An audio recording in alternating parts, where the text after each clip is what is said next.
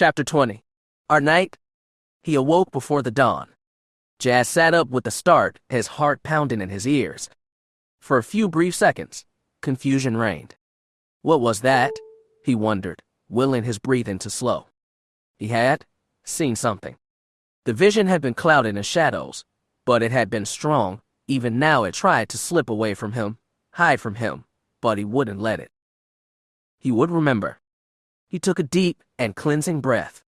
I need to remember. He had had a vision of a throne, and sitting upon it, something terrible. A shadow that had taken everything he had desired, everything he had sworn to protect. That shadow, the same faceless horror he had seen before, it was drawing closer. Even now he could sense its pleasure, a cruel glee that could only be found in the darkness, only found in hurting others. The shadow had been more than happy to inflict pain, seize all it desired, and it hadn't been alone. He tried to remember the faces he had seen, but they slipped away far too quickly. He remembered a scruffy-looking soldier, an insolent, unkempt rogue, in a uniform far too big to have been his own. He remembered a strange woman. Her face was like water. It seemed to flow with every breath she took. He had seen a monster as well, hiding behind the throne, his huge wings flexing with barely contained fury and a desire for destruction, but the worst, that had been the shadow. He couldn't see the face. As always, it was hidden from him. All he could see was a mirrored faceplate, no eyes, no mouth, no features revealed themselves. But that didn't mean that he could not feel the intentions of the one that sat on that throne. It hungered for all that he cared about. It wanted only to destroy it, and make him watch as it did. That shadow was evil incarnate. It was insane. It was.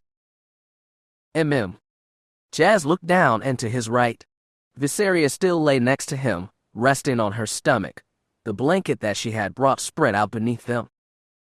Jas took another cleansing breath and let it out slowly. The nightmare, the shadow faded. It is not his time yet, he realized. The Force had offered him a warning last night. Something that may yet come to pass. Something that I will have to protect Ves from, he realized. Something that I may have to face one day. He made himself a promise in that moment. Whatever happened, he would be ready. The shadow would not find him easy prey. He would defend what he loved. No matter the cost. The girl murmured softly to herself. She had drifted off without bothering to change. Her clothes lay in a loose pile next to where they had chosen to lay. The act had done little to affect her beauty. If anything, it had been enhanced by it. Her short blonde hair mussed, her pale skin still warm from the night they had shared. Her head rested on her arm. The expression on her lovely face was one of sweet satisfaction. Jas smiled down at her. He couldn't help it.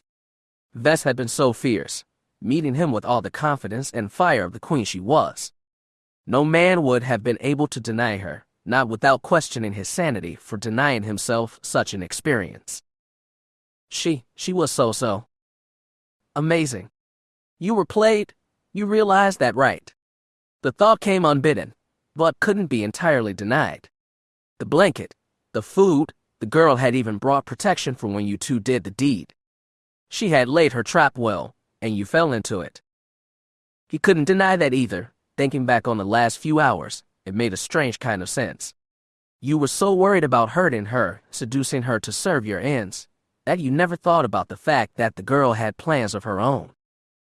You never thought about the fact that she had come here with a purpose of her own. She had come here to seduce you. Plausible, he realized. Viseria was neither foolish nor naive. Had he been played? Probably, but that didn't change the fact that what he felt now had finally been set loose. He was no longer afraid of his desire for her. Maybe Viseria had seduced him, but you know what? He chuckled. At that moment, he realized that he didn't care. He was perfectly happy accepting what had happened. Ves had known what she wanted. He had no problem giving it to her. He lay back down, his eyes wandering over her lovely form, the light of the twin moons making her pale skin glow. His finger moved slowly over the curve of her spine, slowly rising to where the blanket draped over her hip. Ves sighed contentedly and started to roll over, giving him an even better view of her toned athletic body. He could not deny that his passion stirred at the sight, his heart beat faster, and his skin warming despite the chill of the evening. What he was feeling right now, the desire, it didn't feel like the dark side. This was something else. It felt more primal, a need rather than simply a want. He found himself thinking back to the first time he had seen her on Alderaan, how he had been drawn to her, before he had discovered who she was. He had felt like a villain then, that he had objectified her in some way. He hadn't understood. He had still seen her as the little girl he had plucked from Bantoon. He hadn't accepted yet that the little girl had grown up, and had the desires of a woman, desires that he had not allowed himself to see until this moment. Val had understood that. She had hoped that he might develop feelings for Viseria if he stopped looking at her as the child she had been. Now, after Terrace, after she had saved his life and fought beside him, he finally got it. Viseria was a woman, and she did understand what mature love was. If anyone had been blind back then, it had been him. He knew that now. Jas moved closer to her. He kissed her throat and down her shoulder, his hand sliding over her upper arm and along her side, barely touching, teasing her. She moaned softly in her sleep, her body moving, responding to his touch. He could feel her heartbeat quicken, her breathing turning heavier. "Wake up," he murmured in her ear. She groaned and arched her lovely back, her hips moving, her body unconsciously seeking out his. He kissed his way down her rib cage, enjoying the smell of her and the taste of her skin. It had been so long since he had last been with a woman, years. He wanted to remember this always. Even if nothing more came of this, even if he and Vess parted, he wanted her to remember it. Even if she married some princeling, settled down, and had a dozen children, he wanted her to remember this night. A memory to carry forever, until her spirit vanished into the oneness that was the Force. The Force filled with her passions, blending with his, making the world around them glow. He could feel the heat, yet at the same time it was comfortable. He paused in his gentle hunt, his eyes catching something he had not seen before, a small tattoo on her left ankle, a single green vine covered with blue flowers. It suited her, he thought. It was cute. I thought Aunt Dorma was going to kill me when she saw it. He glanced up. Vess was awake, smiling at him, her eyes dark with desire, her voice husky. She reached up and caressed his cheek lovingly. "My knight," she murmured, "my sweet, brave knight." He lay back down next to her, staring into her eyes, drowning in them. It took all his self-control not to simply seize her, to wrap his arms around her and lose himself in her again. He restrained himself. For the moment, he didn't want to rush this. They had time for a few words. The anticipation would make the experience that much more exciting. He slid closer to her, their bodies nearly touching. He could sense her own desire, but for the moment denied it. He held back, teasing her. "Maybe not so brave," he confessed. "I was afraid to acknowledge this. I didn't wish to take advantage of you." Her smile blossomed.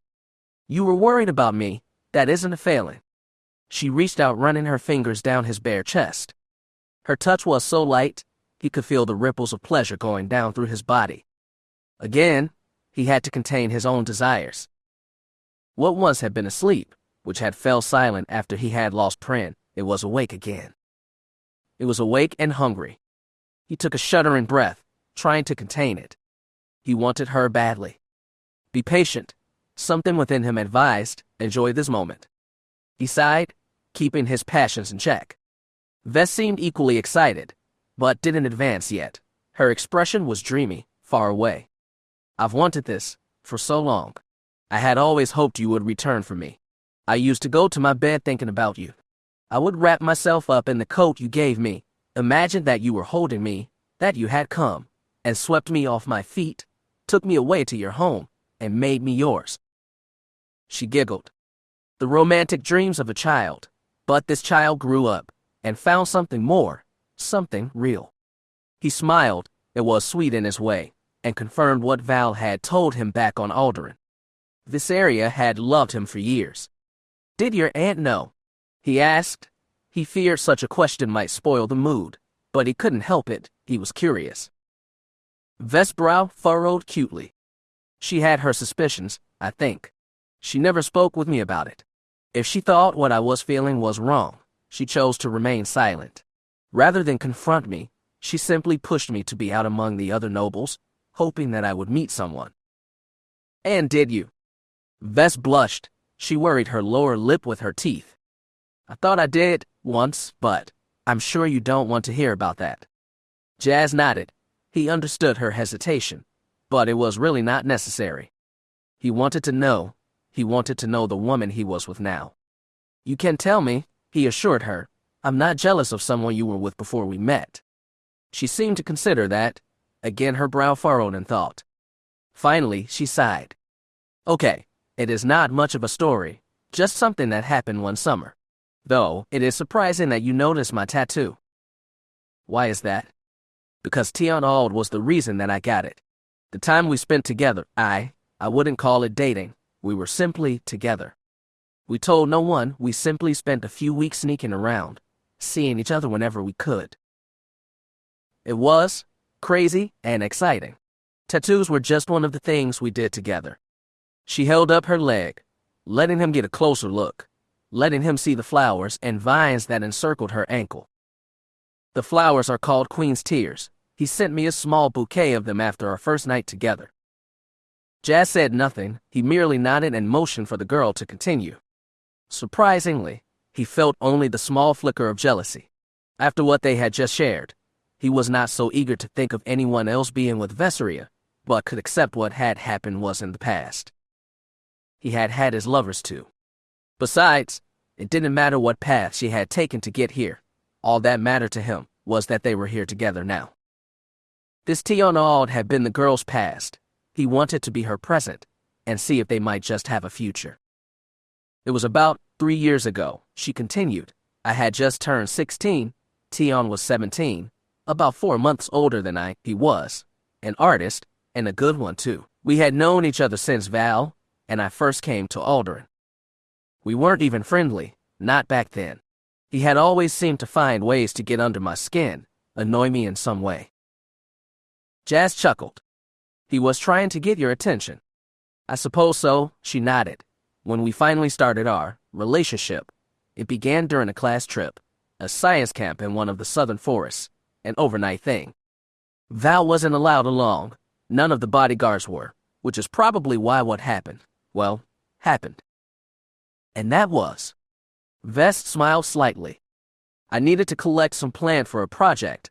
I had no luck in the afternoon, so I snuck out after dark. Didn't want to have to make excuses to the teachers in the morning.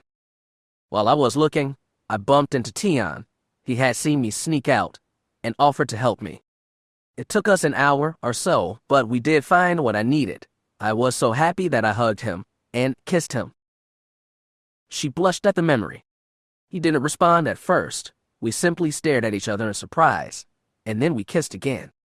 As I said, we had known each other for years, and one thing led to another.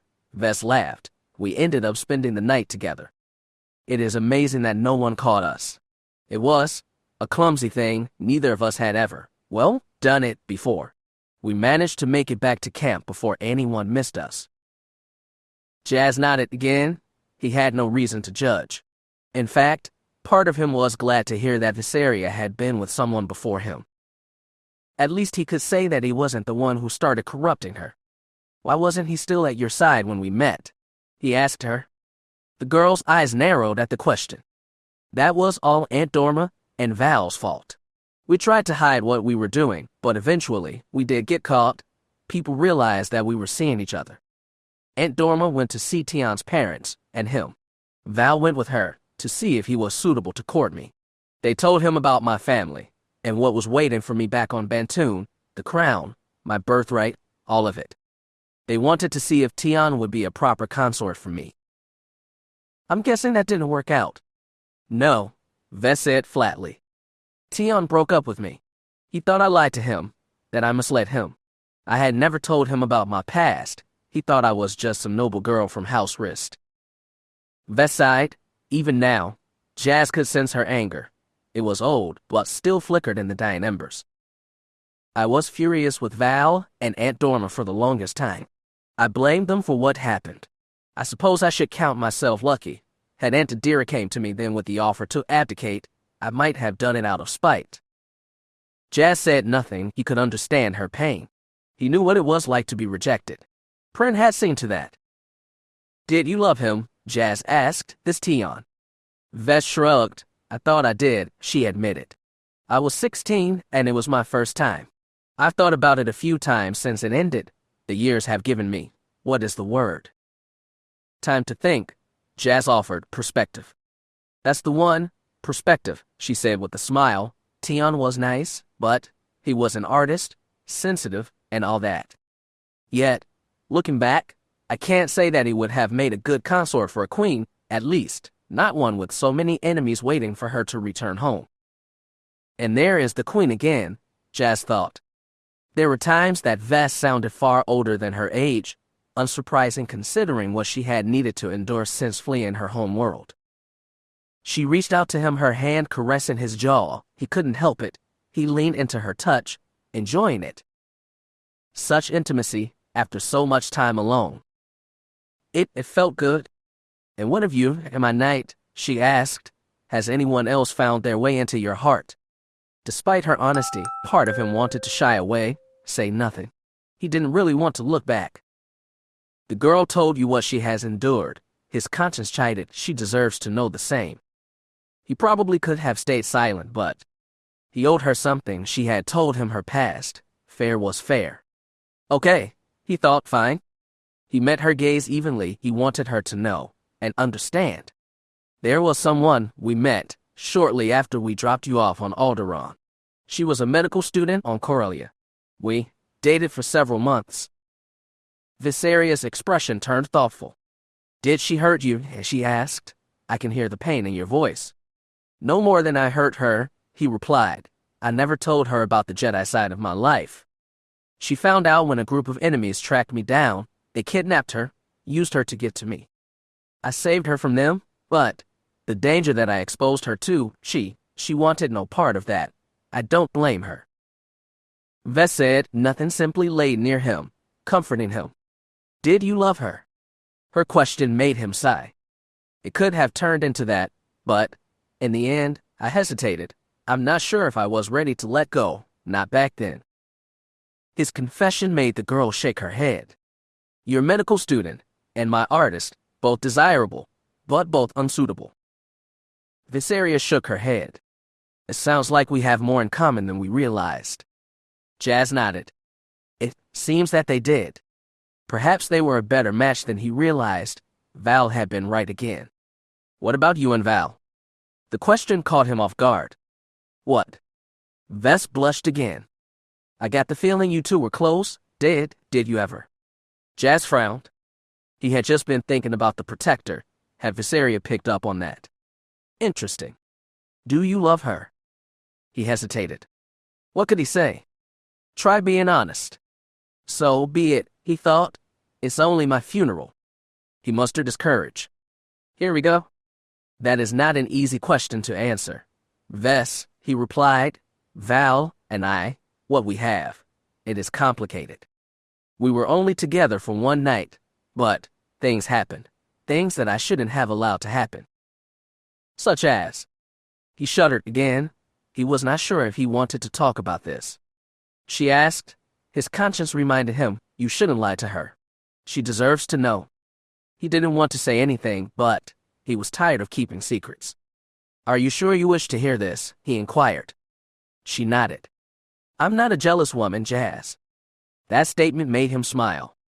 But you do have a temper. I saw that back at the Curl Leku. She didn't respond right away. She ran her hand over her neck, nervously. I shouldn't have gotten angry with her. The two of you being there surprised me. I overreacted.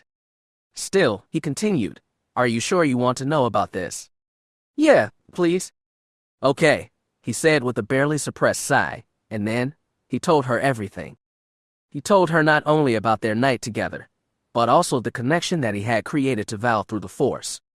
He confessed that he had only sought to save her life, but that his actions had unforeseen consequences. Ves listened. He sensed no judgment, merely a desire to know. When he had finished, she merely nodded. Does Val know about this connection you two have? I hadn't worked up the courage to tell her yet. I was afraid that she might think I did it on purpose, that I took advantage of her. It doesn't sound like that to me, Vess replied. You saved her life that day. You made sure that Val would be there for me. I don't see any malice in that. The sad part is that I'm not sure how to undo it. A Jedi Master might know, but I'm far from such mastery. Plus, I fear that all that Val and I had after was not real, but manipulation on my part. How can I tell her about that? Vess smiled. The fact that you are worried about this is proof that you are a better man than you give yourself credit for.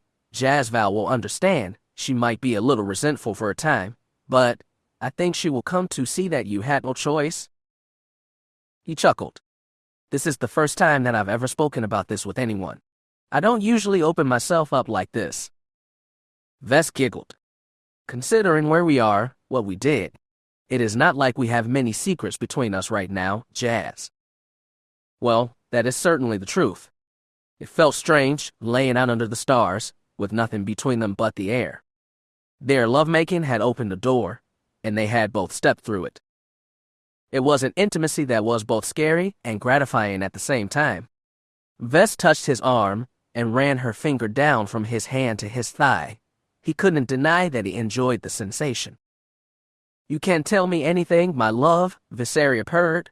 A man should be free to be honest with his woman. Her expression turned thoughtful then, though he sensed a bit of worry as well. Am I your woman, Jas? The question was far more than mere words. Jas knew that. The girl wanted to know if this was more than simply a pleasurable moment, a game to slake their mutual lust. A wise man would have backed away, he supposed. A Jedi would have backed away. Someone true to the Jedi code would have accepted the pleasure in this moment and let it pass. He knew the danger of attachment. But Jas reached out and caressed the girl's cheek. He enjoyed the happy sigh that escaped her lips. Damn. He smiled slightly. It seems that I'm truly lost. Before we answer that question, there is something we need to do first. Val, she purred, leaning into his touch. The others, we must help them. Yeah, he said. He moved in closer then, their noses touching. They looked deep into each other's eyes. Val, you, and I, we will talk when this is all over. I need to explain what happened a year ago. You understand that, yes? She nodded. I understand. He could hear the sadness in her voice. Perhaps she feared this was the start of a rejection. But when the others are safe, what will happen then, Jas? What do you want to happen? Again, not an easy question. What he had learned as a Jedi clashed with what he desired. Viseria had gotten through his defenses. She had got him to hope again. They had grown closer over the last few weeks. He didn't want to simply throw that away. This isn't easy, he thought, but then again, nothing worthwhile ever is. He kissed her chastely on the lips. I want this. I want to try and see where this goes, but duty, it must come first. We must. His admission made her smile, and again, she didn't wait for him to finish. She kissed him, deeply, passionately. He didn't bother trying to resist. She was so passionate, so aggressive, like Val, and other Bond women, he supposed. He groaned into her mouth, enjoying the sensation as she guided him gently back down onto the blanket. Again, he found himself looking up at her as she leaned over him, their bodies drawing close, the world narrowing to the warmth between them. Duty must come first. Both the Queen and a Jedi must accept that, she agreed, her words soft as everything else fell away. He gasped. He had no words, blood rushing in his ears, the closeness of her presence overwhelming him. She drew in a long, shuddering breath. Let duty come with the dawn, she panted, her voice husky. Jas' heart pounded. She was. By the Force. Viseria, he gasped, my lady. She smirked. Let the rest of this night be ours, my love. He sat up, wrapping her in his arms. Yes, he agreed, our night. He kissed his way up her throat, gently biting and nibbling on her soft skin. she cried out, enjoying his touch. Tomorrow, they would seek out the others, they would face their enemies, and walk into danger and possible death, but not tonight. The dawn would come, but not yet. Viseria whispered his name as the moment crested, and the two of them were left panting in each other's arms. Overhead, the stars remained, and moons moved across the sky. The night would end eventually, but not yet. R. Chapter 21. Dark Welcome. You need to be mindful now.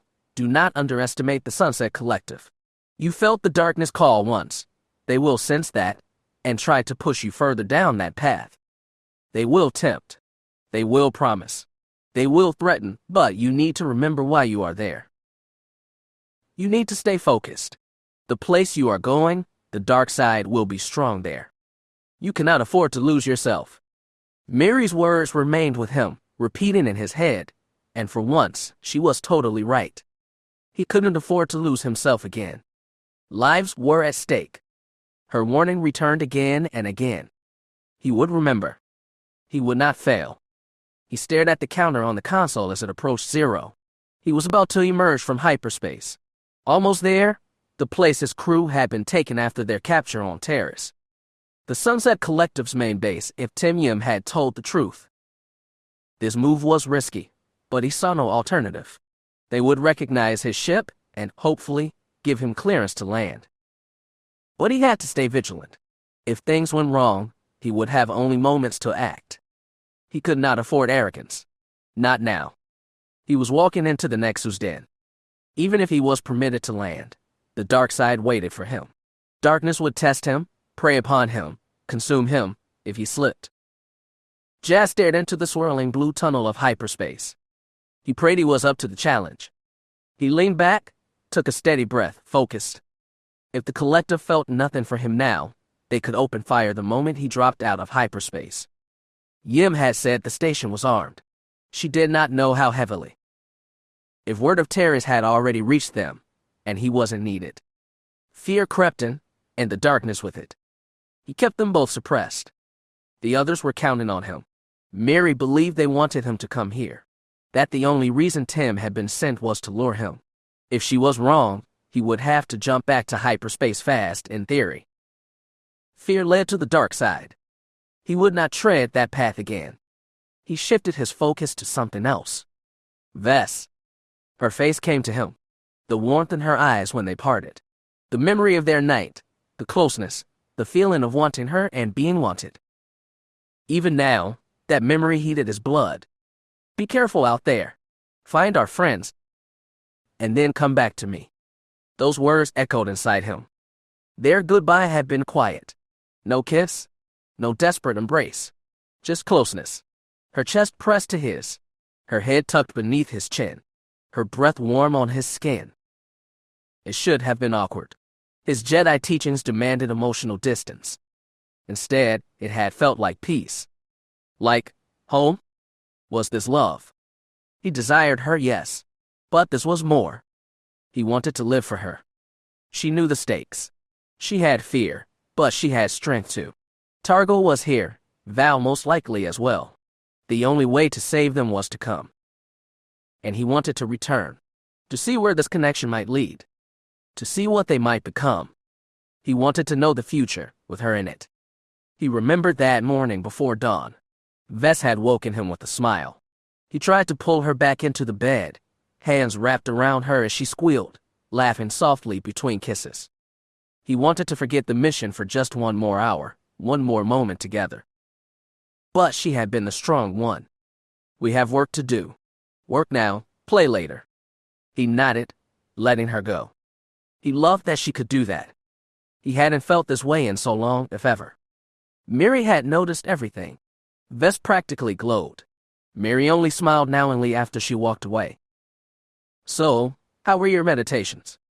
Enlightening. No embarrassment. No shame. What had happened, had happened. Looks like you have finally made your choice. The Force, and Vess, helped me make it. That shut down her smirk. She probed his thoughts cautiously, confirming that his intentions toward Vess were genuine affection, not manipulation or strategy. He had allowed her to see the truth. Don't hurt her. I won't. I promise. Intentions are not always enough. I will not hurt her. She accepted that, then pointed to the blades of grass caught in his hair, smirking again. Messages awaited. Tasks to complete before departure. Plans to form. We're going to get them back, Mary.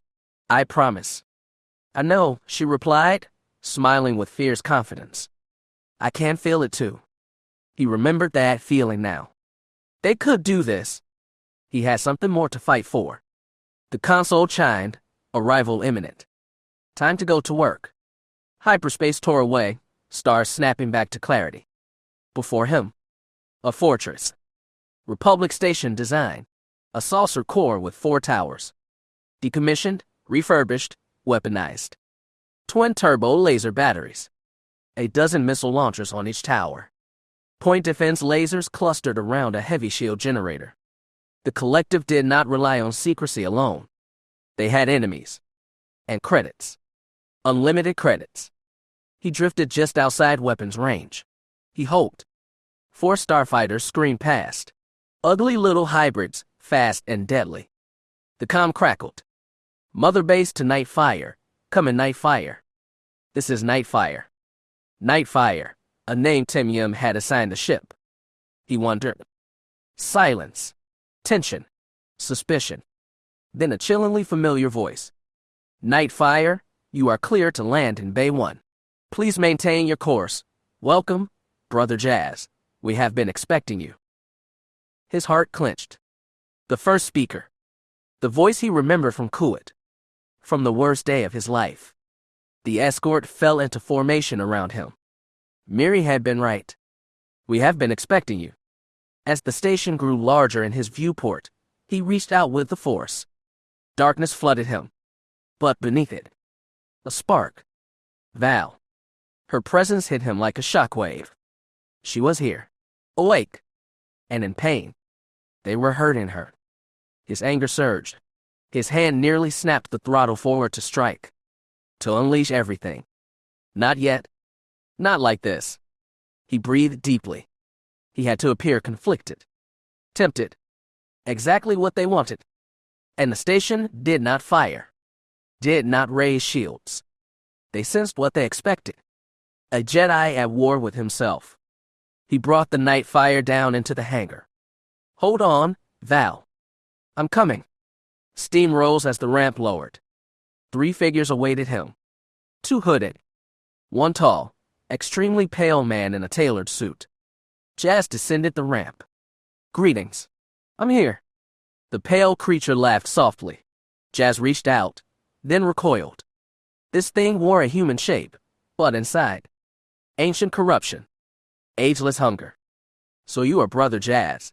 It is good to finally meet you. I have heard so much. You have. I'm flattered. The creature smiled like a predator wearing velvet gloves. The hooded figures pulled back their hoods. 2 identical young women. Yim's sisters. Not Tim, but her twins. We were triplets, one said lightly. Until recently, the other finished. They smiled with matching cruelty. Thank you for handling our sister, one said. Now the inheritance is ours, the other added. Doubly grateful, they chimed together.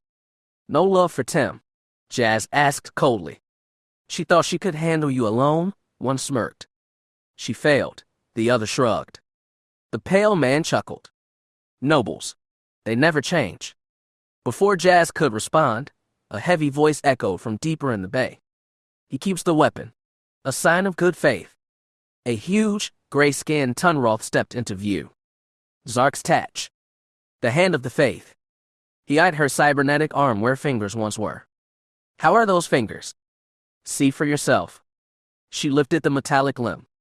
The speaker felt I needed a lesson for Aldera. Worth it. I needed that beating. It kept me hungry. And you proved you are one of us. You just don't see it yet. He studied the trio. They all looked so sure. So convinced he belonged here. Had he underestimated the darkness? Had he overplayed his hand? Come on, Zarks grunted. The first speaker waits. And Targo say? He asked. Oh yes, she grinned. Him too. The pale man and the sisters fell in behind them as Jas walked forward. He steadied the war within him. Into the heart of darkness I go. Val was here. Somewhere inside this steel beast. He would find her. Find all of them. And he would not fall. Chapter 22. The Dawn. They didn't bind his hands or take his weapon. His escort said nothing as they led him down the darkened corridors. The lady hand walked ahead, the Yim sisters closed behind. Jas found himself beside the observer. He still couldn't determine what the creature was. Humanoid shape, but not human. The galaxy was vast, and there were legends of species able to masquerade as others. Perhaps this was one such being. But why was it here? Why observe the Sunset Collective? He had few answers. The observer smiled constantly, as if it knew a joke no one else did. Jas glanced at it. Finally, the creature acknowledged him. You have a question, Jas Dar Bynn. He had many. Only one surfaced. You are not here of your own accord, are you? Quite right, the observer replied with a shrug. There are those who are very interested in the first speaker and his flock. I am here for their benefit. Anyone I may have heard of. The observer giggled. Oh, but that would spoil the surprise. We wouldn't want that, would we? Jas stayed silent. He didn't like the prospect of whatever surprise this thing planned. He reached out in the force again. The darkness clouded everything. The hand chuckled. Trying to sense your people. I assumed they were here, he answered. That's what Tim Yim told me. The Tunroth snorted. And if I said yes? He needed caution. Too much concern, and they might discard his allies. Too little, and they think he didn't care. He sneered. They're useful tools. I'd hate to see them wasted. She snorted, offering no hint whether he convinced her. Dangerous ground. Every word mattered. Your servants are here. Alive, the observer said. How long they remain that way depends on you. There. The threat Miri warned him about. He looked at the metal band on his wrist. 3 red lights. They could turn green. None had yet. Stay focused. Stick to the plan. They entered a turbolift. The hand pressed the control. The doors hissed shut. He checked the wristband again. Still red. Patience. Stay calm. The lift slowed. Doors opened. They stepped out into the station's observation deck. Above them, stars glittered beyond a transparent dome. A near, perfect view of the void. A lone figure awaited them. Mandalorian armor. Scarred face. Left ear missing. Targo say. Jas' jaw clenched. Anger flared like oil on fire. Memories of Vess and Val on surgical tables as Targo threatened them. Brutal desire surged, ended now. It would be easy. Too easy. That is what they expect. Control your anger. It has been a long time, Jas finally said, smiling coldly. Fortunately, this will be the last. Targo laughed with venom. You think it'll be that easy, kid? Trust me, it won't. Jas didn't reply. One way or another, Targo would not leave this station. No hostility, brother Jas. We are all children of the eternal night. The first speaker emerged. Pantoran blue skin, ritual tattoos, dark robes blending into shadow. He smiled like a kindly elder if one ignored the blood on his hands. In truth, my boy, we are gathered for the same cause. Jas didn't argue. Not yet. He checked the wristband. Still red. So I'm one of yours now. Just like that. The speaker stroked his beard. You have been ours since you first heard my sermons and killed in anger, in service of the eternal night. The hand nodded. Long road, kid. But you made it. Indeed, the speaker said proudly. Welcome home. Jas nearly rolled his eyes. Do they truly think it's that simple? It is. Just let go. The darkness whispered sweetly. He remembered Vess. He remembered what he chose. Considering many of those I killed were your own people, Jas said, I doubt your eternal night approves. Sacrifices for the greater good, the speaker replied. Pawns offered so a night might rise. The hand smiled. We needed to be sure you were ready. Ready to listen? Jas frowned. The speaker continued. I trust you enjoyed our little game.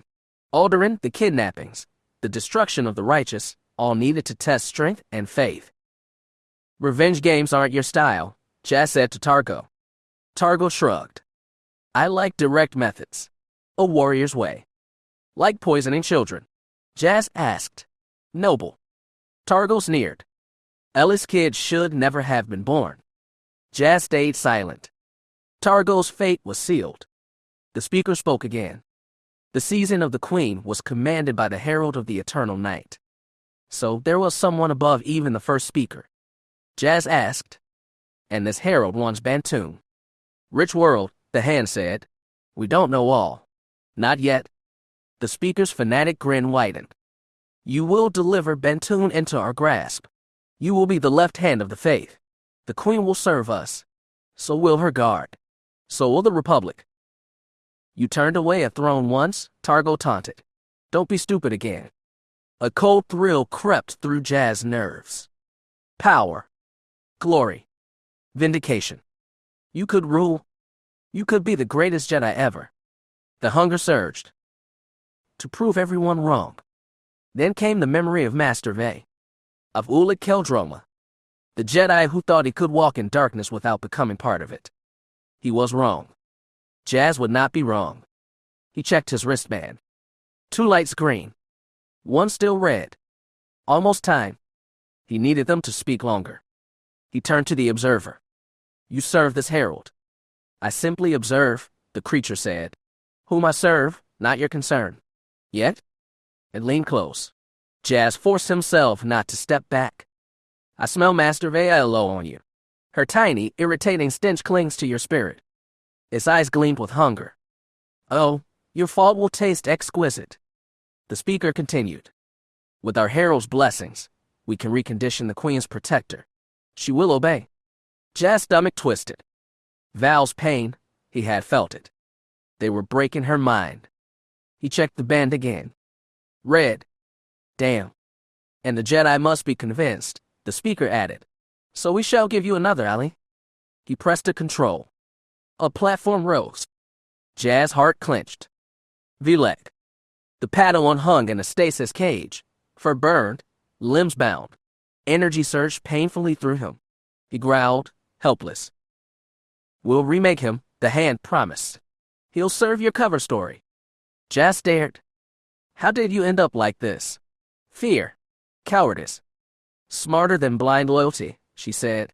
The Jedi ignore the coming storm. Better to stand beside the shadow than be crushed by it. And you? Jas asked Targo. You're fine with this? Oh yes, Targo said. The revenge will be perfect. Coop and Ellis seeing you fall. Their hero becoming their enemy. He smiled, satisfied. Jas could imagine it. Coop betrayed. Ellis broken. Power. Only power mattered. The darkness whispered. Yes? You're probably right, Jas said. He raised his hand. Targo froze in the air, lifted by the Force, eyes bulging with sudden terror. Jas smiled coldly. One problem. You actually thought I'd let you live. You can't. Can't. Targo, I can do anything I want to you. His voice was ice. The pleasure he felt. The thrill. The hunger. First speaker. Targo cried. We had a deal. The Pantoran sighed. A pawn's last duty is sacrifice. The eternal night gains a night, the hand said. Finish it. Yes. He could. He should. Beep. He looked. All 3 lights green.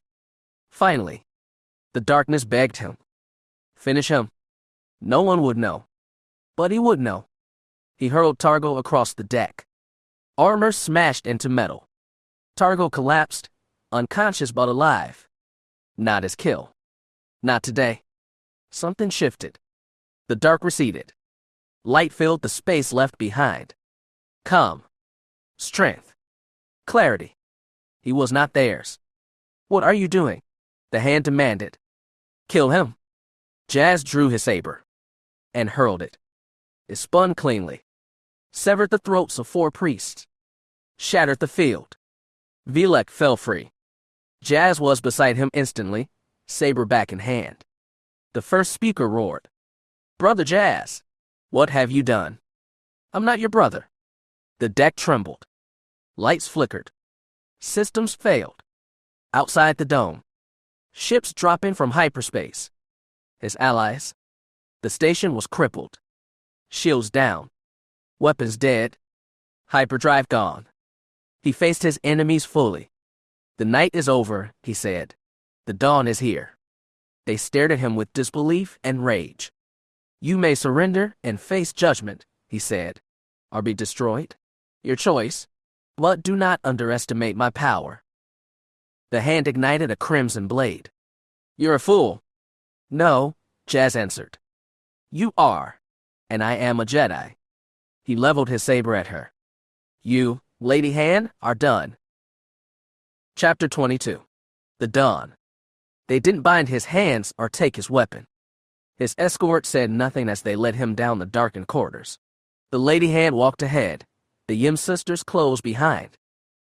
Jas found himself beside the Observer. He still couldn't determine what the creature was. Humanoid shape, but not human. The galaxy was vast, and there were legends of species able to masquerade as others. Perhaps this was one such being. But why was it here? Why observe the Sunset Collective? He had few answers. The Observer smiled constantly, as if it knew a joke no one else did. Jas glanced at it. Finally, the creature acknowledged him.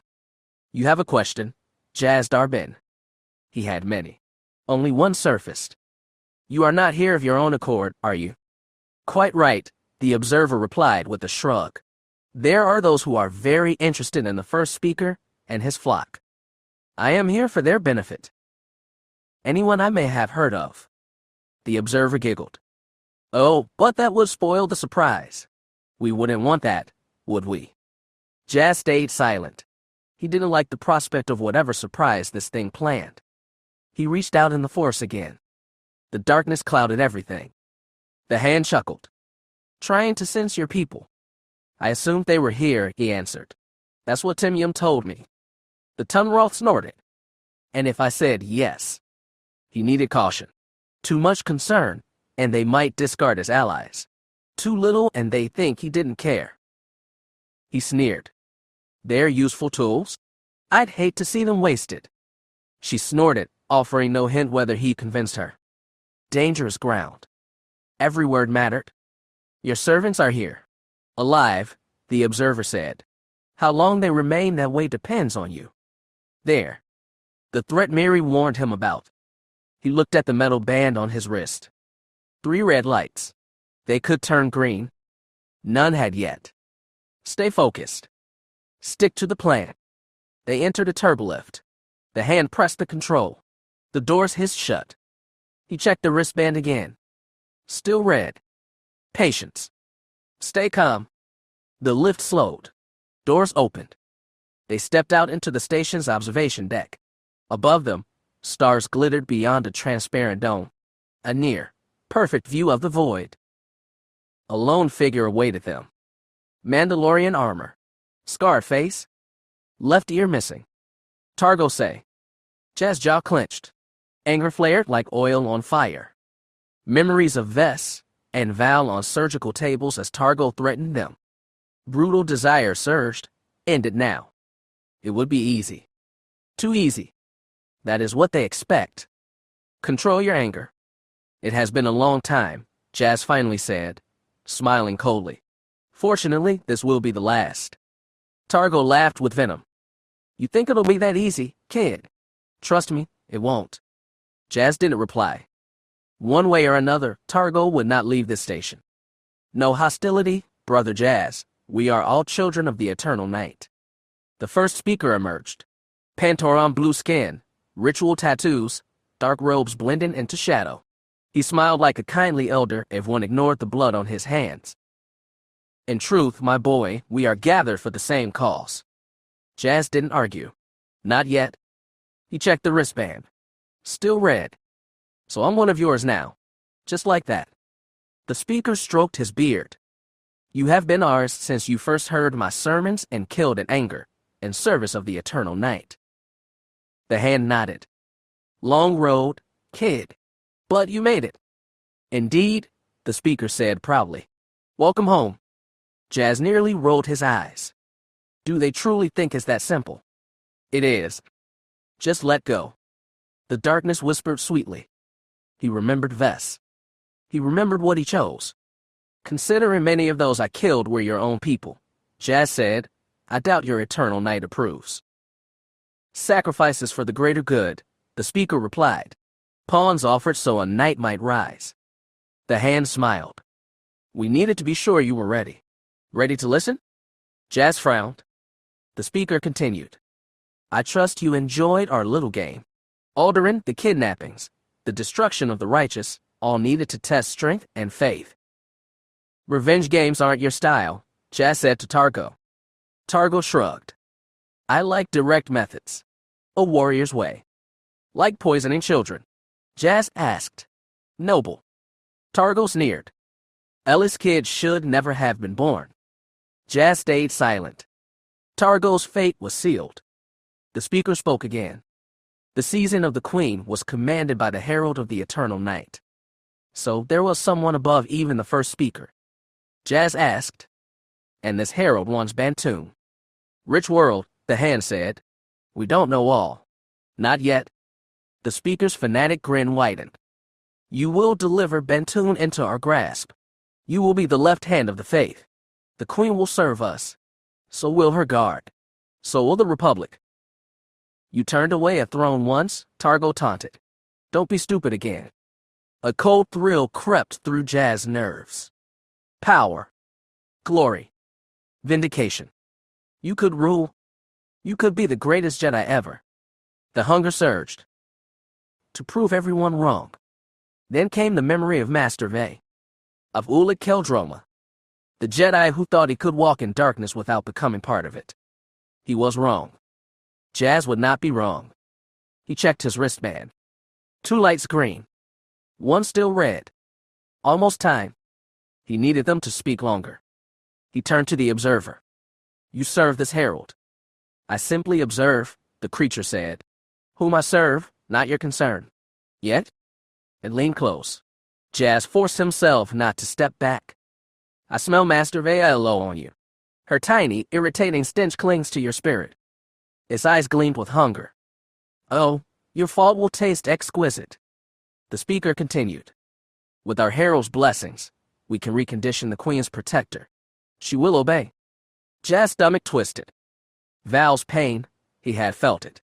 They were breaking her mind. He checked the band again. Red. Damn.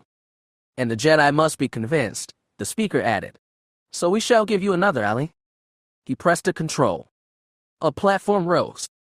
Jas' heart clenched. Vilek. The padawan hung in a stasis cage, fur burned, limbs bound. Energy surged painfully through him. He growled, helpless. We'll remake him, the hand promised. He'll serve your cover story. Jas stared. How did you end up like this?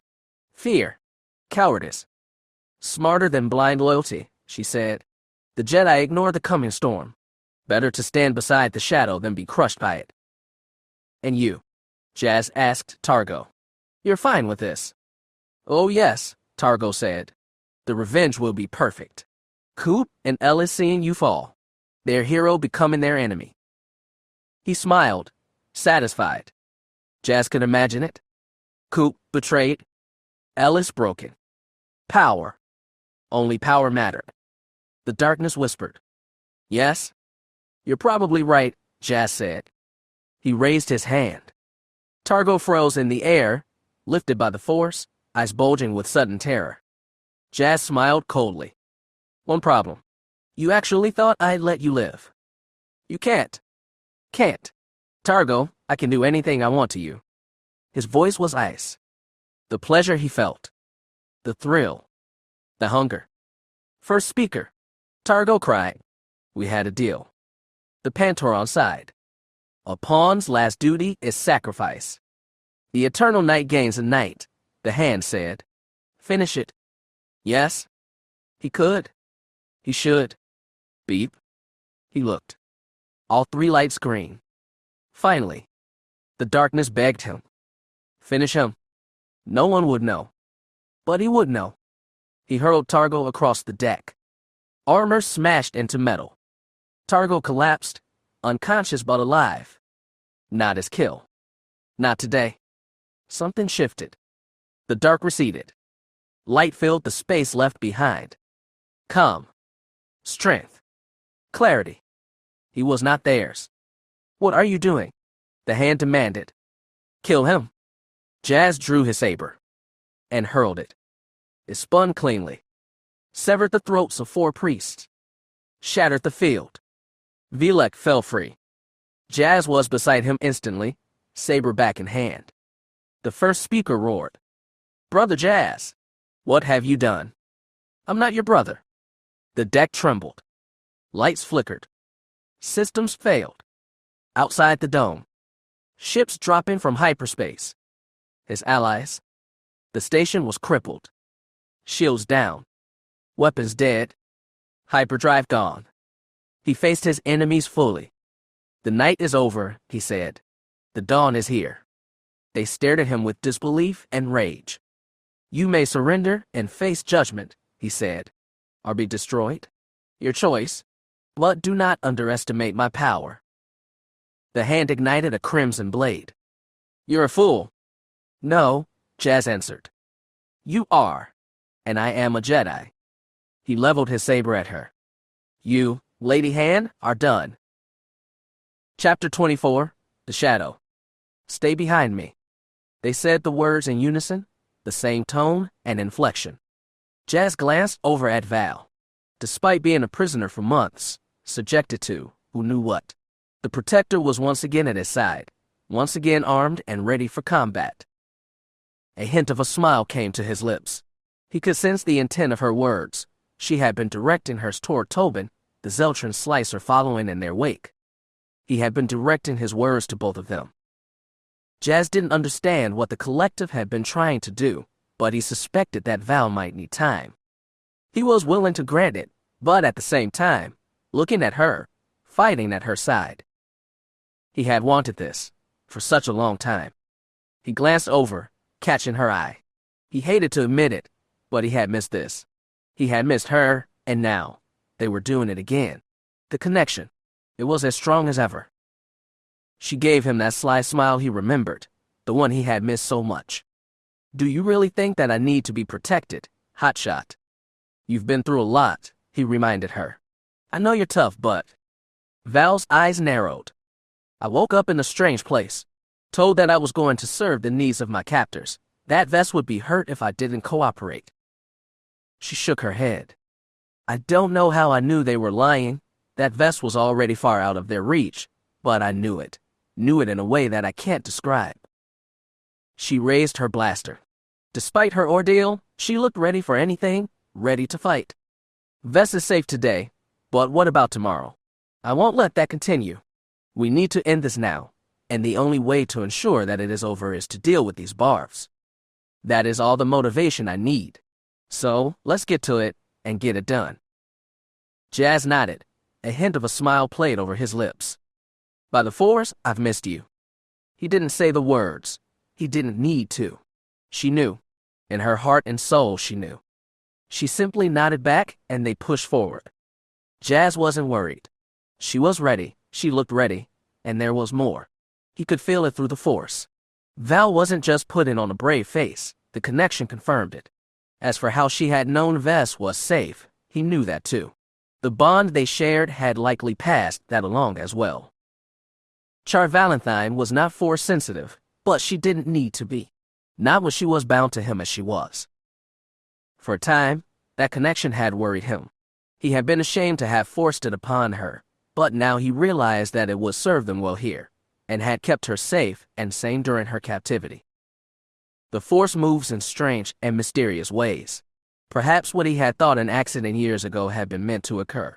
If it had saved her from the collective's ambitions, so be it. Still, he needed to tell her about it, and would do his best to remove it, if she so desired. But that was something for tomorrow. It had nothing to do with today. Today they had to move. Enough waiting, he thought. It was time. Kite Tobin followed behind them. The slicer had found a blaster but seemed uncomfortable even carrying it. Jas couldn't say how good he would be if it came to a fight, but he was smart enough to keep close to them. Or rather, to Val. At least now we know what happened to him, Jas thought, though it didn't explain how they had concluded he was needed for Val's reprogramming. Brainwashing. I'm guessing that you coming here wasn't part of any plan, Mr. Tobin. The slicer gave him a sheepish look. I'm not a part of this, Master Jedi, he replied. I've always worked freelance, but after my last job on Alderaan, I'm familiar with that job, Jas said. I was the one who stopped your reprogrammed security probes from killing an innocent girl. Hearing that made the slicer cringe. No one was supposed to get hurt, the Zeltron insisted. All I did was make sure the security probes didn't let anyone interfere with the extraction of a piece of merchandise. That is what I was hired for. Merchandise, he thought coldly. Vess was not merchandise. She could have been killed. Val could have been killed. He was about to lash out at the slicer, but Val stopped him with a look. Her gaze and frown halted him. Do we really have time for this? She asked. Val, No, Jas, I'm not going to say that Tobin was right, but this is something to discuss after we are all safe and off this station, yes. Val looked over at the slicer. Besides, if it wasn't for him, who knows what I might have been turned into now. The boy looked down, his pink skin shading darker. I saw a chance to get out of here, and besides. He looked up, smiling shyly. I wouldn't let them hurt you. Jas wasn't sure what to make of that, so he said nothing. He just motioned for the group to keep moving forward. As Val had said, there would be time to address past sins later. His eyes narrowed. He could hear it from up ahead. The sound of blaster fire. He raised his lightsaber, his hum soothing in his own way. Blaster fire meant the station had been breached.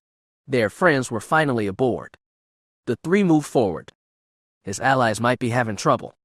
It was time to solve that. The collective had managed to block off a corridor leading to the landing bay. 6 collective agents had set up a heavy blaster cannon and were using it to prevent further entrance from the outside. We need help, Jas knew. Republic military hardware. Not impossible to come by, but hard without connections. Considering the collective's infiltration of business and the Republic military, he wasn't surprised. Their allies had little chance of breaching the hull. That heavy cannon was designed for such work, holding the line until reinforcements could arrive. We won't give them the chance, Jas thought, raising his blade. He lunged forward. The collective agents were caught unprepared. He sliced through the gunner before the rest of the crew could respond. And by the time they did, Val was among them, not even bothering with her blaster. The protector struck at her former captors with fists and feet. Again, her speed shocked him. He had only dealt with 2 of the 6 while she handled the rest, and far quicker than most ever could. Incredible. As before, he wondered what it would be like to fight her without hesitation. They had sparred before, but that wasn't a real fight. If it did come down to a real battle, if she didn't hold back. He wasn't sure he wanted the answer. It was over quickly. The collective acolytes were no match for a sworn protector and a Jedi. Their allies' firing stopped as soon as the cannon fell silent. A voice Jas didn't recognize called out, not in basic. He smiled. He recognized those words. He responded in kind, the all-clear signal he had learned as a young boy. Val glanced over, confused. What was that? Old Mandalorian, he informed her. It seems that Co-op brought some friends. 4 fully armed Mandalorian warriors emerged from the smoke of the docking bay. Their T-visored helmets unmistakable, the color scheme and markings of their armor identifying them as members of Clan Nutbush. Jas nodded. He should have guessed. Nutbush had a very old score to settle with the collective. The losses at Kuwait still needed to be answered. Of course, Co-op had called them. The lead warrior was smaller and stockier than the rest. His faceplate longer and slanted outward to cover his snout, not human, but that was no surprise. Clan Nutbush took foundlings from everywhere. Jas Dar Bynn, he said. We have come to offer our aid. Aid that is most welcome, trooper. I am Nav, the soldier said with a bow. I'm not surprised you don't recognize me. I had only just joined the clan when you left. Jas nodded. Of course. He remembered this one. As the one who protected the foundlings, he had gotten to know many of them. Been there as they'd taken their first steps along the path. A youngling rescued from a workhouse. I remember. The Bothan boy we picked up on an heir shadow. The warrior straightened. Bothan no more, he replied. When I swore the creed, I became of Mandalore, and shall be until the day I fall. This is the way, Jas said. This is the way, the others echoed. Jas smiled. Some things never changed, thank the Force. Val regarded the new arrivals carefully. Not afraid, but wary. Jas turned to her. Char Valentine, meet some of the warriors of Clan Nutbush. My clan. Your family, she said with a respectful nod. He returned it. His family. Yes, just as much as the Jedi and the Cooper Halcyon group had been his family. But the clan probably fit that word better. They had seen him through the early years of his development, and Mother Nutbush had shaped his view of the galaxy. Isn't that what a parent did? Isn't that what a family did?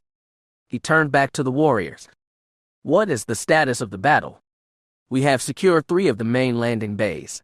Uglies continue to harry our efforts, but these cultists are not of Mandalore, Nav said with confidence. At last, the sins of Kuat will be washed away with the blood of this enemy. Is Chieftain Ellis here? Jas asked. I suspect he'd lead this fight himself. The chieftain is aboard the Co-op's Folly, coordinating our forces with those brought by Brother Cooper. The enemy will not escape us, not this time. Jas nodded. He hadn't suggested Co-op bring the old clan into this. He thought their enforcers could handle matters. He was grateful Co-op had had the foresight to call for help. The station shook beneath them. The explosion felt different from inside. Grenades, perhaps. Jas followed the soldiers into the secured landing bay. Several collective bodies littered the way. The clan was taking no chances. Is the traitor Targo Say here? Nav asked. Chieftain Ellis would like to speak with him. He is here, Jas assured him. He has outlived his usefulness to the collective. They wanted me to kill him, to prove I was willing to join their ranks. And did you? The warrior asked. His death is not mine to claim, Jas replied. Others have more right to it than I. The Mandalorian nodded. The chieftain will need to hear that. He may wish to conduct the hunt himself. Nav paused, likely speaking on his helmet's private channel. Jas again felt certain about choosing not to kill his old enemy. Ellis was here. Considering what Targo had done, he had more than a just claim to see the traitor ended. To kill an unarmed innocent was honorless. To kill a child was worse. Targo would answer for that murder. He needed to. Jas spotted 3 more clan techs working to access the station's computer. He knew the skill of his people. In time they'd break through any defenses the cult had raised. But then again, why wait? I have an expert slicer here, he called out. Could you use his services? Kype Tobin, who had followed silently in their wake, blinked. What? Me? You know their systems, yes. Sure, their firewalls are garbage, I could. Then make yourself useful, Slicer, one of the Mandalorian techs said, gesturing him forward. The quicker this ends, the less chance of escape the enemy has. The Zeltran glanced at Val. She nodded. He hurried over and leaned above the screen. Jas nodded grimly. Another point in the boy's favor. He might still face justice for his past deeds, but still. Jas pulled out his kamink. Speaking of justice. Miri, how are things coming on your end? He waited. Static hissed in his ear. Miri. Again, static. No response. Jas's eyes narrowed. Something was wrong. Things had been going too well, hadn't they? He glanced at Val. Stay here with the others. Fallenstar is not answering her comm. Val gave him a cool look. You think that I'm just going to let you go off on your own? Fat chance, not a Jedi. Val, he said, shaking his head, collective soldiers are not the only threat still loose on this station. After what you've been through. Her glare stopped him. He tried again. The hand of the faith is still loose here. The one who hurt you on Alderaan. If she gets you again? Some of the anger left Val's eyes. Some, not all. I appreciate your concern, Jas, but I'm not walking away from this. What these people tried to do to me. What they would have done if not for Kite. Jas nodded. He had known Val long enough to know when she would not let something go. And didn't she deserve a chance to face those who had taken her? Who tried to use her? Finally, he gave up and gestured for her to follow. Val grinned and turned to Nav. Keep an eye on the slicer for me. Nav nodded. Val raised her blasters. Shall we? Not a Jedi. He nodded and gestured forward. She grinned and headed back into the station. Before they left, Nav stopped him. A friendly hand on his shoulder. Is that your woman, Jas Dar Bynn? Jas pursed his lips. That was a good question. He still cared for Val. Always would. Not simply because of the connection. But there was Vesseria now. What had happened on Bantoon? What had come before? What they had shared? He could not deny conflict. Val or Vess? He knew what Val would advise. She had once asked him to be with Vess. He gave his clan brother a sad smile. It is complicated, brother. The Bothan warrior chuckled. It always is. Good hunting, brother? Jas nodded and followed Val. He sighed. Complicated. That word was not big enough. Not for what he felt. I'll need to deal with it, he realized. Sooner rather than later. Yes? Soon. They took a turbolift down several levels, moving as one. Jas led the way, shielding Val from any stray bolts that might come their way. A style they had used before, and as before it worked. Val radiated caution, her blasters checking corners as Jas kept his blade up, bathing them both in violet light. He could sense Miri up ahead. Miri and something else. The power was off on this level. Whether from damage or Miri's doing, he couldn't say. What the cold sense of foreboding grew stronger as they moved. Something is down here, he knew. He wasn't sure he wanted to meet it. Not with Val at his side. Val seemed all business, sweeping the corridor as they advanced. She seemed to have an easier time navigating the shadowed halls, her eyes almost glowing, drinking the light. She must have felt him watching because she glanced over. What? Nothing, he shrugged. Just want to make sure you're doing okay. You were a prisoner here for a while. What was happening? She snorted. I'm fine, Jas, I told you. I didn't believe their lies. And when I started to falter, Kite boosted me up. Didn't matter what they tried. No matter how many times they plugged me into an implant harness, I wasn't going to fall. Yet she was holding something back. He could feel it, discomfort lingering in her mind. They still had you, though, he reminded her. I'm glad Tobin was here to help, but... Val shuddered. For a moment, when I first woke up, I feared I was back on Bantoon. That Queen Adira's people had me. That they were trying to do something to me. To make me pay for what happened with Vess. Why would you think that? She shivered. Because I've never seen an implant harness outside of the resort back on Bantoon. I figured I was home. Jas digested that. The resort is what we called the training facility for the sworn protectors. We lived there during our conversion. He considered what she'd said and what he knew of Bantoon. Curious. The sworn protector program was one of Bantoon's most closely guarded secrets. No outsiders allowed near it. Yet the collective had one of the programming devices here somehow. You're sure that chair is from Bantoon? She nodded.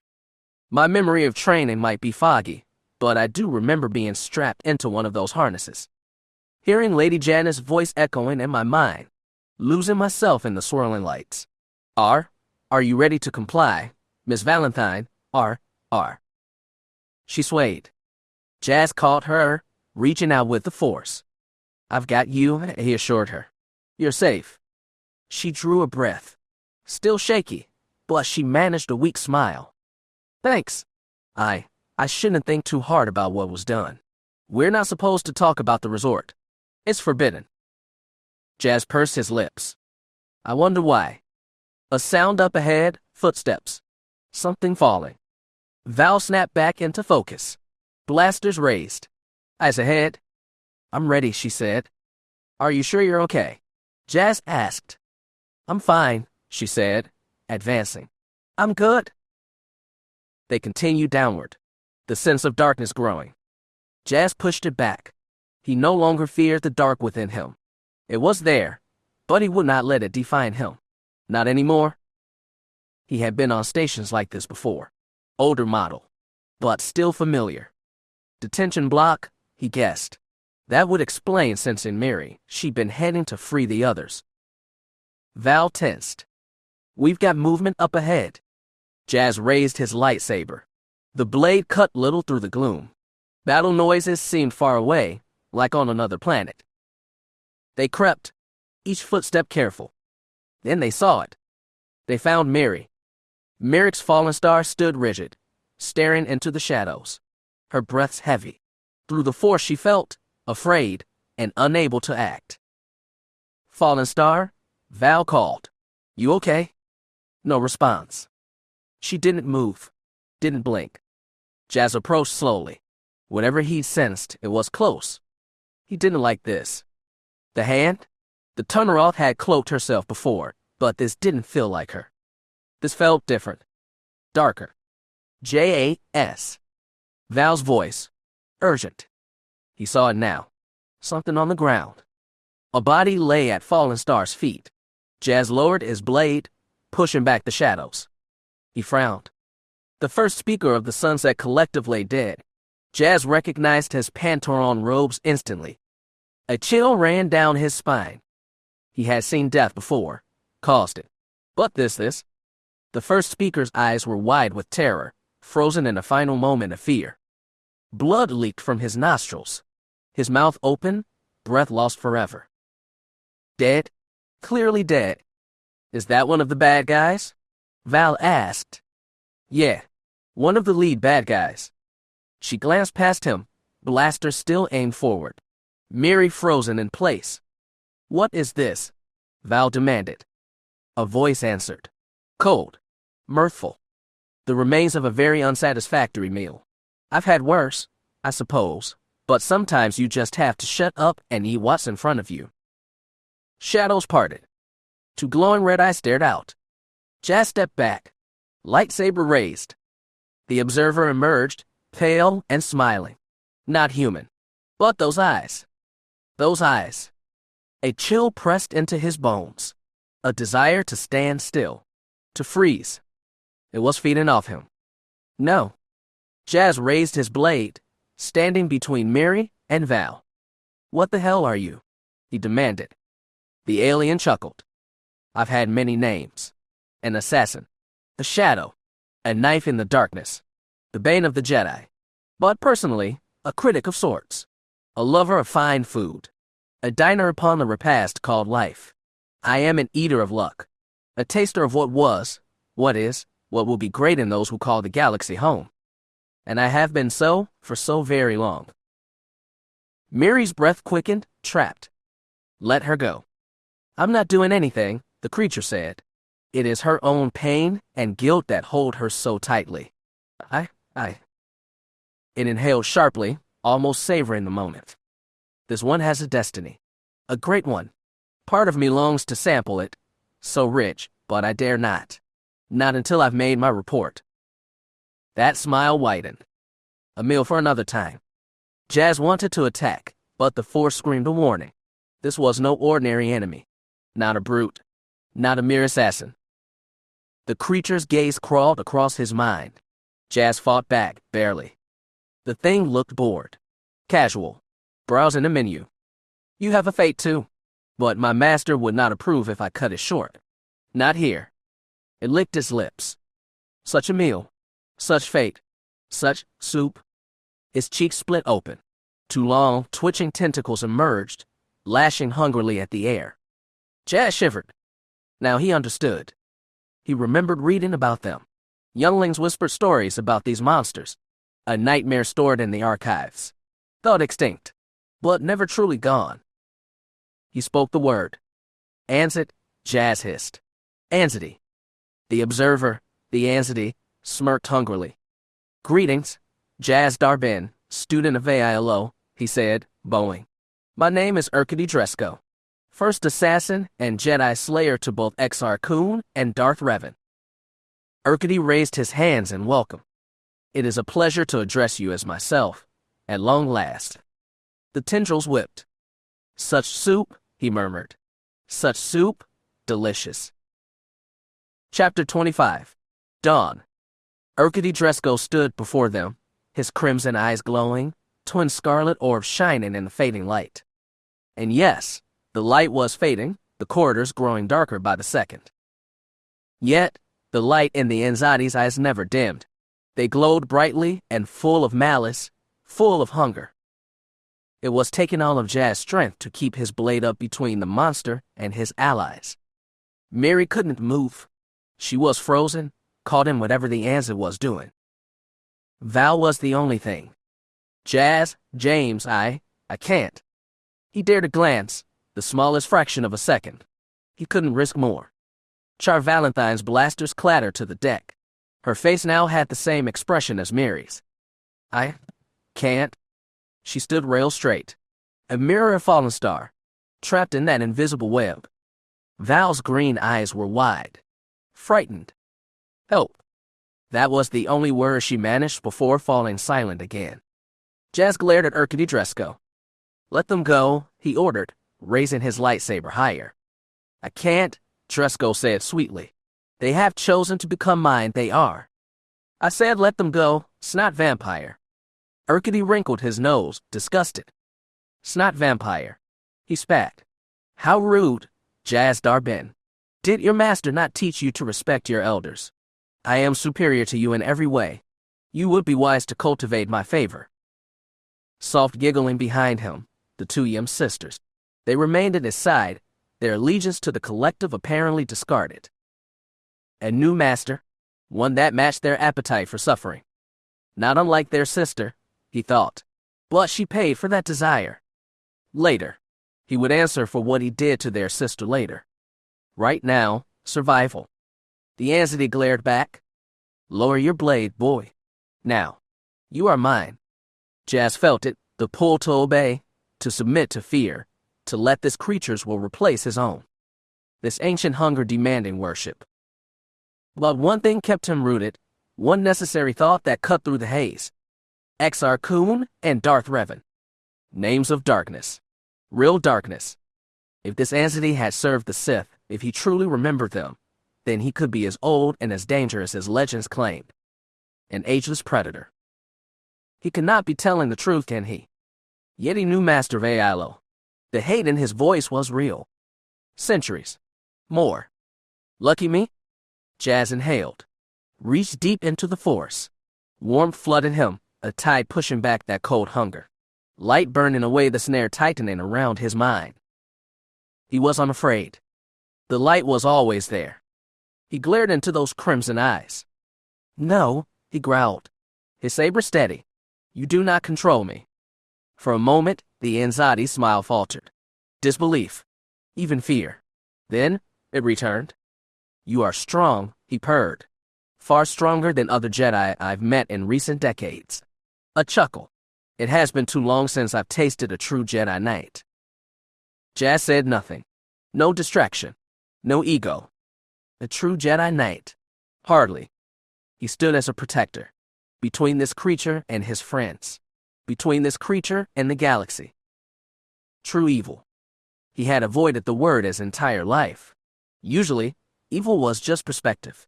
Mandalorians were once branded evil. So were smugglers. So were he and Co-op. Perspective. But this creature, this thing, evil was the only word that fit. He would not let it escape. Urquidi continued, circling. You are not beholden to the Order or the Republic. If the Republic fell tomorrow, you would not care. Jas shrugged. Fair observation. I don't need a chancellor or senator to tell me where to stand. I know where I'll be. I'll hold the line between the people of this galaxy and monsters like you. Monsters. Dresco cackled. We are going to have such fun. My employer was right to be intrigued by you. And now, so am I. He looked between Val and Mary, black saliva trailing from perfect white teeth. But a hero must be tested. Pain forges greatness. Sorrow sharpens purpose. His grin stretched unnaturally wide. I think your story needs more tragedy, more suffering, two adorable morsels, so strong but weighed down by guilt and loss. He licked his lips. My employer said nothing about them. If he is unhappy, he will understand. I cannot deny myself such soup. You won't touch them, Jas growled. Urquhart laughed. You are strong, boy, but not that strong. You can barely keep that saber raised. You are not fast enough to stop me. His eyes flicked between Val and Mary. He smirked. One of these pretties is about to die. Choose one. The other I take with me. A meal for later. We will finish this next time. Stay back, Jas warned. Choose quickly, Tresco said, or I will choose for you. My lord, William's sister began. We can't remain here. I sense. A raised hand silenced her. I am almost done. Choose, Jas Dar Bynn. Now.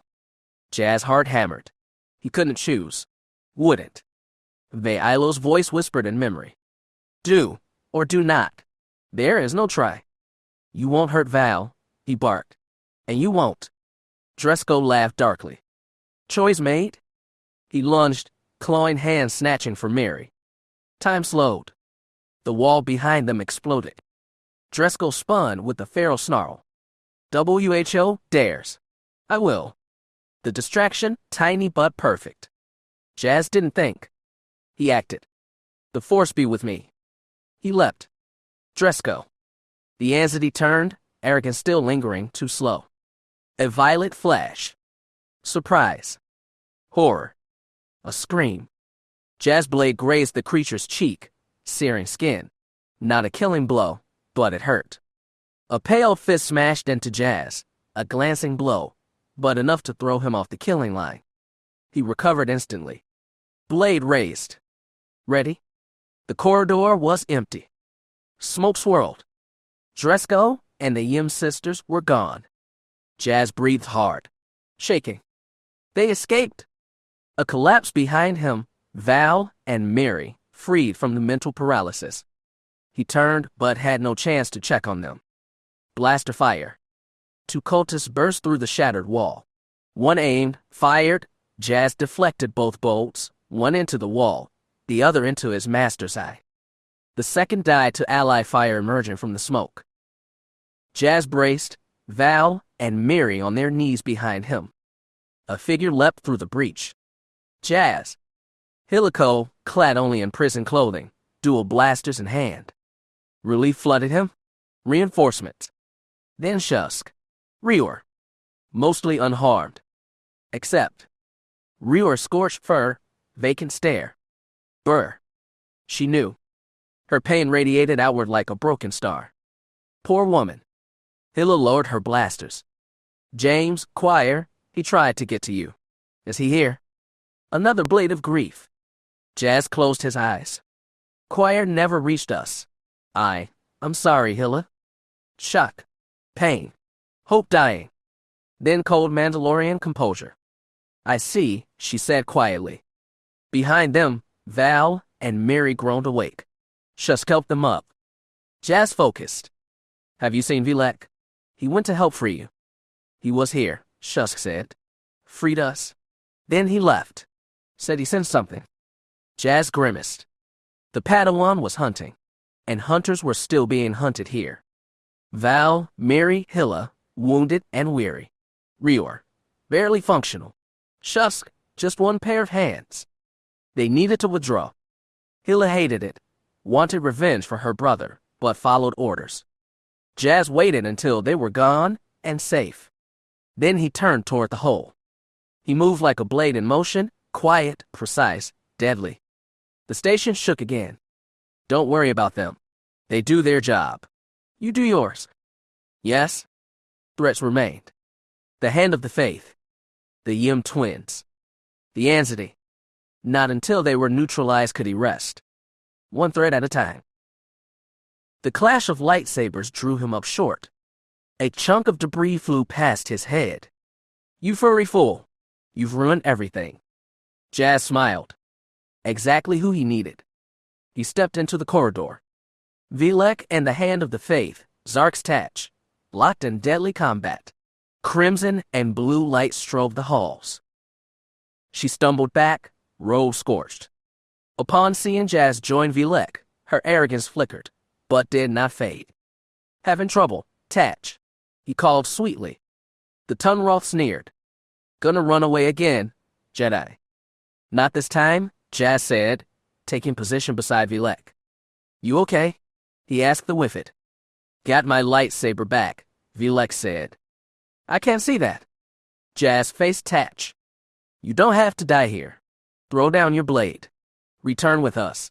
The Council will take your history into account." Tatch laughed. "I made my choice years ago, Jas Dar Bynn. The Jedi are doomed, they just don't see it yet." Pink froth stained her mouth. "Veil lost in battle. The first speaker thought we could survive what's coming. Fool. He's dead now, you know." Jas nodded. "Driscoll killed him?" "Of course he did. That entity thought we were a joke. Maybe we were. No one escapes what is coming." "Help us fight it," Vilek urged. "Tell the Council what you know." "It's too late," she said, dropping into a guard. "I told you, I made my choice." "You chose wrong," Jas said. "We'll see," Tatch said. "But first, a warning." "A warning?"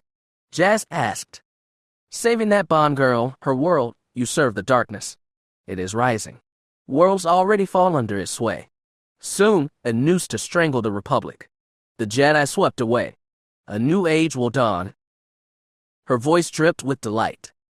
"The eternal night." Her laughter echoed. "But I won't live to see what is coming. A pity. Oh, how I would have loved to see your face." Vilek's grip tightened. "Last chance, Tatch. Yours too, boy." She stepped forward, blade ready. They moved to strike. Tatch spun, slashing the wall instead. For the eternal night. The blade parted hull plating. Explosive decompression. Wind howled, space tearing the corridor open. Jas and Vilek lifted into the vacuum. "No." Jas reached for the Force. A furry hand caught his wrist. Vilek. Tatch, however. The cut wasn't wide enough for instant death, but she was sucked through slowly. She died in agony, yet exalted. Pleasure and horror blending together. Her failure was rewarded with oblivion. Boom. A bulkhead slammed down, sealing the breach. Air and gravity returned. The Jedi crashed to the floor. Breathless. Shaking. Tatch was gone. And with her, everything she knew about the rising darkness. Jas stared at the sealed chamber. Her final words gnawed at him. "You are serving the darkness. It rises. It will strangle the Republic. It will sweep the Jedi away." He didn't know what to believe. But Bantoon mattered. More than anyone realized. Something was happening there. Val. Vess. Their people. They were in danger. Jas forced himself to his feet. Tatch hadn't lied. Not about that. If the darkness was coming, it would not go unopposed. Not on Bantoon. For Val.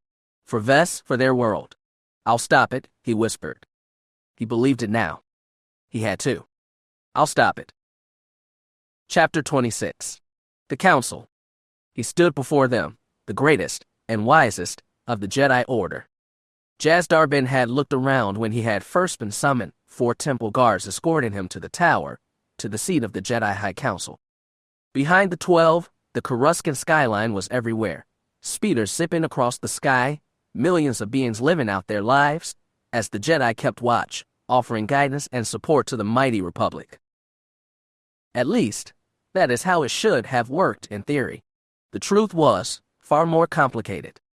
He had been surprised when he had first stepped through the doors. He had expected Venery and a few choice masters to be here, that they would sit in judgment of his recent actions, to see the full High Council assembled, had things truly gone so far. Perhaps there is more going on here than I can see. Maybe things have gone beyond the action of a single unruly acolyte. Regardless, he was here, right where the Force had guided him. The 12 members of the High Council would stand in judgment. Venery sat in the high seat, meaning that he would likely have the final word when it came to Jaz's fate. Master Orgus Din was here too, unsurprising, considering he had been one of the Jedi that had determined Jaz's status years ago. Neither master had truly been his ally that day. He was curious where they stood now, them, and the others. He should have been worried, such attention being on him, but he was not. Strangely enough, he wasn't concerned. The Force offered comfort. Whatever was decided here, it would be with him always. He knew that now. It was Master Venery who spoke first. The old man had been patient while Jas had told the tale of his journey and mission. Several of the others had asked questions, but the man who should have been his master had remained silent until now. He had nodded and smiled politely. This has been an interesting report, Jas Dar Bynn. Most enlightening. Jas said nothing more. There was really nothing else that he could say. There was nothing left to add, at least, he could not think of anything. He had done his duty, made sure that the council understood what had happened during his hunt for Visaria, and Val. Now, they knew what he had done. The next move was theirs. The masters glanced at one another. Most Jas remembered from his childhood. Many of these Jedi had sat on the council for decades now. Four stood out, though, their presence showing how seriously the council was taking this matter. Master Acolyte was a known commodity. The Kamasi had served the Order well. He had been one of the prime negotiators for the Order, always willing to step up and advise in the name of peace. Lomi Diath of the legendary Diath clan was also there. More than a few legendary Jedi had sprung from that particular line, going back several centuries. Though she had been a guardian in her youth, the dark-skinned master now chose a more conservative path. Her recent involvement in the Corellian system had made news across the galaxy. It was said that even the native Corellian Jedi respected her wisdom. Impressive, given the divisions that had grown between the two Jedi sects. Jas couldn't get a read on her. Her feelings on his mission were hidden behind her iron will.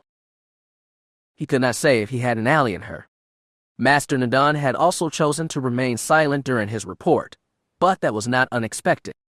The Ithorian was a being of few words, though when he did speak, others knew it was wise to listen. A being of great integrity, he had once served as the Supreme Chancellor's personal advisor.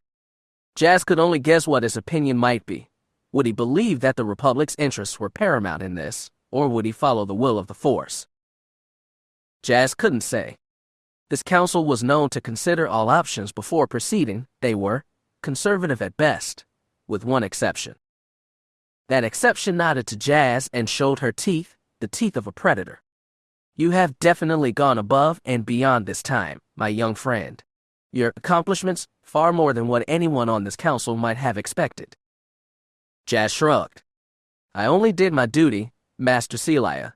I merely followed the guidance of the Force. Celia smiled again, her fur rippling, a show of amusement, common among the Bothan people. Her presence here today, that was a surprise to Jas. Celia had first became a knight when Jas had still been a boy at the temple, slender of body with cream-colored fur, and a single golden ring around her left eye. She had been a known commodity to all the younglings of his day. Born into the powerful Lai clan, and strong in the Force, she was said to be destined for great things. Her exploits had caught the attention and imagination of the children of the temple. She had been brave and true to the Order, but she had also been a bit flashier than most Jedi. She had gained a reputation for being only one or two steps above being censored by the Council.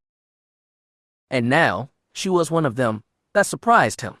Yes, it had been almost 20 years, but it seemed hard to believe that someone could change so quickly. He never would have picked the Bothan for the Council, not given how she had behaved when he was younger. Time and the Force changes all things, he thought. Perhaps even a firebrand like Celia. The Bothan turned her head, recognizing the only Jedi Master in the room that was not on the Council. Again, she flashed her toothy smile. I think you have some explaining to do, Master Vey. You agreed to train this man as a mere acolyte, but what I'm sensing. The Bothan shook her head. You have clearly gone far beyond your mandate with this one. Do you care to explain your actions? Jas glanced over at his master. Another Jedi might have stammered, been intimidated by such a question. His teacher was not. Valo merely smiled and stepped forward. James was no green youngling when he came to me, Master Celia. He had already been studying the Force on his own. What he had discovered, he applied that to my own teachings. The results, well, they stand before you now. Indeed, Master Dieth said eyeing Jas suspiciously. Some might call those self-taught lessons a mistake, that it was the job of his master to make him discard them in favor of established teachings. The road to the Jedi is not a single path, they replied. Many have found their way to us, and not always on the tried and true road that is taught here. That path exists for a reason, Master Nadan reminded her. It has served us well for almost 3 centuries. Perhaps, they acknowledged, once again, showing no sign of acceptance or insult. Jas watched his master closely. He was not sure how she viewed his actions. She had never forbidden or accepted them, and now. He remained, unsure, yet unafraid. What had happened, it was the will of the Force. He was certain of it. He would not apologize for it. He had done what needed to be done. It had been almost 3 months since his final confrontation with the Sunset Collective. 3 months since he had allowed himself to be taken back to both Coruscant and the Jedi Temple. It had not taken long to secure the station, not after the deaths of both the Hand of the Faith and the first speaker. The head had been removed, and so the body had died. Coop and Ellis soldiers had made short work of the defenders. The collective members had not been prepared to face seasoned Mandalorians backed up by Cooper Halcyon enforcers. The space battle had been the hardest. The pilots of the collective ships had fought to the last. The few remaining vessels had tried suicide attacks when they realized the battle was lost. One of Co-op's armed freighters had been destroyed when one of them had managed to crash into the ship's bridge. All aboard had been lost. Jas mourned those that had died stopping the collective, but he had taken solace in the fact that no more would die because of these fanatics. The fighters dealt with, now it was time to deal with the station survivors. Many of the cultists had chosen death over capture. Either they went down fighting, or set off their suicide implants. In the end, the remaining collective people, 43 in all, had been marched into the station's hangar, marched in, and placed under guard. The cultists didn't look at their captors. They kept their heads down, a sense of hopelessness radiating off of them. Jas couldn't help but wonder if they truly understood who and what they had been serving. Most of them were barely out of their teens, young people who had come to the collective looking for something to believe in. He understood what that was like, but that didn't mean that he felt sorry for them. Too many innocents had died at the hands of the collective for him to truly sympathize with such people. He and Vilek arrived in the hangar together. Jas was happy to see Val and Mary there, along with the rest of their crew. He sighed with relief and smiled. The Force had been kind in this at least. Word had been sent to the Shadow Monder, and through him, to the Republic. 2 hours after the battle had ended, Republic forces had arrived to take the survivors into custody. Coop and the others had been gone at that point, leaving only Jas and a handful of security droids to keep order. Jas had surrendered the station to the Republic, and that had been the end of it. He had been brought back to Coruscant, and now, here he was. The rest, as the scholar would say, was history. We have concluded the interrogations the survivors of the collective attack, Jas Dar Bynn, Master Acolyte informed him, his round golden eyes focusing on the young acolyte. We have several questions that you may be able to answer. I am at your service, Master, Jas said with a bow. Whatever I can offer beyond my official report, I'm more than willing to share it. We are most pleased to hear that, the Kamasi said. According to the report, you used your contacts within the Cooper Halcyon organization to secure the enemy. I'm curious why you didn't contact this council or the Republic Navy. Surely either could have handled the matter far more efficiently. Considering what happened aboard the Monitor, Jas replied, I thought it safer not to risk alerting the collective of my intentions. You were worried about further infiltration, Celia said. A statement, not a question. It was one of the reasons for my decision, yes. The Bothan sneered.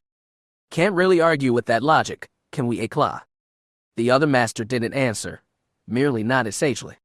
The prisoners also mentioned Mandalorians, Dieth added. Were these mercenaries hired by Captain Cooper? Associates of Captain Cooper, Jas clarified, recruited as a favor for House Rist of Alderaan. They had an interest in seeing the hostages taken during the righteous incident protected. And these would be the same Mandalorians that once counted the criminal Targo say as part of their clan. Jas pursed his lips. He didn't like the way the master had asked that question, but did his best to remain cordial. Targo say betrayed his clan.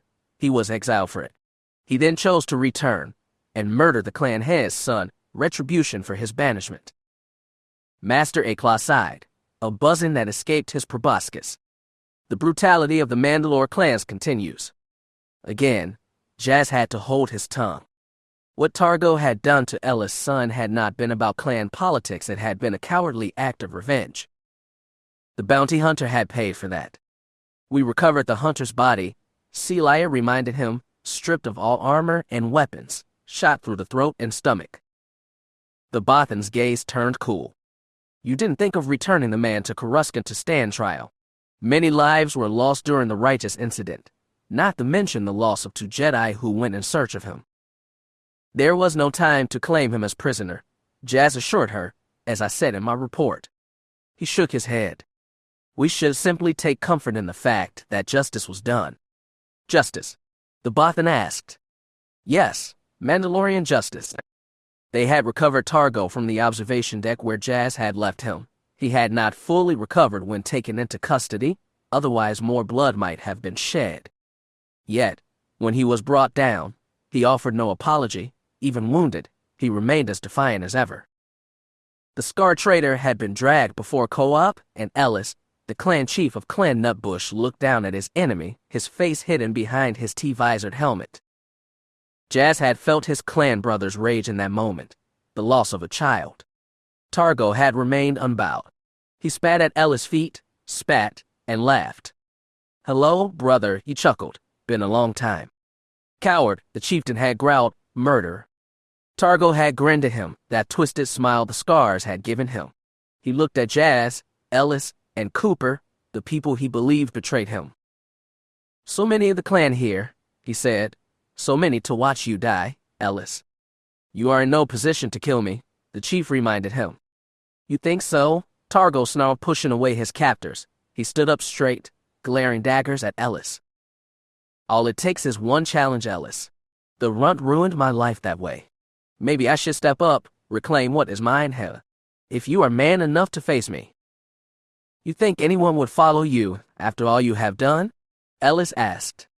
You're crazier than I thought, Targo, Co-op added. You will get yours, Cooper, the chain bounty hunter spat back. I don't need the collective to take you out. I'll do it myself. I will. BAM. The blaster bolt startled all. Soldiers and enforcers turned, their weapons at the ready. There was no need. Targo say gurgled.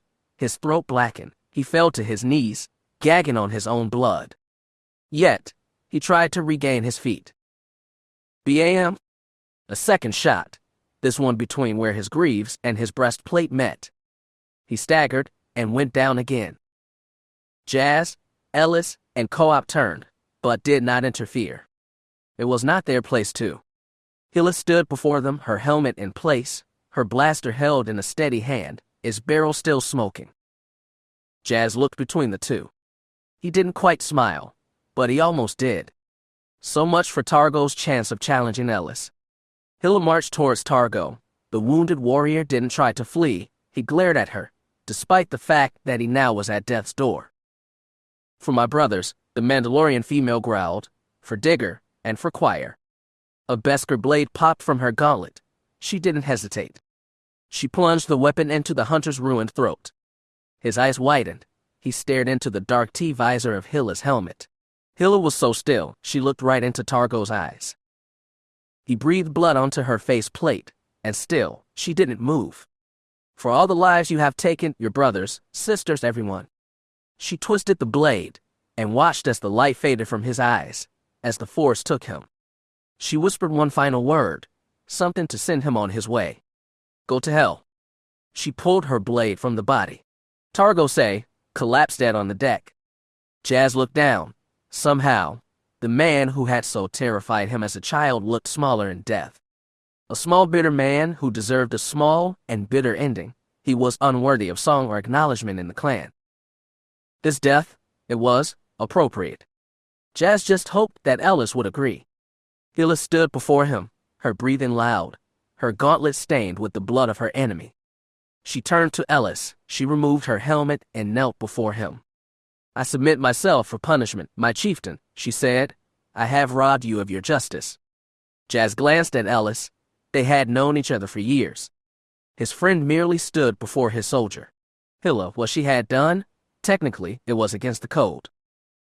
Ellis looked at Jas and Co-op. He sighed. Your claim was no less than mine, girl. A mother, brothers, a son, and all that we have lost. He placed his hand on her shoulder and lifted her to her feet. Justice is served, he said. This is the way. This is the way. Hilla answered. Ellis stepped back and addressed the other Mandalorians, his clan. Justice is served.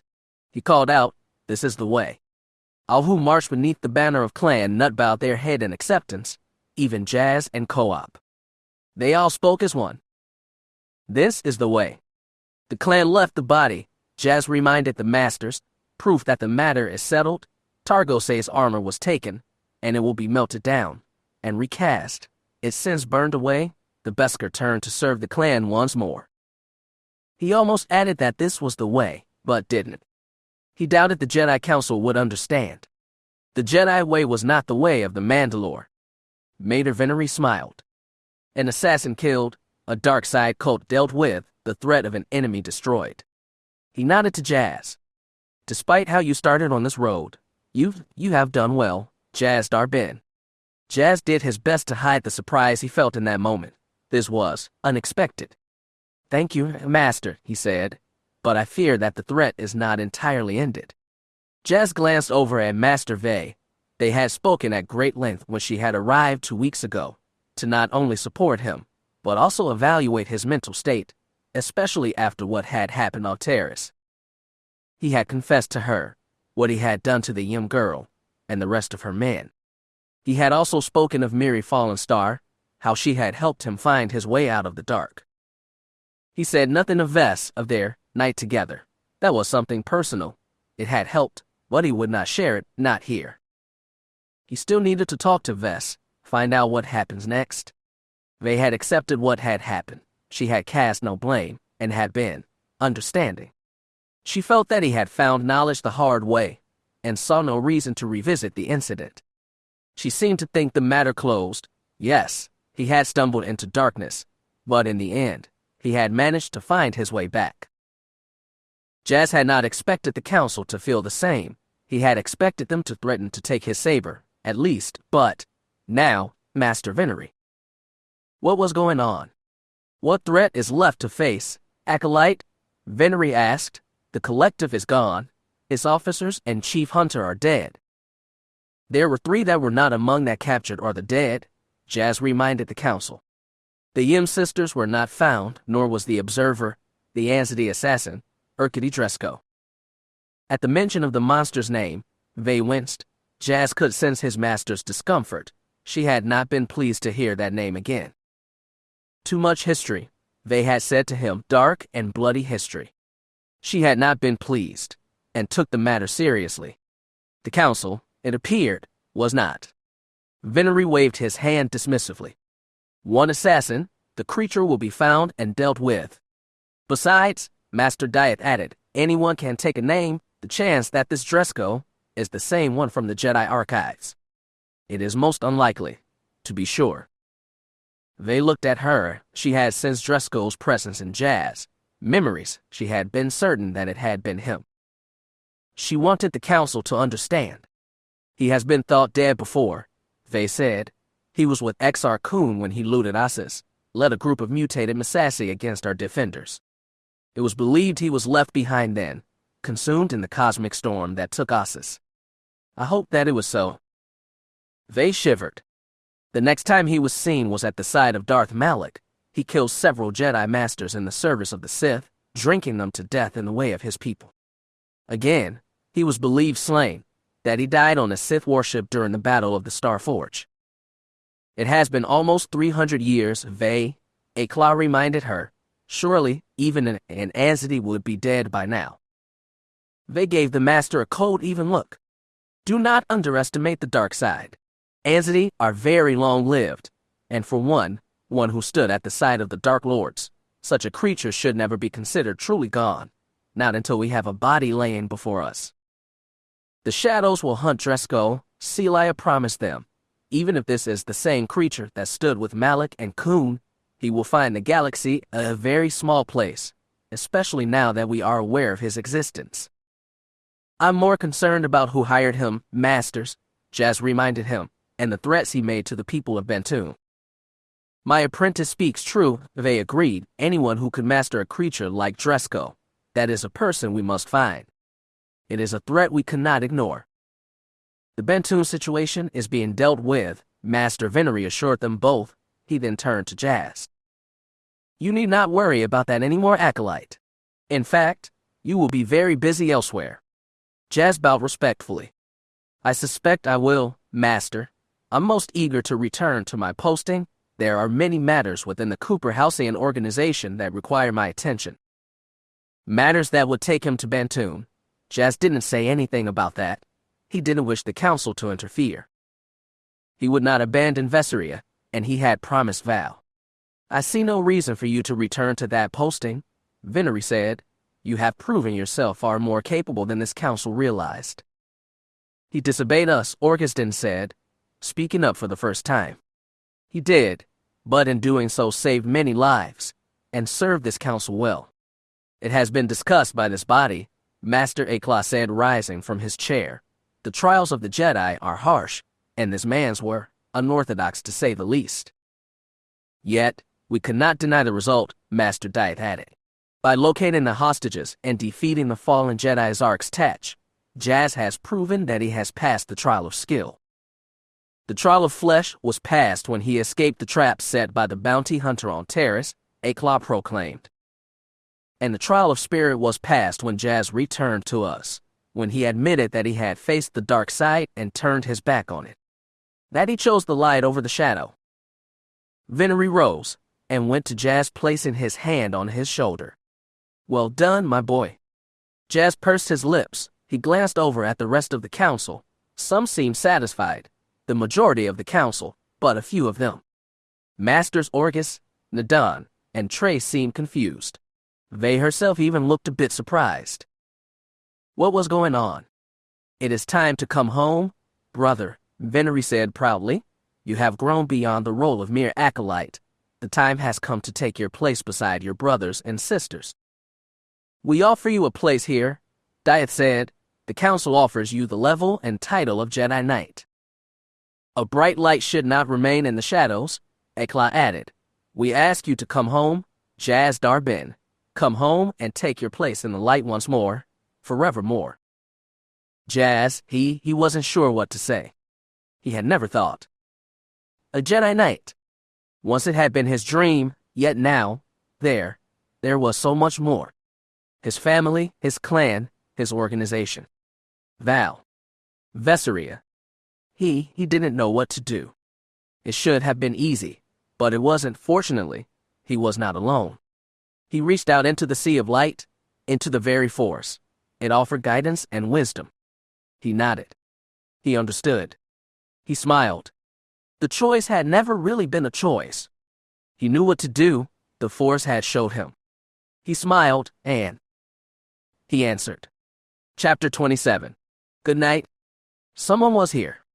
The realization woke him from a sound sleep, pulling him from a sea of vivid dreams. Jas was on his feet in seconds, wide awake. Years of training, both as a smuggler and as a Mandalorian foundling, had made sure that he could awaken and be alert in moments.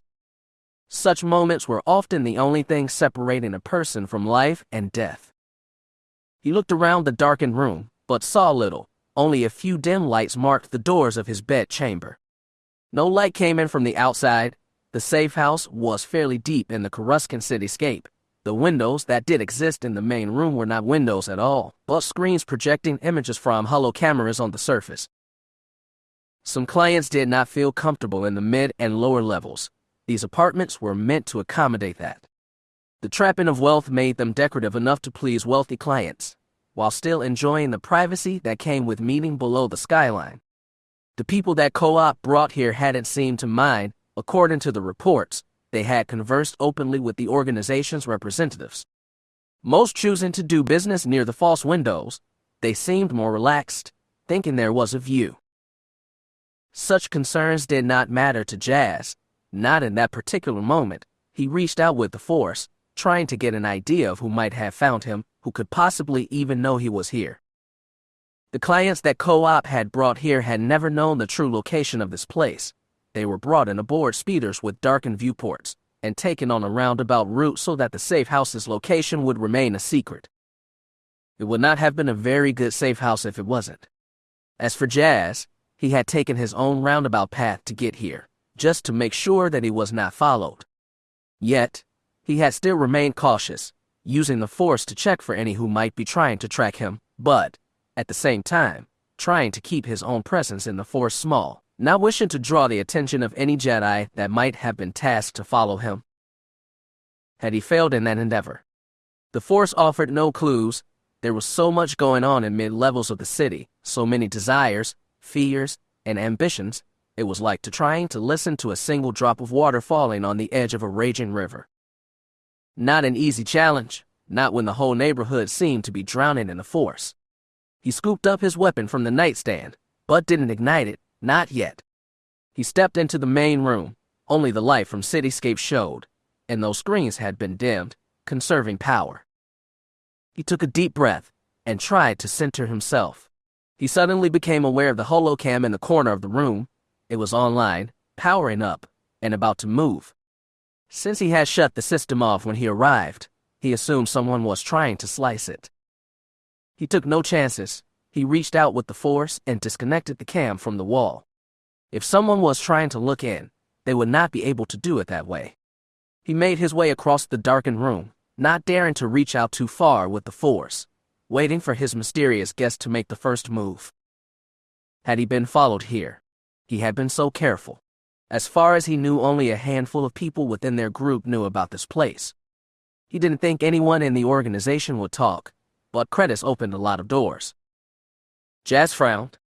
It was also possible that the person, or persons, that had found him were not Jedi, or from the organization. His thoughts turned to the Ansidy and his master. It was unlikely that Dresco could have found him, but Master Vey had warned him not to underestimate such a being, or the one who might have hired him. Jas Dar Bynn did not consider himself a paranoid person, but he was careful enough not to underestimate an enemy. Speaking of which, he finally felt it, at the door. He pulled his presence even farther back, just in case he was dealing with the Force sensitive. He remained silent, listening, curious to what this uninvited guest would do next. The door beeped, the barest of warning chimes. Jas' eyes narrowed. Someone was trying to slice the door. He stepped forward, lightsaber in hand. He stood to the door's right, readying himself for whatever might be coming. He took a deep breath and let the Force in, let his light fill him up. The door opened, and a blaster rose up into the doorway. Jas tensed. His instincts told him to chop the blaster with his lightsaber, or the hand holding it. He started to raise his weapon, only to stop, the Force whispering in his ear. He acted without thought. He seized his guest by the wrist. I tried to. The arm moved back, far quicker than he thought possible. A figure in a long cloak and hood spun into the room, firing a high side kick at his head. Jas backpedaled, taking only a glancing strike, but catching the leg on his shoulder. He pulled the attacker close, spun around, and brought them both into a hard tumble into the room. It should have left his guest breathless and unable to strike back, but that didn't happen. The two rolled into the room, struggling for dominance. Again, the blaster tried to come up, but this time he was ready. He swatted it away, and following a hard landing on the floor, his opponent's grip was not as strong as it had been. The blaster came loose, and Jas used his power to send it spinning away. Damn it, the attacker gasped. And in that moment, Jas lost his grip on the force, causing it to flow freely again around him, alerting him to the truth. He now realized who it was, and what was happening. Uh-oh. Stop, he growled, avoiding elbows and punches. The attacker didn't seem to hear, lost in a sort of survival mode. Stop it, he repeated. Damn it, Val, it's me. The blows finally stopped. Jas reached out with the force, turning on the lights. He found himself pinning her to the ground. He was breathing hard, his heart pounding. Char Valentine lay beneath him. Her hood had fallen away, revealing some changes that had taken place. The reddish-brown hair he remembered was gone. It had been all but shaved off, and dyed a platinum blonde. Short and spiky, from a distance, he may not have recognized her. Her electric green eyes stared up at him. Between those and the force, he would have known her anywhere. She was also out of breath. He could feel her heart pounding through her combat suit. Neither of them moved. They simply lay there, staring at each other. Finally, it was Val that broke the spell. She chuckled. Well, she said dryly, it has been a while since we have been in this position. Jas looked down, realizing what she meant. He had been asleep in his room, the heat leaving him no choice but to strip down to only a pair of briefs. Once the realization would have had him blushing and sent him stammering to his feet, offering explanations. It was not needed now. He merely snorted with amusement and regained his feet. It has been a while, he agreed, but we both know that cannot happen again, sadly. He offered the woman his hand, pulling her to her feet. Val sighed and shook her head. Took me some time to find this place. When the cams I tried to slice into went down, I thought I might have some hostile company waiting for me. He could see that, and given everything that happened, understood it, but still. How did you even know about this place, Val? Captain Cooper told me. He sent word that you were to be here today. Jas nodded. That made sense. He had spoken with Co-op via Holo before turning in for the evening. His clan brother had mentioned that Val and Vess had finally left their base, that the two had been dropped off at a safe location where they had met up with agents from House Rist. He had been happy to hear that. After what had happened on Alderaan, both men had agreed not to take any chances. Still, Co-op could have told him that Val might be coming by. That would have been nice, and avoided the impromptu wrestling match. Val slipped off her cloak, revealing the blue uniform he remembered from her time on Alderaan. She nodded thoughtfully at the apartment. Nice place, she said. Neighborhood is a little rough, though. The organization uses this place for secret meetings with high officials, he informed her. Any guests are brought here in speeders with darkened windows to prevent them knowing where they are. Jas shrugged. It is not the upper levels, but it is secure. And it stinks, Val said, wrinkling her nose. I expected more of the galactic capital. The heat isn't a problem. I grew up on a hot world. But the smells down here, ugh. He chuckled at that. The lower levels aren't as well maintained, Jas agreed. But even that offers a degree of protection. People don't expect important things to happen down here, which is why senators and business types feel free to meet with people like Co-op and myself. Val ran her hand through her short hair, grumbling to herself. I feel soiled just from the journey here. Even the trams were as hot as a Bantoon afternoon. I can help with that, at least, he said. I think there are some portable cooling units around here somewhere that should make things a bit more comfortable. He smiled, them slipping into the role of host he had played often during his time as second of the organization. Plus, the fresher station is over there. You're welcome to make use of the shower.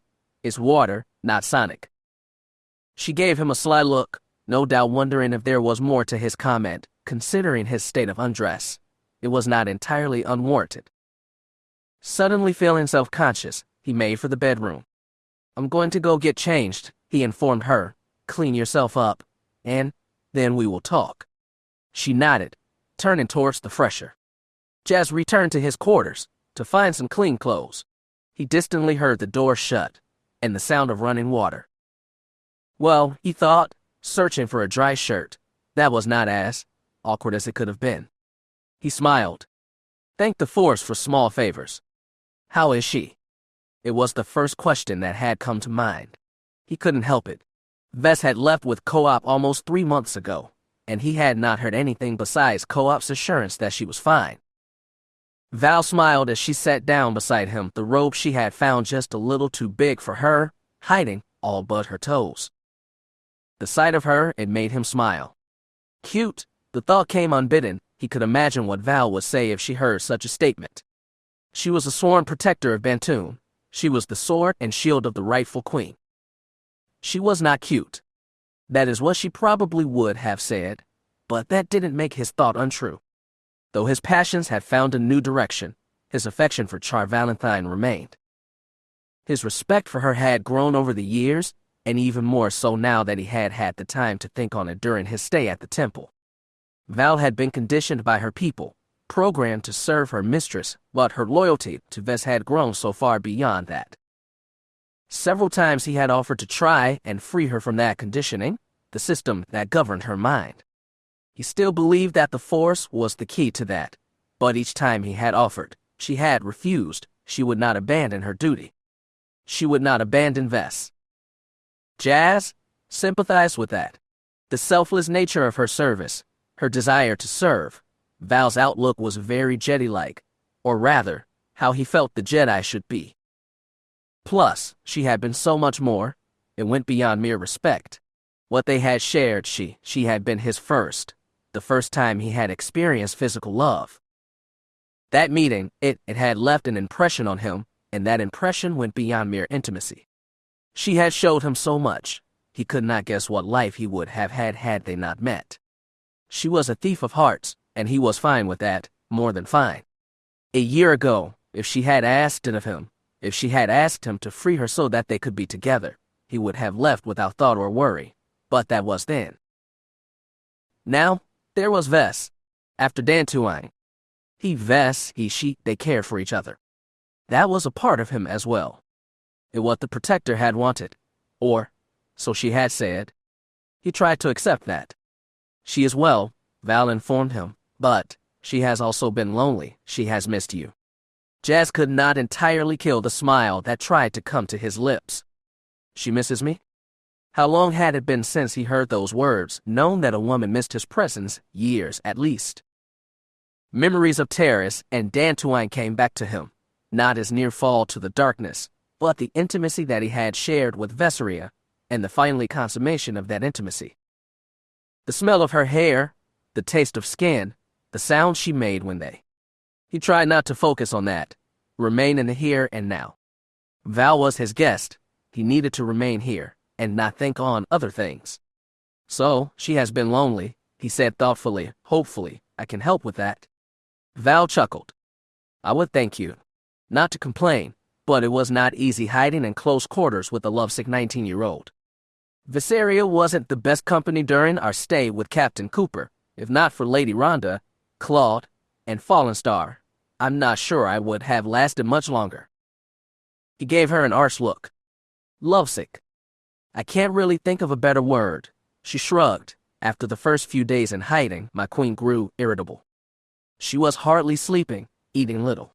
I had to stop her several times from tracking down Captain Cooper and asking him about your welfare. He had informed us that he would know little until you emerged from the Jedi Temple, yet my queen didn't care. She was afraid that the Jedi would do something to you. All they did was keep me confined to the temple, that and interviewed me half a dozen times, trying to get a sense of what happened during my search for you and Vess. Jas sighed.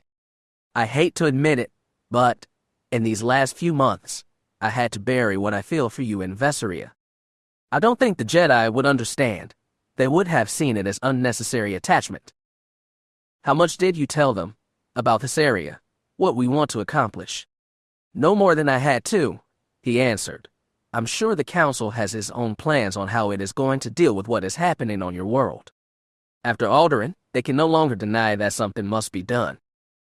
Val pursed her lips. She didn't look happy to hear that. So, the Jedi are coming to Bantoon. He nodded. A group will be sent to evaluate the situation there. And what are they planning to do? They will do what they can to preserve the peace. What that means depends on the Jedi involved. Several of the masters that I spoke with during my stay at the temple seemed curious about your world. Jas shrugged. The council offered me a full knighthood. I turned it down. She gave him a surprised look. That is a good thing, isn't it? Val asked. As a full knight, you would have been able to guide the order to help my queen. I would likely have never seen you or Vess again. The council would have had full control over my life if I had accepted their offer. I would have been given an official assignment, probably on the other side of the galaxy. They would have considered my closeness to the Bantoon situation as a threat to what must be, what is good for the Republic. Jas shrugged. So, I said, no. Val nodded.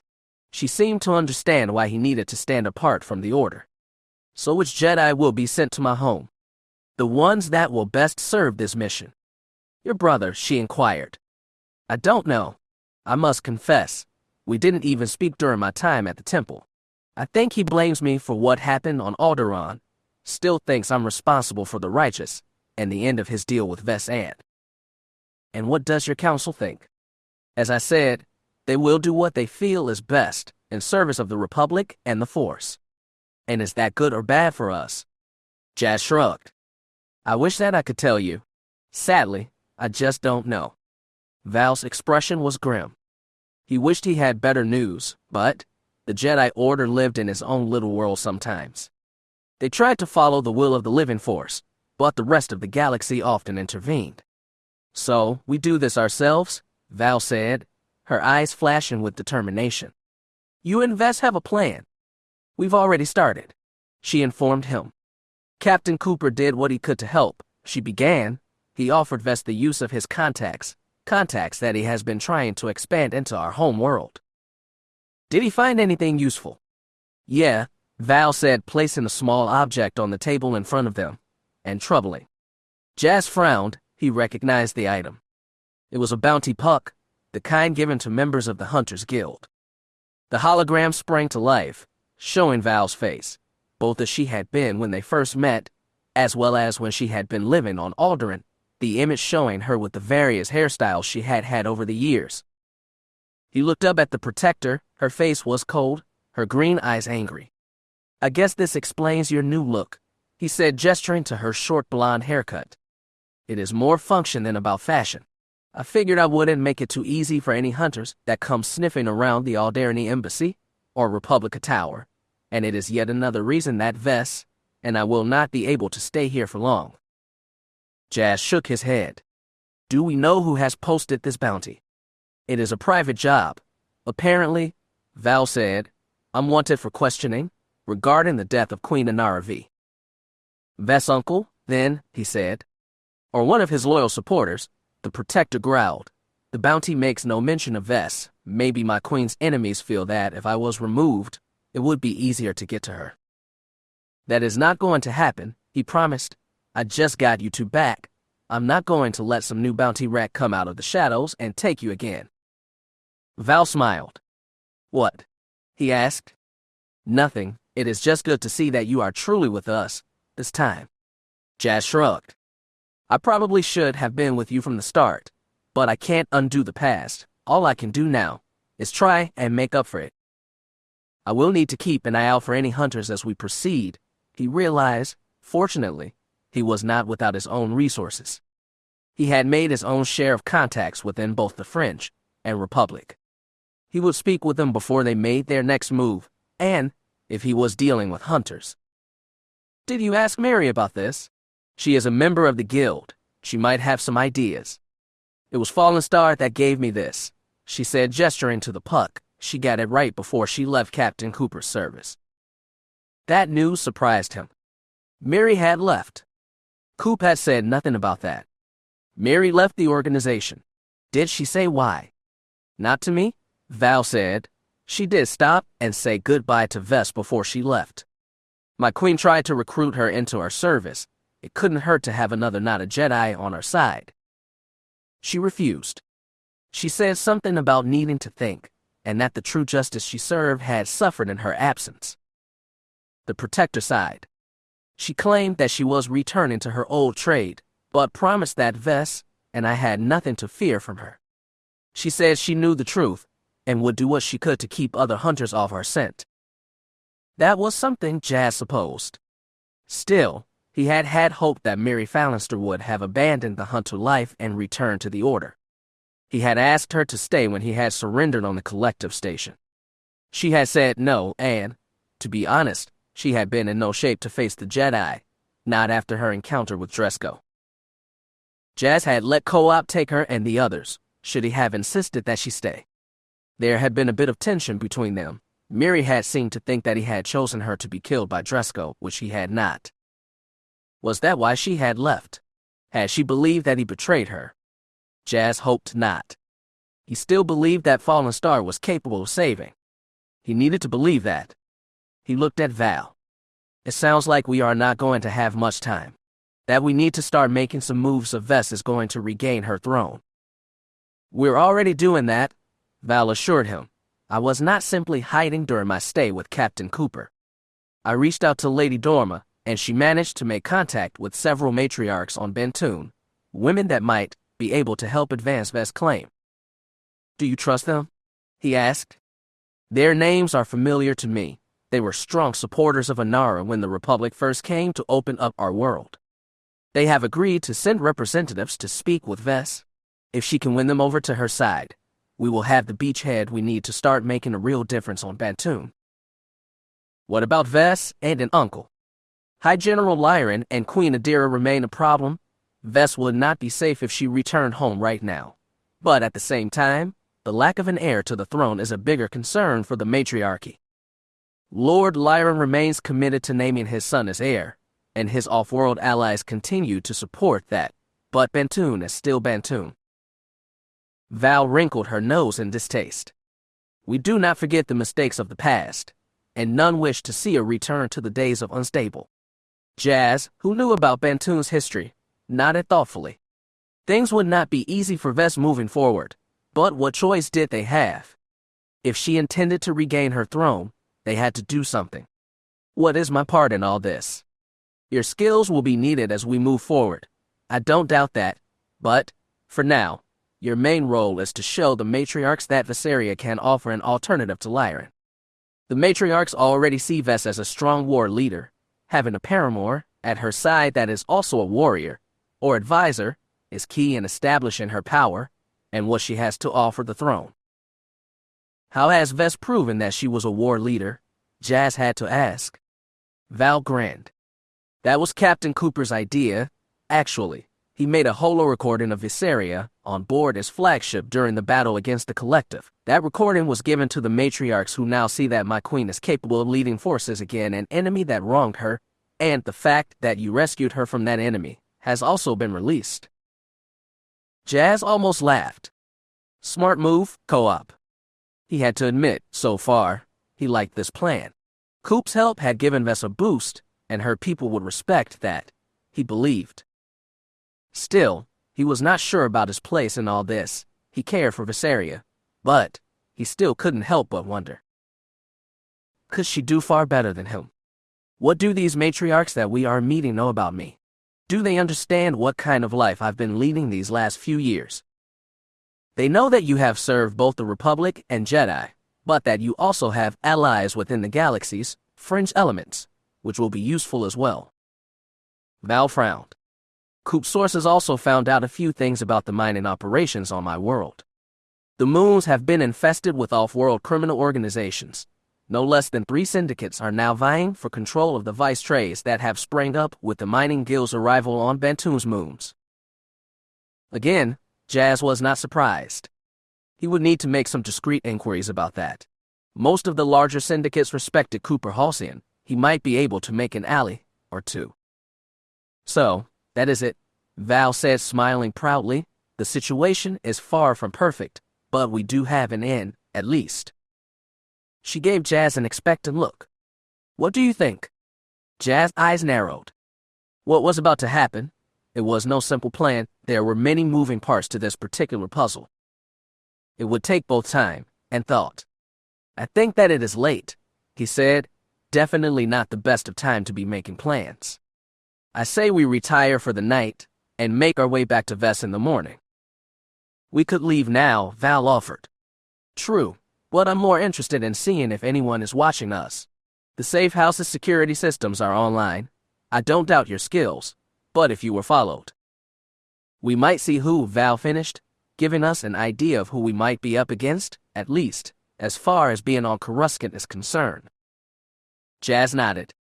Sometimes a bit of patience paid off. Char Valentine nodded. Through the Force, she radiated with a sense of contentment. You slip easily into the role of advisor. Vess is lucky to have you.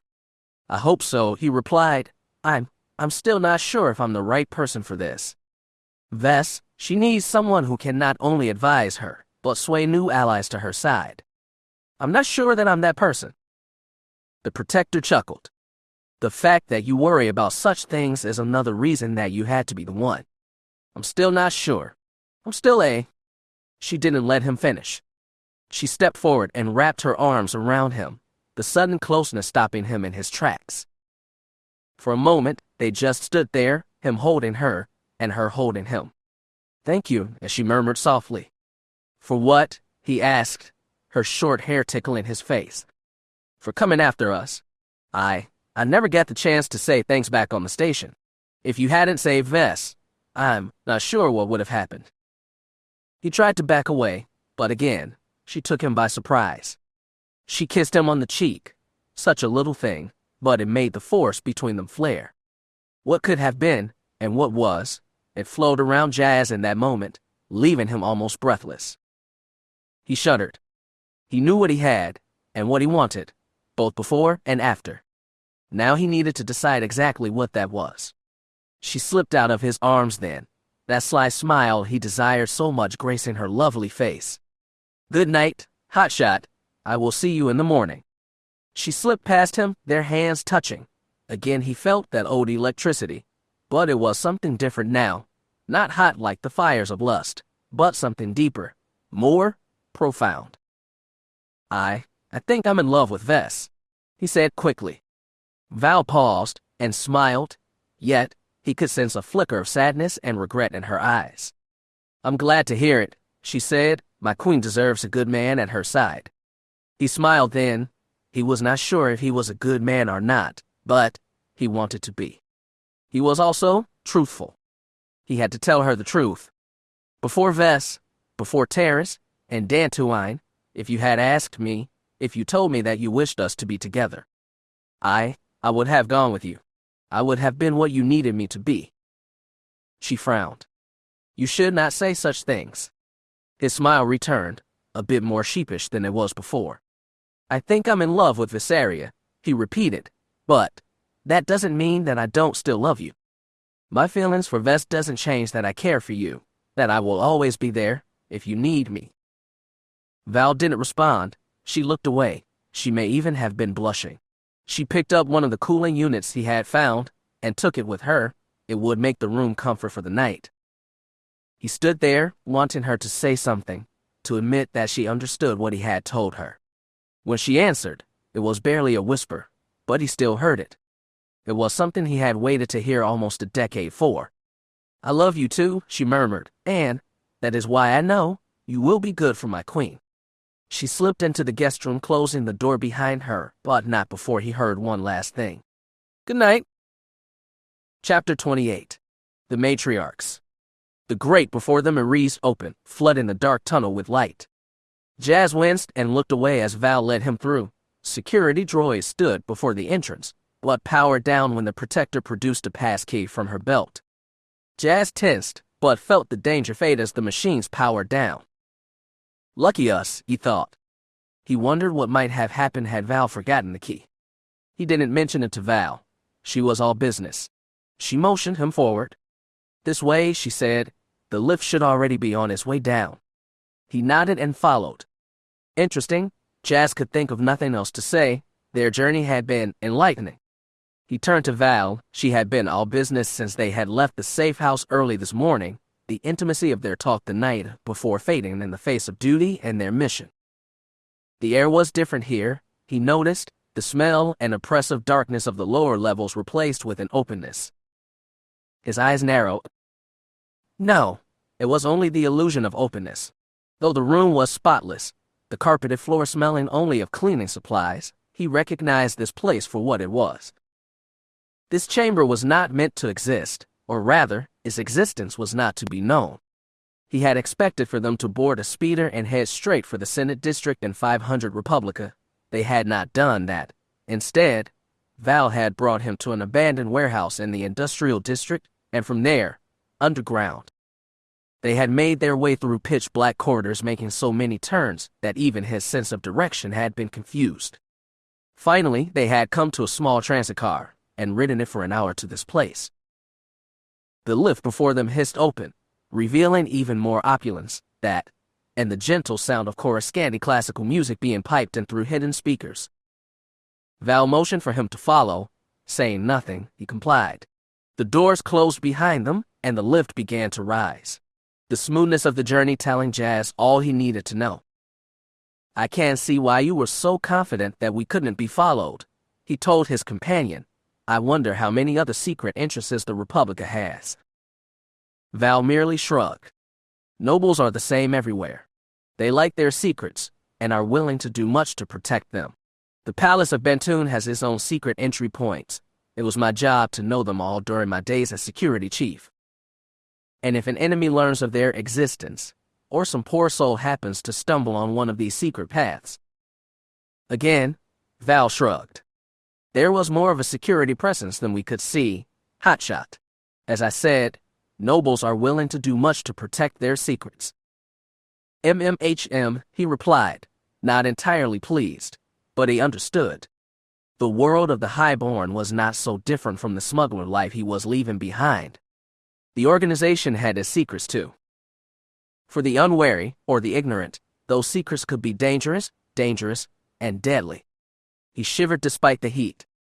His adjustment to this new world would likely not be as hard as he expected. The lift quickly left the shadows of the underground behind. Soon the glass of the lift revealed the skyline of the Senate District, both the seat of government and the Jedi Temple, merely small shapes in the distance. Jas took a deep breath and smoothed out his clothes. He had considered wearing Jedi robes for this meeting, but finally decided against it, choosing instead his pants with blood stripes, a plain white shirt, and his nerf-high jacket.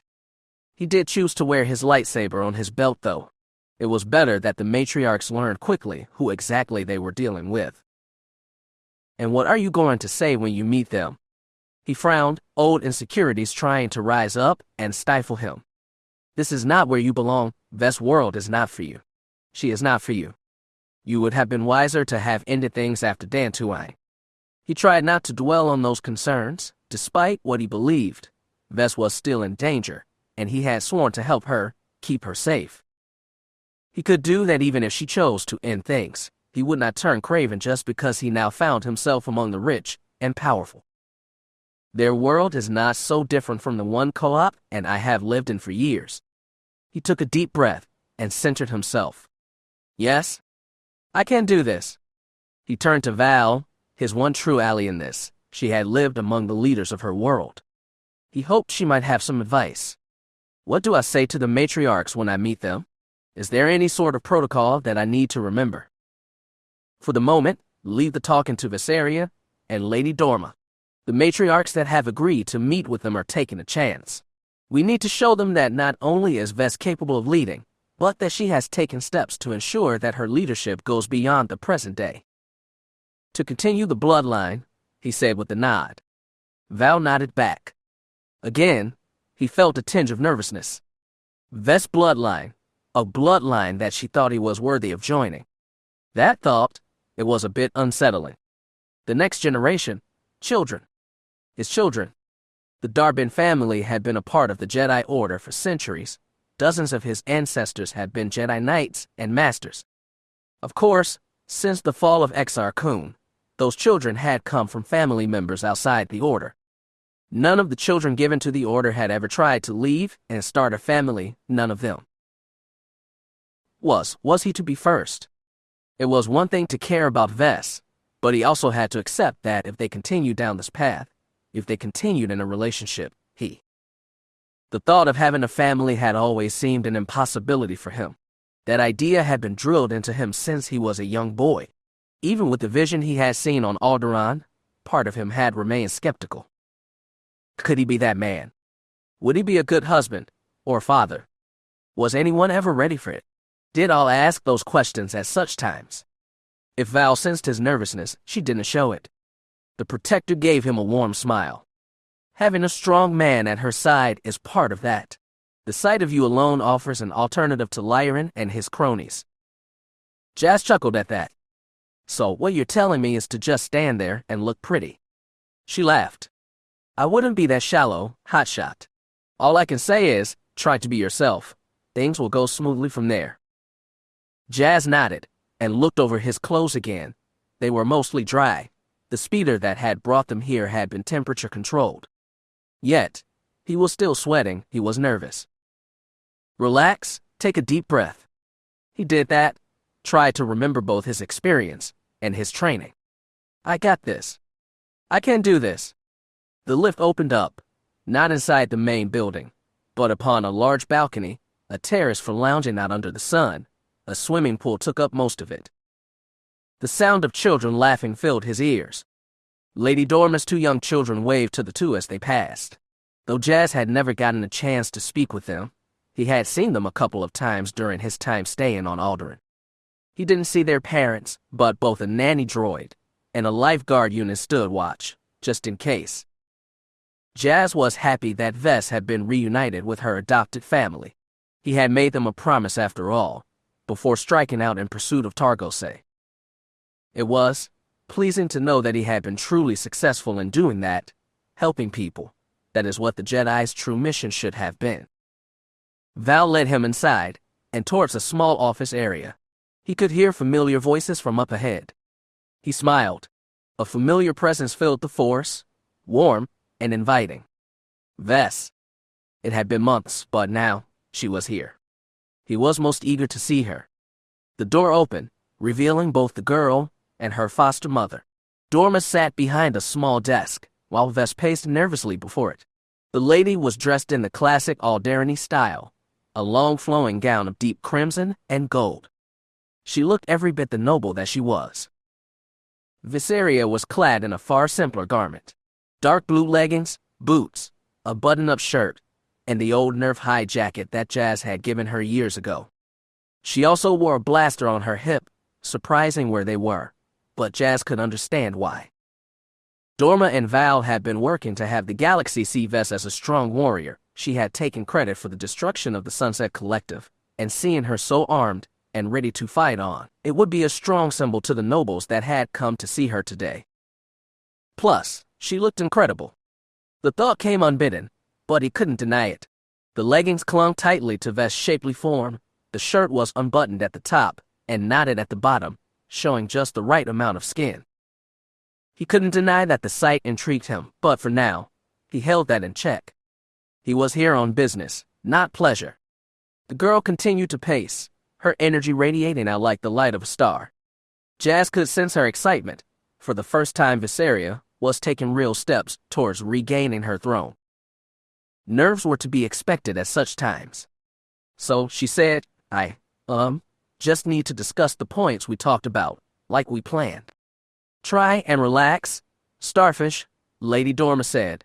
Remember your teachings. You trained in both civics and government affairs. You can do this.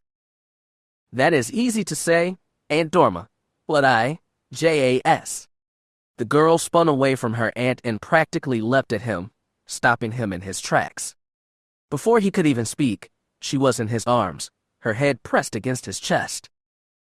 Jas closed his eyes, the force filling with the presence of her, the smell of her hair, the warmth of her body. It almost took his breath away. The force wrapped them in warmth, despite the heat of the day. It felt comfortable. Jas sighed with contentment. If only they could have stayed this way, forever. But that was not to be. The galaxy beckoned. Val and Dorma said nothing. They merely waited for the girl to finish, to conclude this moment of greeting. Jas did nothing, having her here, memories of their time together flooding back. It was comfortable, soothing. Part of him didn't want it to end. "You're here?" the girl murmured. "Safe, thank the gods." "Hey, gal," he smiled, lifting her chin, looking into her smiling face, those deep blue eyes. "I'm all right. I'm happy to see you." Ves leaned in and kissed him, a sweet chase kiss hello. It warmed him, he returned it, wanting to pull her tighter, offer her more. Behind him, Val smirked. Lady Dorma said nothing, but at the same time, showed no sign of surprise through the Force. She knows, Jas realized. He had hoped to approach the risks and make a formal declaration of his intentions towards the girl, but it seemed that that might not be necessary. He couldn't say if that was good or bad. "Welcome, Sir Jas," Dorma said with a gentle smile. It is good that you have returned." "It is my honor," he replied as Ves left his arms to stand beside him, close beside him, their hands barely touching. It was no secret how she felt, not to anyone with eyes. I didn't get the chance to thank you for what you did," the lady continued. "You brought my daughter back to me, fulfilled every promise you made when Ves and her protector were taken." The lady bowed her head respectfully. "House Rist, and all of Bantoon, is in your debt." "I did my duty," he answered. "It was an enemy of mine that took them, revenge against me, as much as it was to serve Viseria's enemies." "And now, those enemies are gone," Val added. "Now we must turn our attention to the matters of Bantoon. Viseria will never truly be safe as long as her aunt and uncle sit the throne." 4 matriarchs have arrived, Ves informed him, as well as Brother Oswell of the Gods' Temple. The girl grinned brightly. "My people are beginning to listen." Only 4, he thought to himself. If he recalled correctly, there were over 40 matriarchs that ruled over Bantoon. 4, that was nothing in the larger scheme of things. Can these few matriarchs truly help Ves claim? He had to ask. "Alone, no," Dorma said, "but it is a start, and having the ear of the faith is never a bad thing. Great things can grow from small beginnings. These are not the most powerful of the matriarchs, but they are greatly respected. If they can be convinced to support Viseria, then others will surely follow." Jas nodded. He could almost see his master's face, hear her words from one of his early lessons. A single snowflake falling on a mountain in just the right place could help start an avalanche. "Never underestimate the small things, my padawan." He would trust in Vay's wisdom, as he always had. He nodded and bowed again. "I'm ready to help," he said, his hand moving around Ves' waist, pulling her closer. "Then follow me," Lady Dorma said, rising. They're waiting. The main room of the Rist's apartment had been converted into a small meeting hall, the furniture pushed against the walls, with a large table in the center, a table that had been fitted with a military-style hollow plate showing scenes of the planet Bantoon and its moons. The 4 nobles stood around it, talking amongst themselves. At each of the room's 4 corners stood an armed guard, men and women clad in armor similar to Val's, or perhaps her armor was meant to be similar to theirs. Sworn protectors, he realized. The matriarchs had each brought their personal bodyguards. He wondered if Val knew any of them. Perhaps they had trained together before being chosen to serve their respected mistresses. He would need to ask her about that later. As for the matriarchs, they had a uniform of their own. All of them wore a similar gown, each displaying the same decorative pin, a symbol of their position, Jas supposed. Beyond that, the 4 were quite different. The first was a small elderly woman, her dark hair frosted with gray. The second was muscular with dark skin, her short black hair flowing in braids down to her shoulders. The third looked to be in her mid-40s, with sandy strawberry blonde hair. She looked similar to Ves, leading him to believe she was likely of the Istillo family as well, a distant cousin perhaps. The 4th matriarch was young, perhaps Ves' age, or younger, with dark blonde hair, green eyes, and a wide merry smile. That smile grew even larger when she saw Ves. The young queen at his side brightened under the other girl's regard.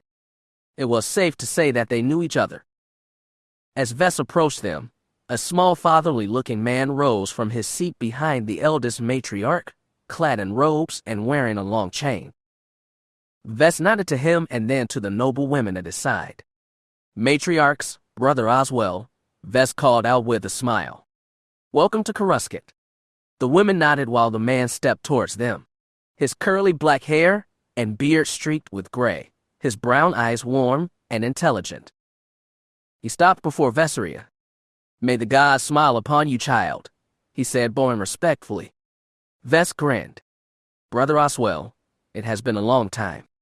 Indeed, the man said, now, if you will permit me, my dear, would you allow me to see your left arm? Jas looked over at Vess, curious what was going on. She chuckled. Looking for something in particular, brother? Yes, he replied.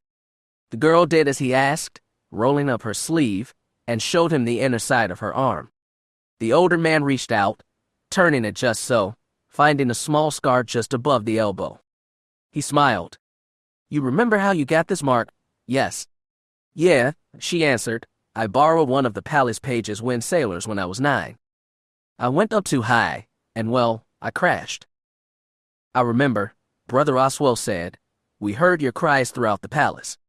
Actually, I didn't cry at all. I was frightened, though.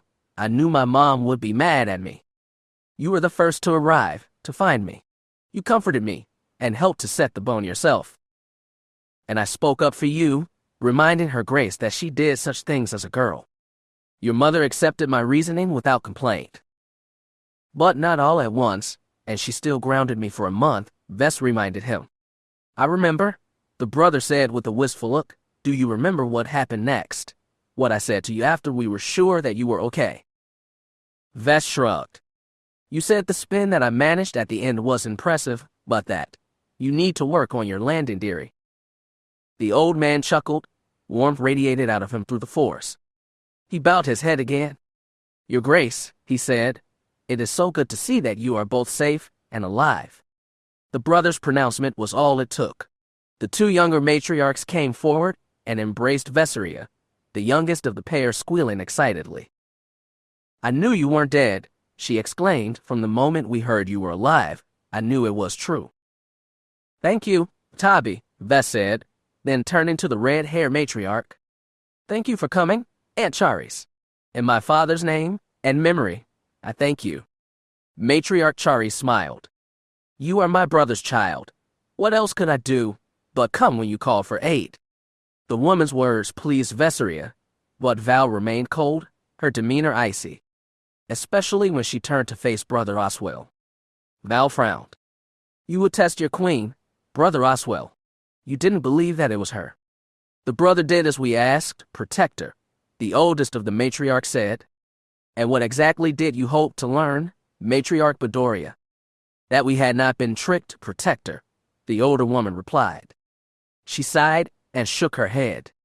Since the loss of our Anera, several young women have shown up on Bantoon in the last decade, claiming to be Vesseria returned. They came, usually with the backing of others, supported by this noble or that merchant. All those girls were proven to be imposters. By now, our people are used to such false hopes. And what became of those girls, Matriarch, Vesseria asked? Were any of them punished for their deception? Public confessions were shown over the HoloNet, Your Grace. The people responsible for those attempts were given light prison sentences, are fined, and the girls returned to wherever it was they had been found. Extremely light sentences for such a deceit, Vess said, her eyes falling on the dark-skinned matriarch. Do you have any explanation for such behavior, Matriarch Honoria? Your Grace, the woman answered. Visseria's eyes narrowed. I remember you. Many a time you visited my mother while I played in her office. You were her minister of law. What do you make of these false princesses? Why would my aunt and uncle be so light on them? The other woman frowned. She didn't like being called out, perhaps, but she did answer her queen. If I had to guess, knowing now that you still live, I would say that the appearance of, at least one of these impostors, were staged. Someone desiring to discredit the return of our true queen by presenting them with false hope, and then, dashing those hopes. Viseria gave her an icy smile. Someone. The matriarch didn't respond. None of them did. They didn't need to. It didn't take much to think about who might profit from such a gambit, who could have made sure that the people knew. Ves sighed and shook her head. What is in the past, she said. Now, my ladies, are we ready to begin? We await one other, Matriarch Bedoria said. Hudlow asked to join us by hypercom. He should be contacting us shortly. That announcement drew Val's attention. Her eyes widened. Baron Hudlow wished to be involved in this. The old matriarch smiled. He is one of the most successful merchants on Bantoon, Protector, not to mention one of the main voices behind our sworn protectors. Why wouldn't he wish to be involved in the succession? Jaz's eyes narrowed. Val had mentioned Baron Hudlow during their time together on Alderaan. Officially, he was simply the money man behind the Sworn Protector program, but he was often seen by the Protectors, choosing to be visible during their training. A powerful ally for Ves cause, to be sure. This Baron does know that hypercom signals can be traced, Jas said. I can't imagine that he would want to be linked to this meeting, not by the High General. The older woman looked at him for the first time. She gave him a cool look. Hudlow is no fool. We spoke of this before we left home. He assured us that his signal will not be traced, and that we will be able to speak freely. Matriarch Honoria turned to Jas, her expression curious. Who is this young man, Viseria? Why is he at your side?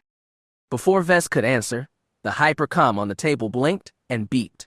Matriarch Charis was the closest to the controls and pressed the button to receive the signal. The space between Honoria and Bedoria filled with the shimmering blue hologram of a man dressed in finery. He stood a good head taller than both Jas and the women around him. He regarded each with a cold, careful gaze. Baron Hudlow, Ves said with a nod, in my mother's name, I welcome you. Though clearly in the later years of life, the Baron still cut an imposing figure. He stood straight and tall. His beard neatly trimmed and his gray hair slicked back. Small dark glasses hid his eyes. Those lenses perched on a nose that was slightly bent, broken at some point, and never properly fixed. He looked upon Ves and smiled. He gave her a slight bow in greeting. A child flees her home, frightened and alone. The Baron's voice was cultured. He spoke with a slight accent of Bantoon, but another one as well, one that Jas couldn't place. The Baron's smile grew wider. And now, a young woman seeks to return, a woman whose eyes are familiar to me. I remember them well. Queen Inara may be lost, but her fire remains. It burns behind the eyes of her daughter and heir. Welcome, Viseria.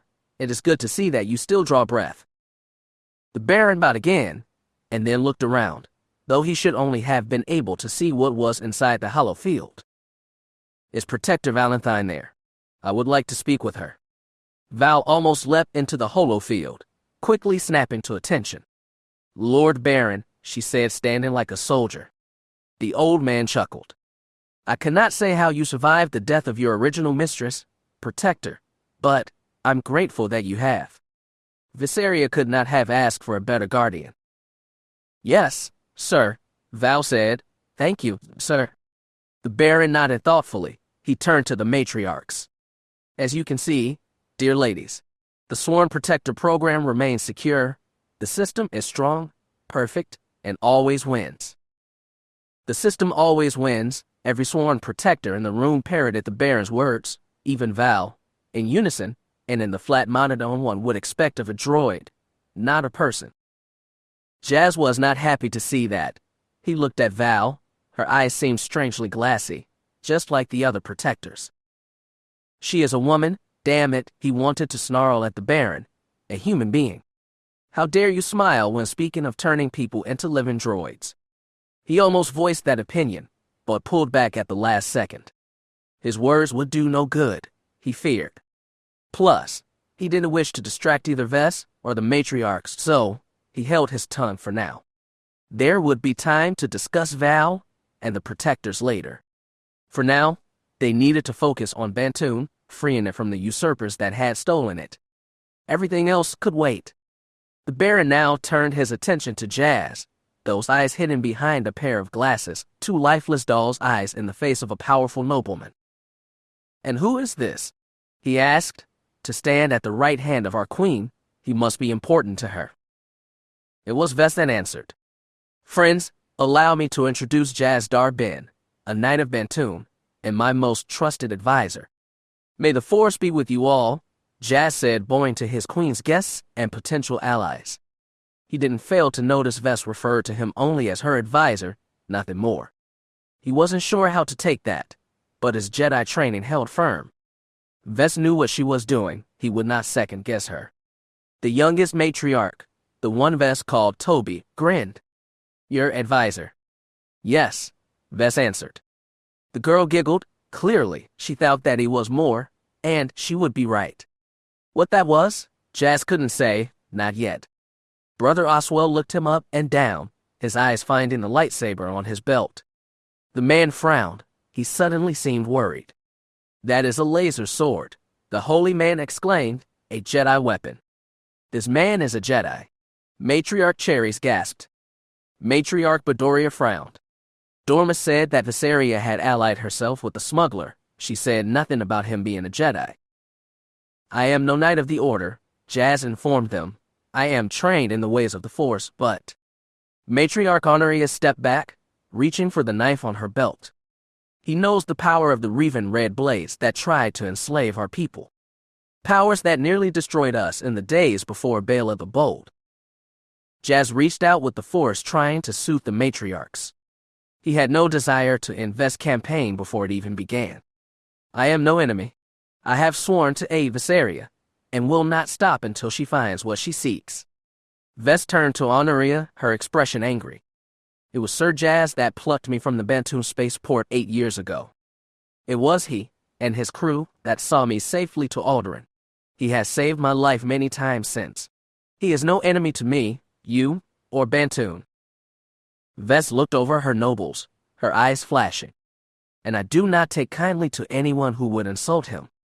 It was rare that he had heard steel in the girl's voice, but in that moment, he saw it, the power of the Aestilis. Damn, Jas thought. It wasn't his lover Ves that had spoken, it was Queen Viseria IX. Her words had surprised the nobles as well. He could sense the tension in the room. It would not take much for the matriarchs to decide that Ves' cause was not worth it. They could choose to leave, and that was the end of it. "I've endangered her mission," he realized. "I should not have come." He struggled to think of something to say, but it ended up being unnecessary. Baron Hudlow spoke up first. "Friends, do not let the past sabotage the future. I know nothing of this man, besides what I've heard from Lady Janice, and the contacts that Lady Dorma has used to spread Ves tales on our world." He smiled at Jas. "We should not make snap judgments, not until we know more." "The man was a smuggler," Hudlow, Bedoria said. The Baron merely shrugged. "One man's smuggler is another's independent trader. As a young man, I also dabbled in similar affairs.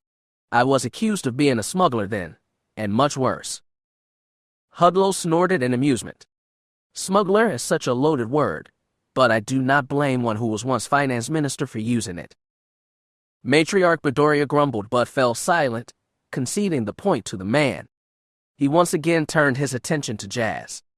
"As for being a Force user, before settling on Bantoon I traveled far and wide across the galaxy, and I saw many amazing things. What the Force can do is not unknown to me or those who wield it, and not all of those that I have known have been Jedi, nor have they been enemies." The Baron shook his head. He once again looked at Val. "Protector Valentine, can this man be trusted?" "Yes, Baron," she replied quickly. "I trust him with my life." "And mine," Viseria added. "Jas has sworn to protect me, and has proven it many times." "Then, I see no reason to revisit this matter," the old man said with a shrug. "I will trust our Queen's wisdom. She says that Sir Jas is with us, so I shall accept that it is so." Jas looked at the hologram, unsure of what to say. He tried to reach out with the Force. Reading a hologram was not easy, though. Sometimes a Jedi could sense the emotions of a person over such a link. Sadly, he was not skilled enough to do so here. He was grateful for the man's words, but his emotions were hidden, shrouded by distance perhaps. Perhaps. Friends, Viserys said, interrupting any further argument, we cannot forget why we have gathered. The future of our world is at stake. My niece speaks true, Cherries agreed. Any argument here aids Adira and her lord husband. The rule of law on our world is being threatened by outsiders. Will we stand idly by while what it means to be bond is disregarded, cast down, and forgotten? Our people's destiny handed to High General Lyron and his Republic friends. Yet, we must be cautious, Honoria added. As you say, the High General has powerful friends, and would like nothing better than to classify those that speak against him as traitors. It is more than that, Honoria, Matriarch Bedoria aside. Lyron has always been popular among our fighting men, and has used them to secure several of our cities, and now, with Republic and Mining Guild support, he is even stronger. Plus, there are the Jedi, Matriarch Toby said. Adira addressed the matriarchy. She said that the Jedi were coming, that they would ensure her rule. Jas wasn't sure what to make of that. As far as he knew, the council had made no decision on the matter of Bantoon. He couldn't believe that they would act so, not without good reason. High General Lyron has powerful friends, and made many allies in the matriarchy and faith, Brother Oswell said. Those allies will not abandon him without reason. The right of succession and the rule of law might not be enough to unseat him, Honoria added. The holy man turned to her. Are you suggesting revolution? Open war in the streets? I will not condone a civil war in my name, Viserys stated. The nobles looked at her, and at each other. Jas could sense the uncertainty they all felt, and now, they looked to Ves for support, their queen. She gave them a sly smile. There are alternatives to war. Sir Jas has shown me that. We simply have to find the right one. And how do we do that? Your Grace, the Baron asked. We have already started. Baron, the young queen motioned them to come in closer, even Jas and Val. They looked up at the map before them, Bantoon and his moons. It looked impossible, Jas thought, but remembered that nothing was impossible through the power of the Force. He trusted in it. It had drawn him back to Ves, and he would trust her. Now, she said, standing proudly before them, her voice calm and sure, the voice of a queen. We can begin. Chapter 29. The rightful heir. That is all we have right now. Jas, hopefully it works out for you. He rubbed his eyes and groaned slightly, grateful that he finally had something, and even more grateful that he could finally get up away from this console. It had been hours, but finally he had something. Thanks, Tess, he said with a sheepish smile. I owe you one.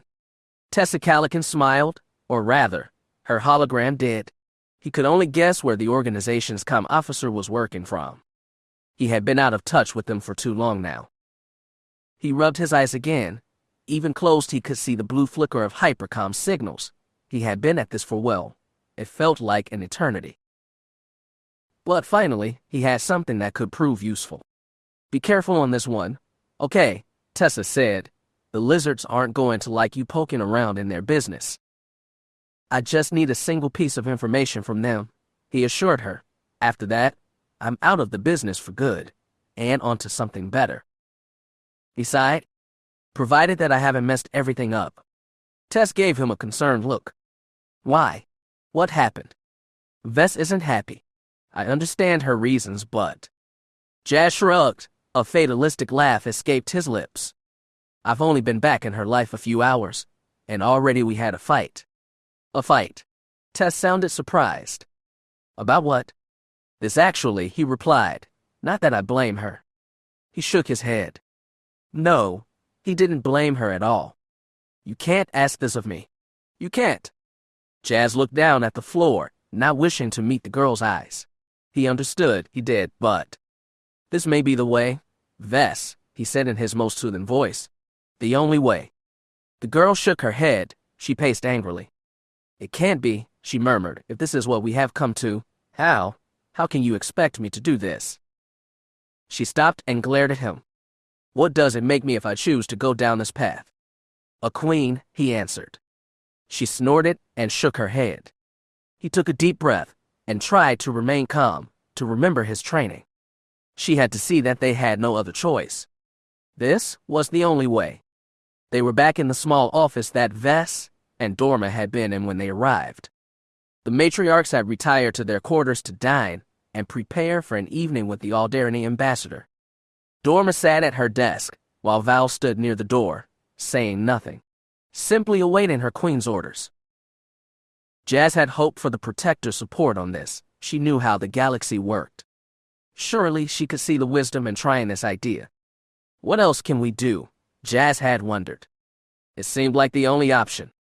They had spoken with the matriarchs for almost 3 hours and had gotten nowhere. They had discussed every idea that they could think of, any plan that might lead Viseria to her mother's throne. The only question was how to do it without tearing apart the world that Ves was born to lead. They had found no real solution. The matriarchs all agreed that the right of succession and the rule of law supported Viseria's claim. The problem was proving that to the rest of the matriarchy and winning their support. Adira too and her husband High General Lyran had been in power for almost a decade now, and had worked tirelessly to remove any trace of the old guard that could oppose them.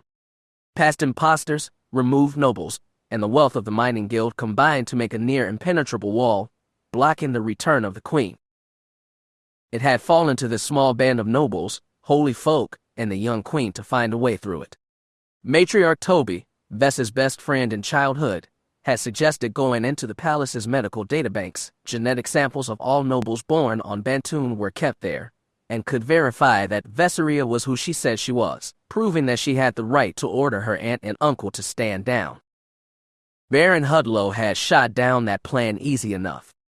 He reminded them all that the High General had had access to those gene banks for the last decade, and seriously doubted that those samples had not been tampered with.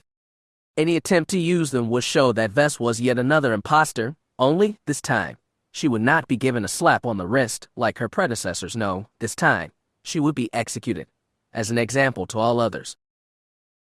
The matriarch withdrew her plan. She acknowledged that it wouldn't work. Matriarch Honoria suggested that Ves call the banners of House Astillo, the ancient agreement that all the matriarchs had upheld since the reunification centuries ago. Even if only half of them supported Ves, it would be enough to make the government reconsider its stance. Ves refused to do it. She believed that such a move would lead to civil war, and even if she and her forces were successful, Lyran's off-world allies would request Republic aid, calling her a usurper, possibly even bringing the Jedi into the fight on Adira's side. She would not risk it. Matriarch Bedoria, finance minister under both Ves' mother and grandmother, suggested the use of a work stoppage. She had many friends among the trading guilds, and thought such a protest might be enough to get the matriarchy to consider Ves' claim.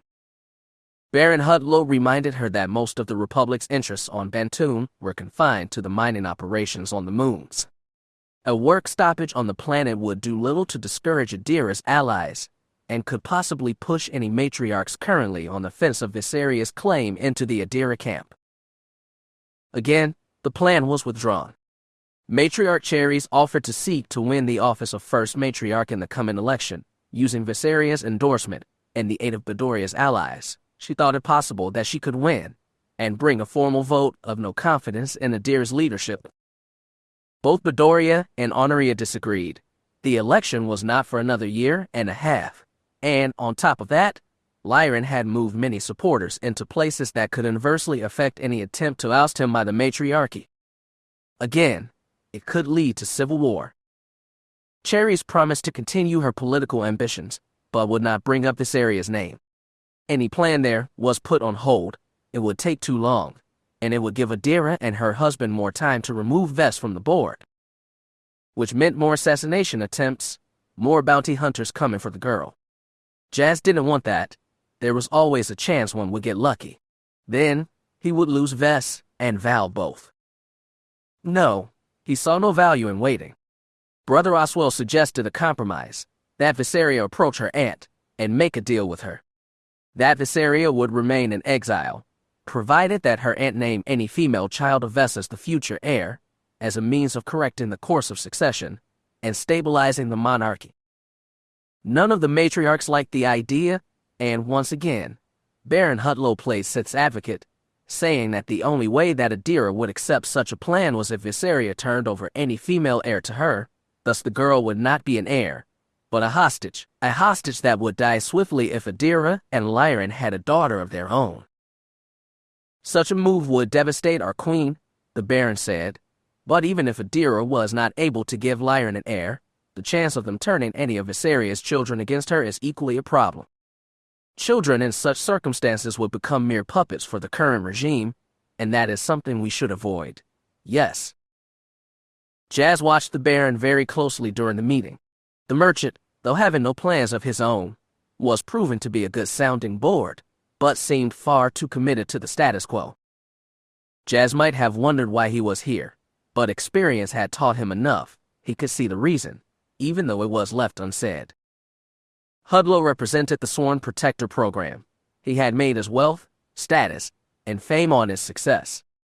He was here to protect that interest, should Vess succeed in winning back her throne. The man was here to protect his position, nothing more, but that didn't mean that they could afford to alienate him. Vess listened to each of these plans in turn, but still, Jas could feel her frustration growing. The hope she and Dorma had felt by arranging this meeting dwindling with each failed plan. As for Jas himself, there was only one topic that the matriarch sought to discuss with him: the chance of Jedi involvement. For months now, Adira had spoken many times in interviews and addresses to the matriarchy, promising that the Jedi would intervene on the side of progress if any troublemakers decided to oppose her work at bringing the Republic and Bantoon closer. Meanwhile, her husband Lyran courted the favor of those that distrusted outsiders, assuring them that Bantoon culture would be protected. The queen and her husband proved quite cunning, playing both sides against the middle, maintaining their grip on power. Jas, for his part, could not assure the matriarchs that the Jedi would not intervene against Vess. His brother remained involved in the Bantoon situation, or so rumors at the temple had suggested. Had he convinced enough of the council to view Viseria as a usurper? Would they choose politics over the rule of law? He couldn't say for sure. Jas looked over at Vess. He could see the tension in her back, the set of her jaw. He wished he could take her in his arms, let her know she was not alone. He almost pounded the desk in front of him in frustration. It was crazy. Vess was the rightful heir. Yet, she was being blocked at every turn. Any attempt to prove that she was the heir would be met with harsh resistance. My friends, Brother Oswell had said, it seems that we will need to ask our gods for aid. A miracle alone may be the only thing that will help sway our people now. It had been in that moment that Jas had gotten the idea. If they could not appeal to the gods of Bantoon, maybe they could make a deal with a demon. They had been so focused on proving Viseria's claim that they had not realized that there was another way to come at this problem. Rather than try to prove Viseria's validity, why didn't they go after Adira and Lyran's claim? He had broached this topic to the matriarchs, but they seemed unconvinced. After almost 8 years, the High General had all but erased any trace of wrongdoings on his part during his wife's ascension. Several key nobles that had been involved had vanished in the years since those events, and it was likely that any evidence committed to paper or hologramic format had been destroyed or erased. No, they would find no evidence of wrongdoing on Bantoon, nothing that they could bring before the matriarchy. What about off-world? He had suggested. That had gotten the nobles' attention. Jas requested a recess. He needed to speak with Viseria and Val alone. What he had to suggest would have to be their decision, but it would not be pleasant. Lyran had used off-worlders to carry out his plan. The mining guild people were untouchable, but there was one final group that wasn't. It would be to these that they would reach out. Viseria would need convincing. She would not like this. The Red Eclipse. Jas nodded, but he could already tell what Vess thought of the idea. She didn't say the pirate group's name. She spat it out like with something diseased, a curse upon the galaxy. The girl's eyes narrowed. You would have me go to the very people that murdered my mother, that killed my father. The Eclipse made a deal with Lyran, or someone in his government. If we can prove that, it may be the first step in unseating him, Jas said. He shook his head. It is not the best situation, I know, but it might win you the support you need. A shudder ran down the girl's spine. She turned away from Jas, looking out the window. He could feel the anger radiating off her. The thought of going to those that had hurt her, it was repellent. Jas, however, feared it was the only option. They needed evidence of the High General's wrongdoing. This, it may have been the only way to find some. Lady Dorma had joined them, once again sitting at the small desk. The noble frowned as Jas offered up his plan. She didn't seem convinced either. Would these pirates have kept such records, Sir Jas? From what I've heard of the Red Eclipse, they are not the type to leave a trail of their wrongdoings. The individual crew that carried out the attack would not, he agreed, but those that acted as a go-between, the ones that were approached about the deal would have. They would have been foolish not to have taken precautions. Char Valentine nodded. She, having grown up on the fringe, knew what he was talking about. You're thinking a blackmail file, right? Not a Jedi. Jas nodded. I'm sure the transitions don't call it that, but yeah. I doubt that Lyran and his allies paid them up front. They would want some type of record should the one who hired them decide not to pay up after the job was done. Or in case the people that did the hiring tried to silence them after the fact, Val added, they would have hidden such information, said it to come out had the mining guild or Lyran blamed them for what happened, and choose to simply off them as scapegoats. The Protector sighed. I suppose it is possible. Having such a file would be good leverage, should Lyran or anyone else choose to shift the blame totally on the pirates' heads. So, it is possible, is that not right, Protector? Dorma asked. Val nodded again. Yeah, my lady, I think it is.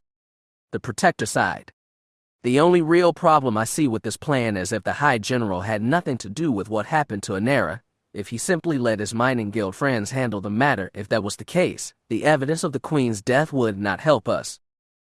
Jas was about to respond to that, but Dorma beat him to it. The noble woman smiled. Actually, Protector, that would be even better. Lyran and Adira have been playing the people against each other for years. She defends the off-worlders, while he plays to the traditionalists.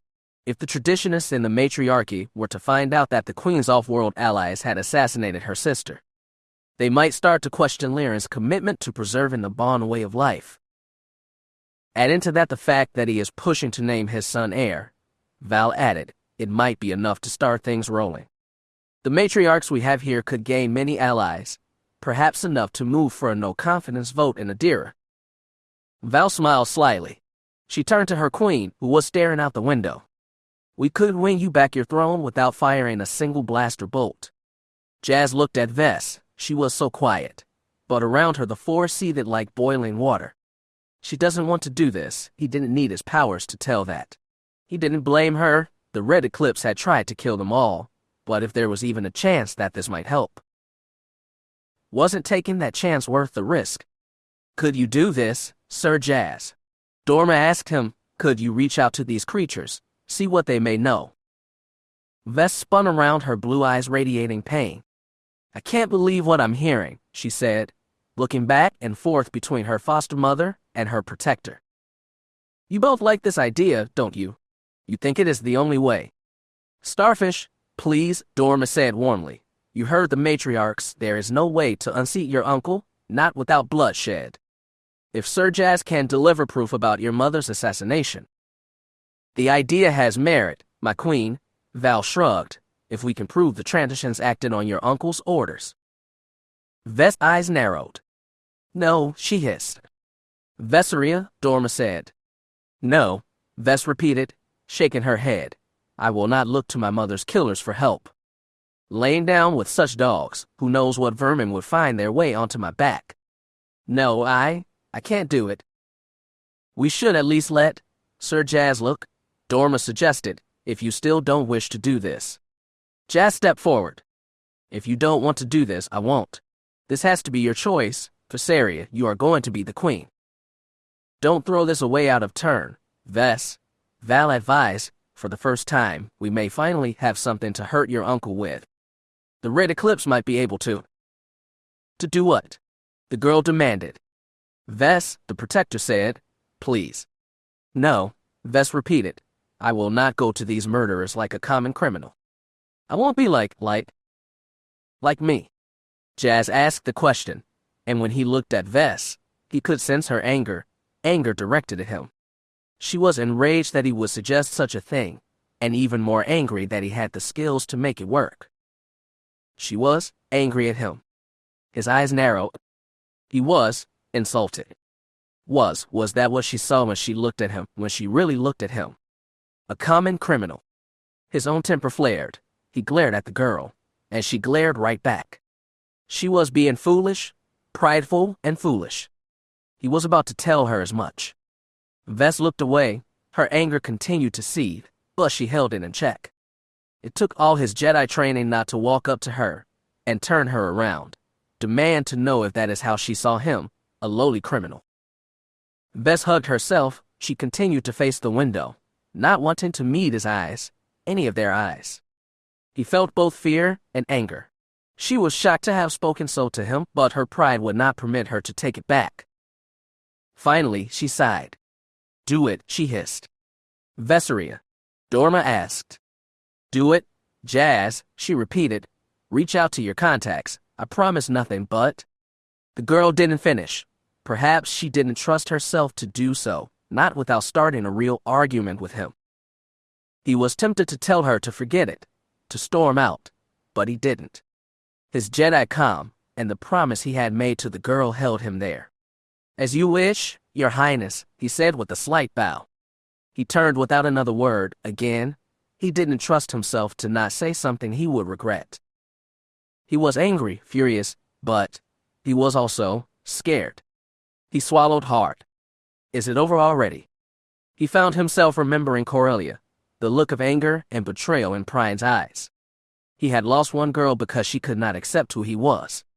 Had he just lost another? Had he failed again? He couldn't say. He just didn't know. He explained all this to Tess. He had just spent the last few hours checking with all their contacts, anyone who might have or had dealings with the Red Eclipse. He had hoped to speak with Co-op, ask his opinion, but his clan brother had not been able to talk. He was currently in seclusion. Rhonda was expected to go into labor any day now. Coop wanted to stay at her side, without interruption. Hearing that made Jas again question his choice to leave the organization. Coop was about to become a father. He wondered if he should be there. He wondered if he was being selfish by coming here, and if he had messed everything up, and all with a single angry word. Where's Vess now? Tessa asked. Out with Val and her Lady Dorma. The matriarchs are guests of the Alderani delegation. They are holding a party in their honor. Jas shook his head. So, tell me, Tessa, did I screw up my life again? Is this just like Corellia? His shipmate and friend pursed her lips. He could tell that she was thinking. Jas winced. He feared what she might say when she finally decided to answer. He feared that Vess would ask him to leave when she got back tonight. That he would be alone again, left to deal with the realization that he should never have come here. They didn't invite you along? Tessa asked. Val and I agreed it was best that I remain here. That way I could work in solitude, and Vess could have a chance to cool off. He gave his friend a pained look. Please, Tess, he repeated. Tell me that I didn't ruin everything again. She gave him a sympathetic smile. You want my honest opinion? Yes, please. The comm officer sighed. If I'm being perfectly honest, I'm thinking that you are making a battleship out of a tramp freighter. Jas' eyes narrowed. You think that I'm overreacting? I told you what happened, what I felt. She said some harsh words in anger. It happens from time to time, Jas. Tessa rolled her eyes. Relationships are not easy. Jas, people don't just get along all the time, and they don't have the benefit of learning to control their emotions like a Jedi. Again, his old friend smiled. I understand why you are worried. What happened on Corellia? It is understandable that you would be a little blaster shy about being in a relationship. But I felt it, Tessa. Her anger. It sounds like she was more angry at the idea than at you. His friend shook her head. James, you are going to fight with your girlfriend from time to time. It happens. Seska and I fight all the time, and we don't break up because of it. We're not talking about you and your wife. We are talking about... Jas blinked. Girlfriend, he said. I don't know. Tessa gave him a knowing smile. He stopped and sighed. There was no reason to deny it now, was there? He gave her a sheepish look. Who told you? Vess, well, you just confirmed it. Thanks for that, by the way. He blinked again. Vess told you. She nodded. During her stay with us, she pulled me aside, and we had a nice talk, woman to woman. Jas almost whimpered. Should I be worried about what you talked about? I don't think so, his friend replied. We spoke about you, your likes and dislikes. She asked a few questions about Prin, but that was just a young woman sizing up the competition, I think. Tessa chuckled. She adores you, you know that, right? She had a crush on you when she was a girl, but now that she is a woman, I think you are both free to make your choices. She certainly made her choice clear to me. All of her questions when we talked were how she could be more appealing to you. I think she is worried that she is unworthy of your attention. That surprised him. Vess, unworthy of me. Tess gave him a sly look. I'm not sure what happened when you two were out looking for Val, but it is clear to anyone with eyes that our dear little Vess has staked her claim on you, and that she has fallen hard, harder than she may be willing to admit. I doubt she would just throw that away over a single argument. Tess gave him a curious look. How does Val feel about this? It was she that suggested that I get to know Vess as a woman, he answered. I still care about Val, but her mission and programming make any relationship chance between us almost impossible. Tess nodded. She didn't push him further on Val, which he was grateful for. That was yet another sensitive subject. He was not ready to explore it. Not yet, anyway. He gave his friend a sheepish smile. So what do I do now? That is between you and Vess, I think, she answered. Do you want things to continue between you two? Jas nodded. He didn't want things to end, and not simply because he promised to help her. He wanted to see if they had a chance. If she found someone better, he would step aside, but he didn't want things to end like they had with Prin.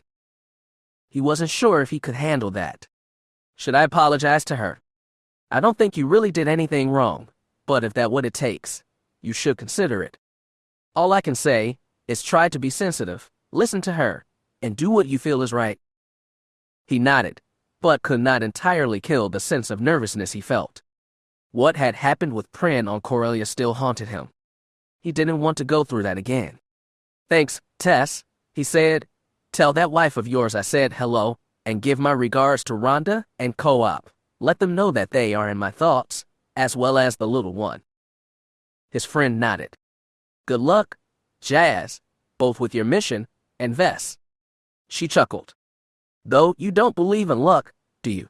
Well, in that case, I guess I should say, may the force be with you. He nodded. And with you. The call ended, and his friend vanished from the hypercom. Jas sighed and sat back in his chair, thinking about what Tess had said, that in the information that she and his other contacts had offered. It wasn't bad, truth be told, he could. He paused, realizing suddenly he wasn't alone and hadn't been for a while. He looked over his shoulder. Char Valentine stood there, clad in her full armor. She gave him a warm smile. Smart lady, that Tessa, she said. Talk about the wisdom of the matriarchs. She is not a fool, that is for sure, he agreed, suddenly wondering how much she had heard. She didn't seem sad or insulted. That was good, he supposed. Do you need something? He asked.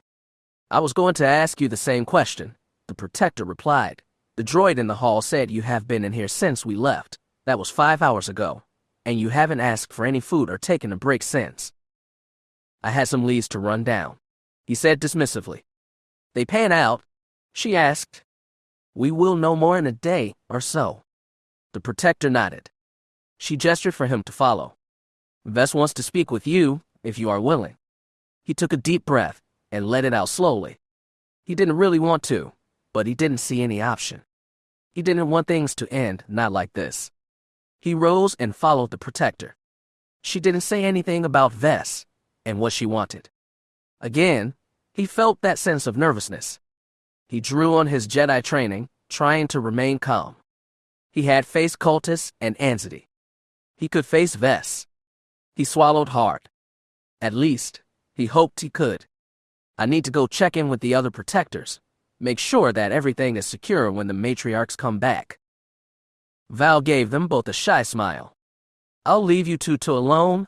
Contact me if you need anything. The protector left without another word. Both he and Ves watched her go. Jas grimaced.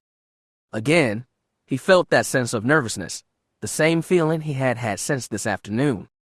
Ves stood before him. He would be lying if he said he was not, intrigued by what he saw. The shimmer silk dress left little to the imagination. It clung to her like a second skin. It was cut low in the back, with a small window in front. The right leg slit just so to give the girl freedom of movement. She didn't have her back to him, but she refused to meet his eyes. Again, he could sense her emotions. Anger and regret were at war, though he could not say what was causing her more pain, the former or the latter. They stood there, the air thick with tension, both not trying to look at the other, both trying and failing. Finally, it was Ves that broke through that tension. She spoke. Were you able to find what you were looking for? Did you manage to contact the transitions? I made some calls, he informed her. It should take a few days. By then, we will know more. She nodded, still trying not to meet his gaze. Her refusal made him extremely self-conscious. Finally, he couldn't take it anymore. He tried to speak. They both did, at the same time. Twice they tried this, and twice they failed. Despite what had passed between them, the failed attempt managed something positive. It broke through the barrier between them. Both of them laughed nervously. You first, he offered, with a smile. I'm listening. She nodded. She took a deep breath and gathered her wits and her courage. She gave him a sheepish smile. I wanted to apologize. What I said earlier, I didn't mean it. The thought of turning to my mother's killers, it was too much. Jas nodded. He understood. How could he not? He could sense her pain.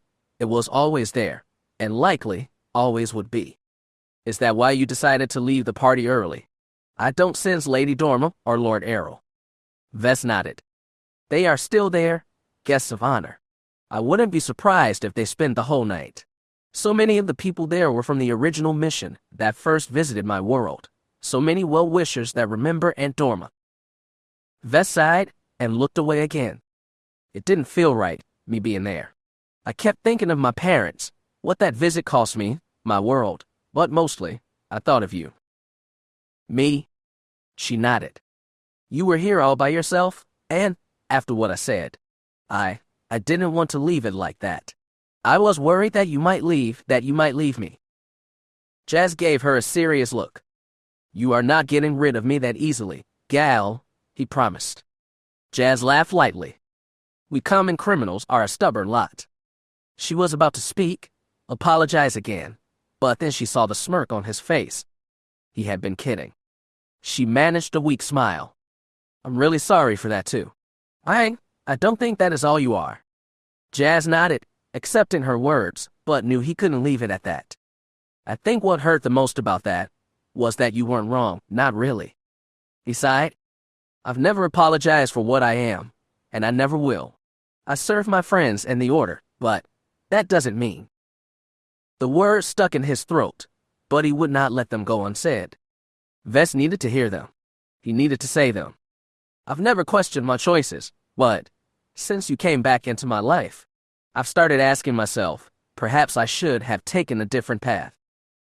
Now he did manage to meet her gaze. She needed to know. The words spilled from his mouth. He couldn't stop them, even if he wanted to. I want to be better, Veseria. I want to be better for you. He looked down at his feet. You make me want to be a better man. She looked at him with wide eyes, and stepped closer. She approached him, and didn't stop. He could have backed up, but he didn't. He found himself looking down into her blue eyes. She stood so close, their bodies were touching. He should have felt uncomfortable, having someone that close, but he didn't. He was glad she was here. His heart raced. He could smell the perfume she was wearing and smell the clean scent of her hair. She reached out and touched his cheek. He leaned into that touch, enjoying it. The girl smiled. "You have nothing to change," she informed him. "You are my knight, my savior." She grinned then, his fears evaporating as he looked down upon her, seeing that warm, gentle smile. "You," she murmured, "are the man I love." He took a shuddering breath, trying to calm himself, but this time, it didn't work. He couldn't be calm, not now. She had said the words again. The man I love. Were there any more beautiful words in the lexicon of human language? He didn't think so. He found his arms around her, their lips met. Vess wrapped her arms around his neck. Any fear, anger, or doubt was gone. It was burned away. A heat suffused the force itself. Desire. Need. The girl whimpered as he kissed down her neck, and still it wasn't enough. "No," Vess gasped. She pulled him back, barely holding on to control. "Not here," she growled, her fingers moving quickly, expertly, unbuttoning his shirt. He grinned. "Where?" he asked in a husky voice, barely able to contain himself. "My room," she answered, taking him by the hand. He let himself be led. It had been months. Now he knew. Bantoon had not been a mistake, a one-time happening. She wanted it. She wanted him. Perhaps he should have backed away, but he couldn't. Vess led him into her chambers. Her gown fell away, puddling at her feet. Again, she was in his arms. He could have stopped, trusted in his Jedi calm, but he did not. He knew what he wanted. To protect her, to love her. Vess giggled as he kissed his way down her neck again. He reached out with force, closing the door behind them. He would discuss the plan with her later. For now, there was this. She needed this, and that is what she would have. Chapter 30. The Form. Here we go again. Hot shot. Jas smiled as he made the final adjustments. The ship's hyperdrive continued to count down. Under a minute until reversion. Under a minute until they reached their destination. "I suppose so," he agreed, "though I think we should try not to get hurt on this one. Our last 2 missions, they didn't end well." Val shrugged in acknowledgement. She knew he had a point. Twice they had gone off together, and both of those missions had ended with one of them needing medical attention, first him, in the high mountains of Alderaan, and then her in the planet's capital city. She gave him a confident smirk.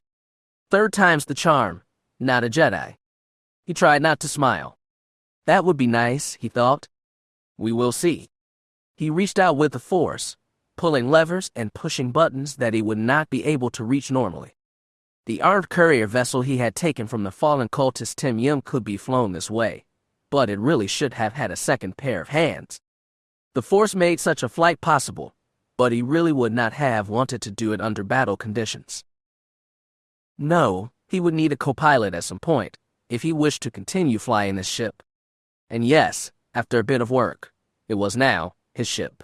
Shusk and a team of organization engineers had gone over the vessel during his stay at the Jedi Temple. They removed or replaced anything that could have been exploited by an enemy.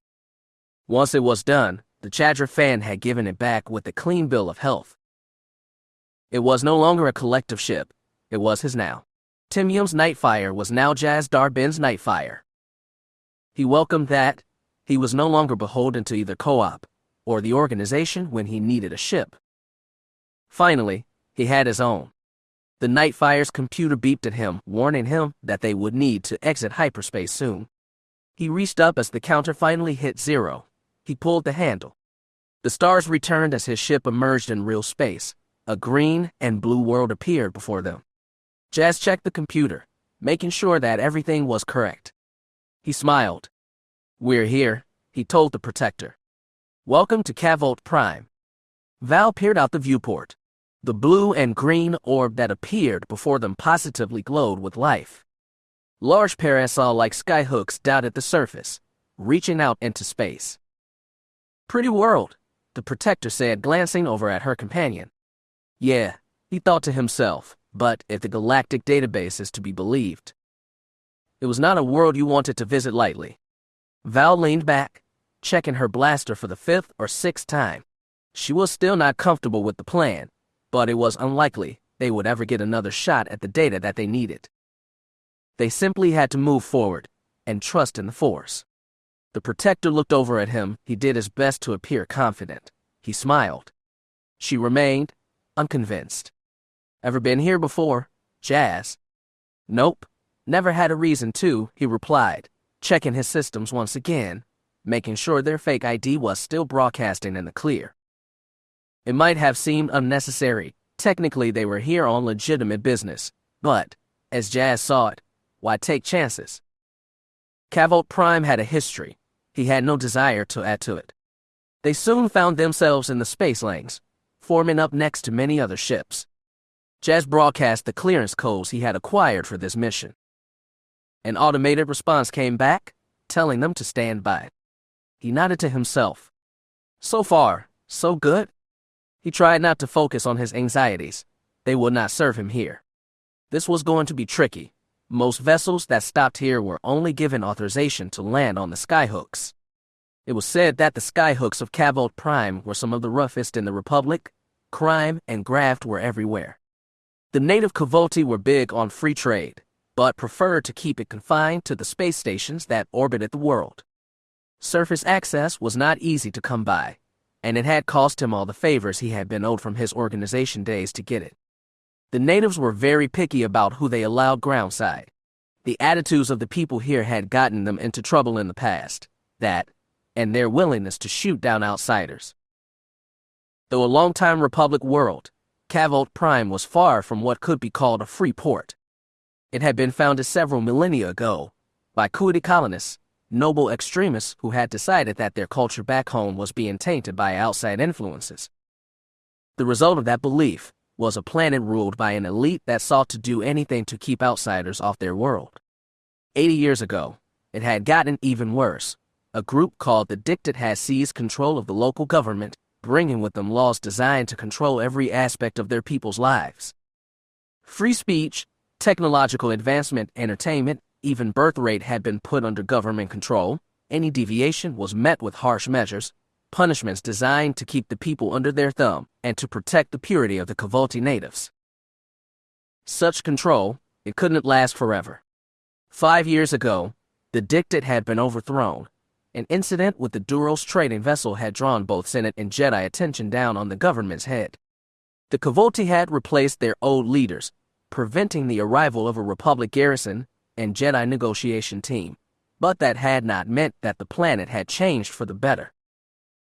The continuous committee that had replaced the Dictate remained committed to the edicts and decrees passed by their predecessors. Eventually, things might change, but in the meantime the noble houses saw little reason to. Not a pleasant world, but it did have one advantage. The Cavoti preferred that no one interfere in their business, and now, that business included data retrieval and distribution for the syndicates. For that reason, Jas and Val now found themselves here. They would have very little time to get out when they acquired the information they sought. Jas couldn't say how quick of a response they would see from the authorities, but he had to assume that it would be fast. The committee's security forces watched everything. They would need to be faster.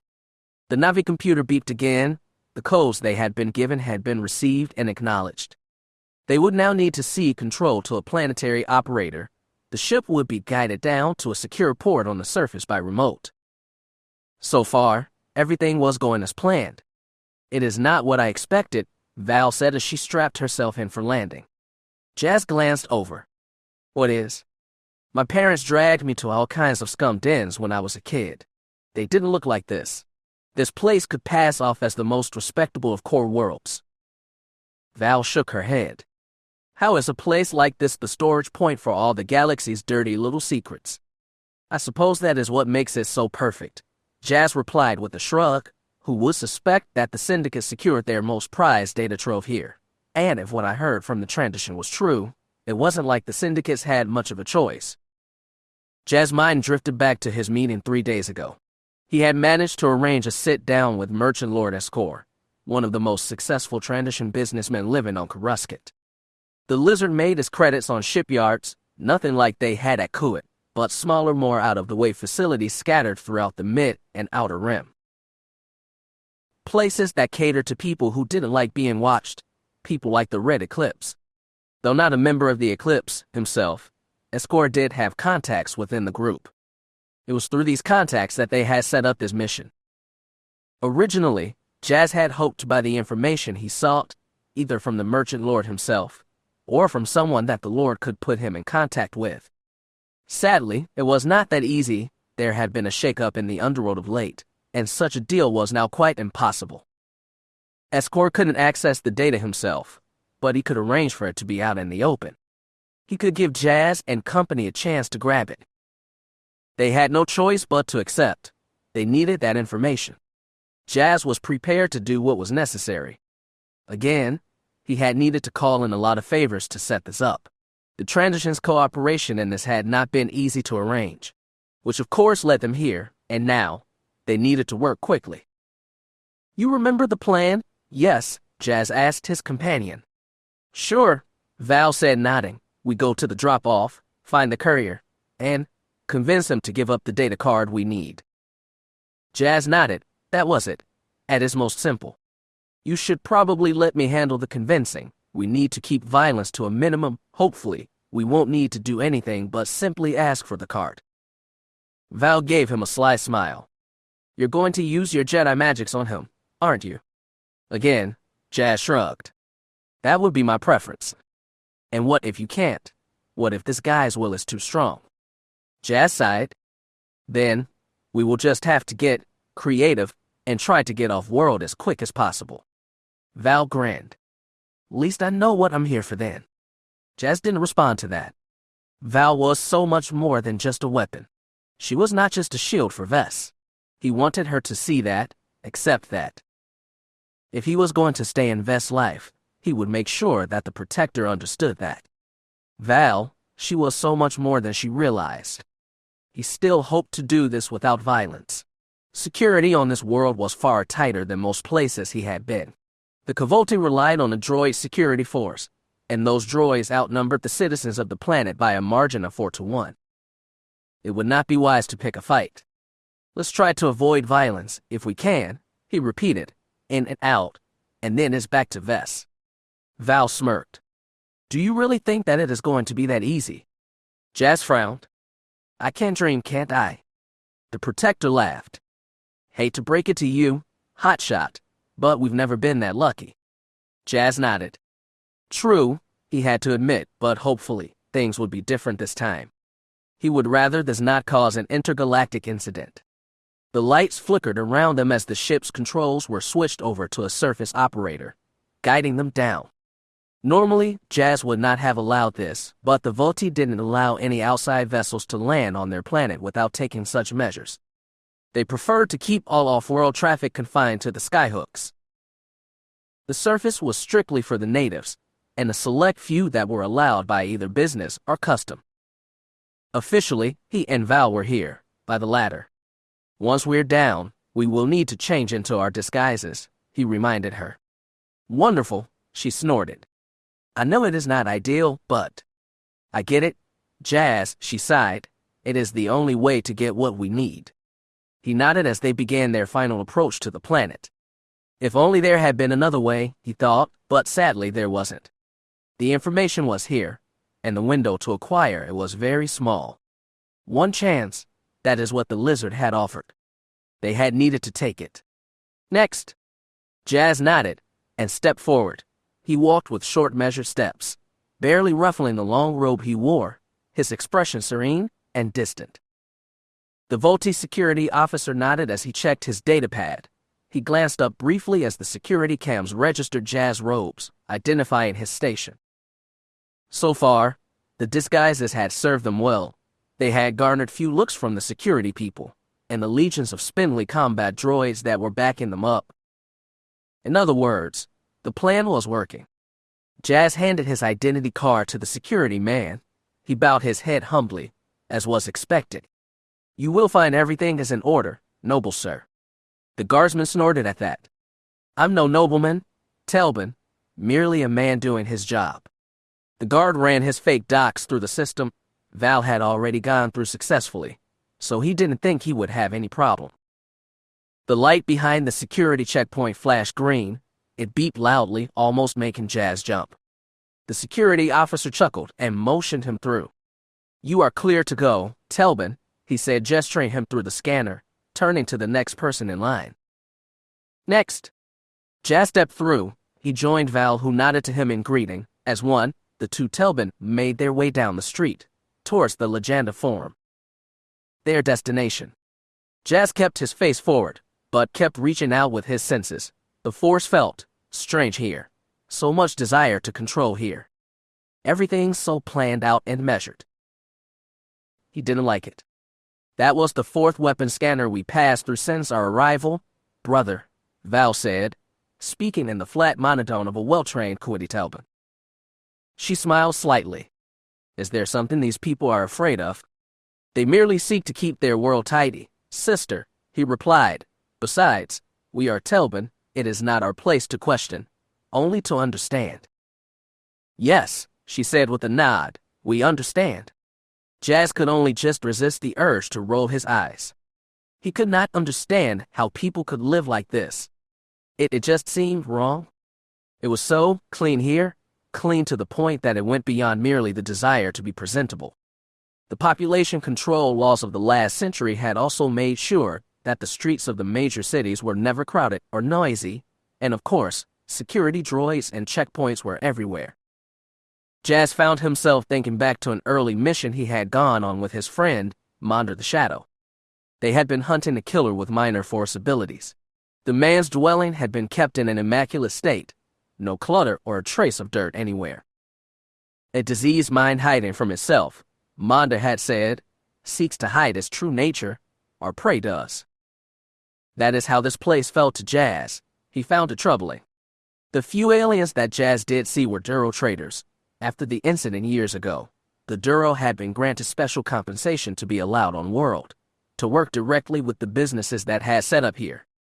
They were one of two types of outsiders that were not given a second glance by the natives. The Telbin were the other. The Volti natives remained true to their Kuwaiti heritage, so much so that they continued the use of Telbin servants to promote genetic diversity in the ruling class. Trained from a young age, Telbin served as a means for the nobles to produce children without forming shaky marriage alliances with their peers.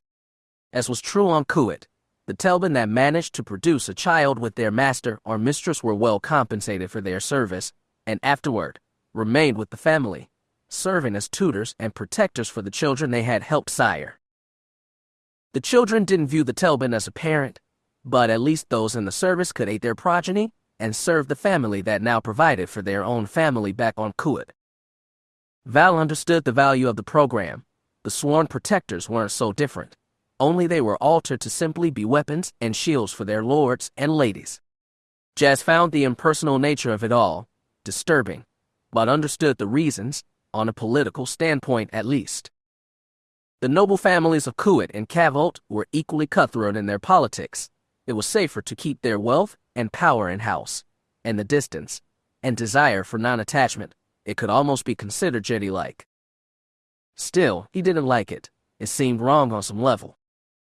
Or maybe he had simply lived outside the Order for too long, maybe.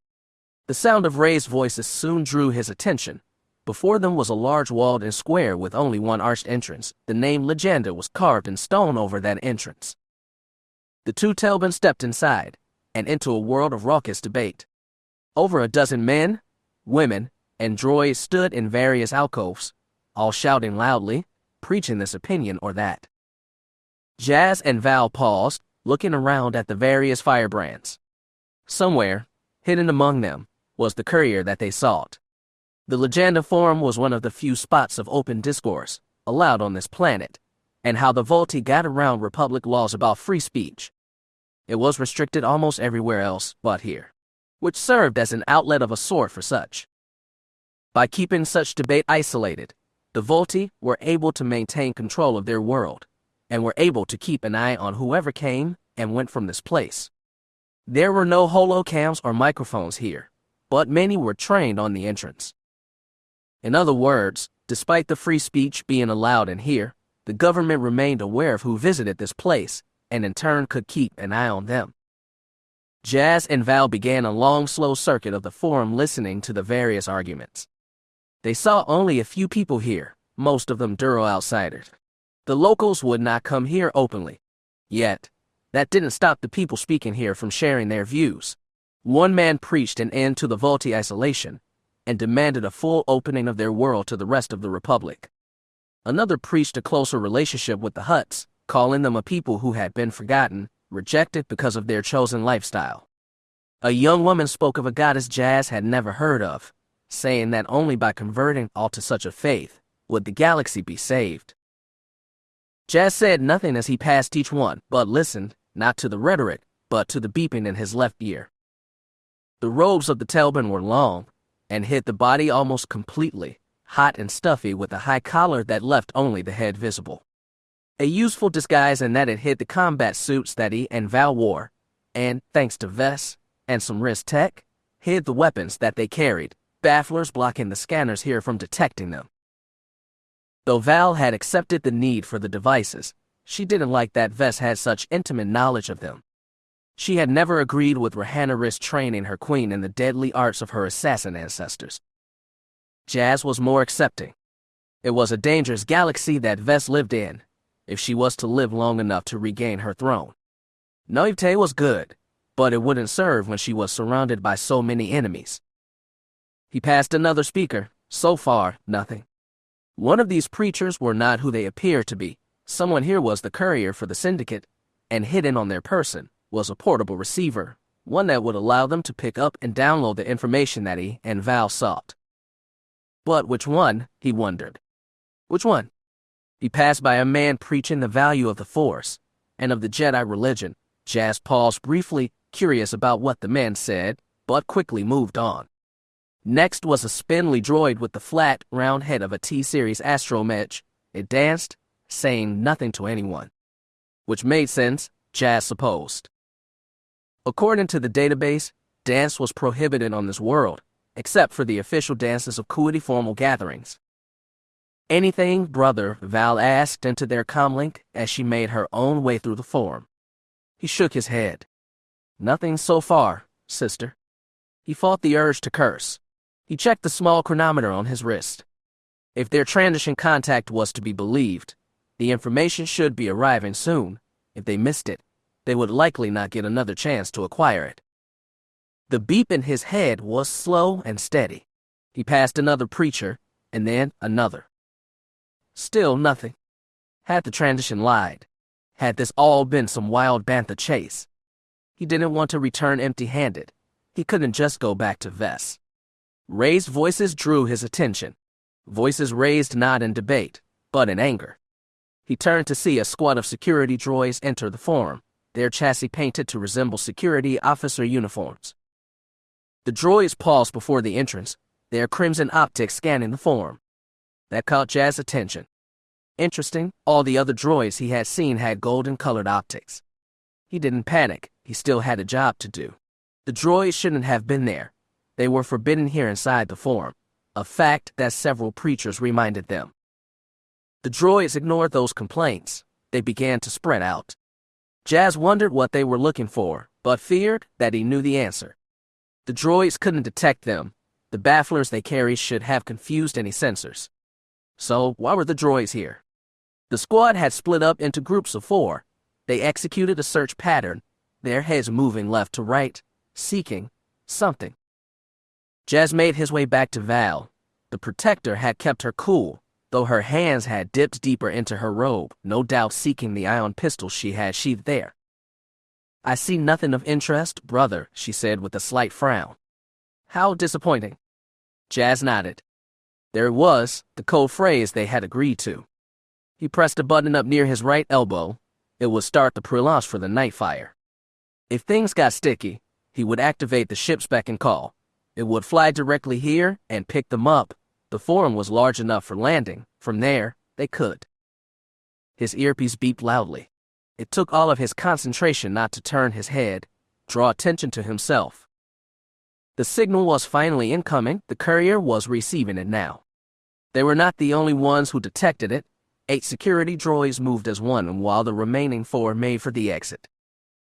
Everyone was converging on a single location.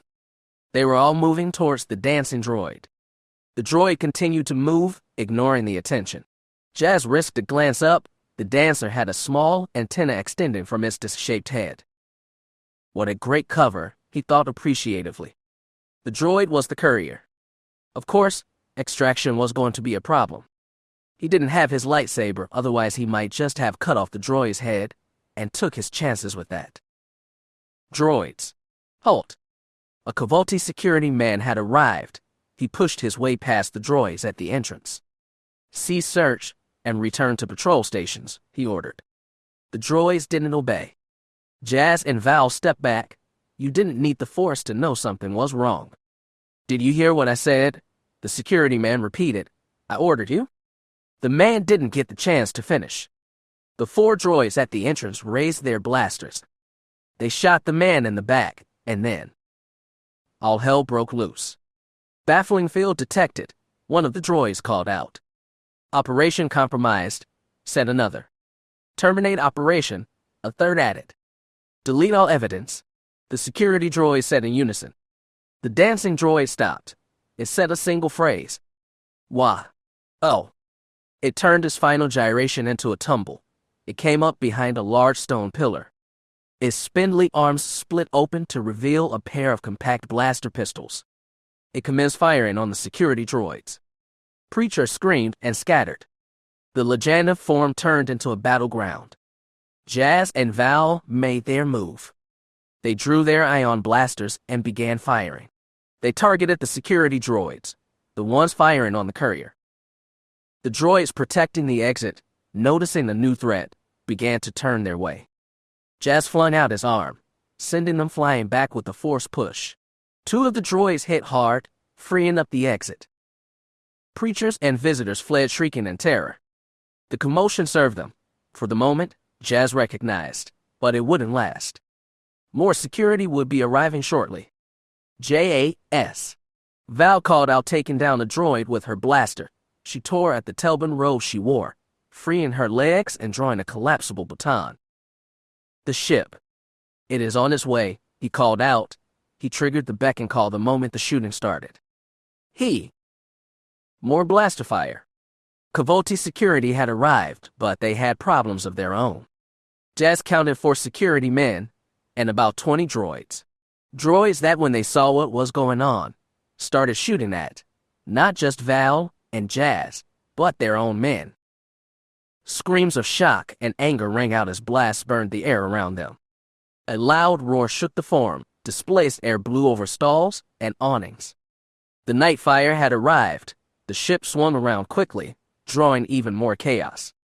Jas blasted the last security droid between him and the courier. He reached for his belt, but realized he didn't have his lightsaber. He had no way to take the droid's memory core. It turns out, he didn't need to. The dancing droid's round head rose, noticing first the ship, then James. That you're right, it called out. Jas nodded. We're getting out of here, he shouted. The courier raised his blaster and shot another droid targeting it. The security unit fell, babbling something about deleting all evidence. Mind if I tag along? The dancing droid asked. I can pay. Jas nodded. He still wasn't sure what was going on, but Val. The protector heard his shout. She had just taken down both a droid and one of the human officers. She looked up at her ally. We're leaving. Char Valentine didn't need to be told twice. She bolted for the hovering ship, which even now was lowering its boarding ramp. Jas covered both her and the droid courier with his blaster.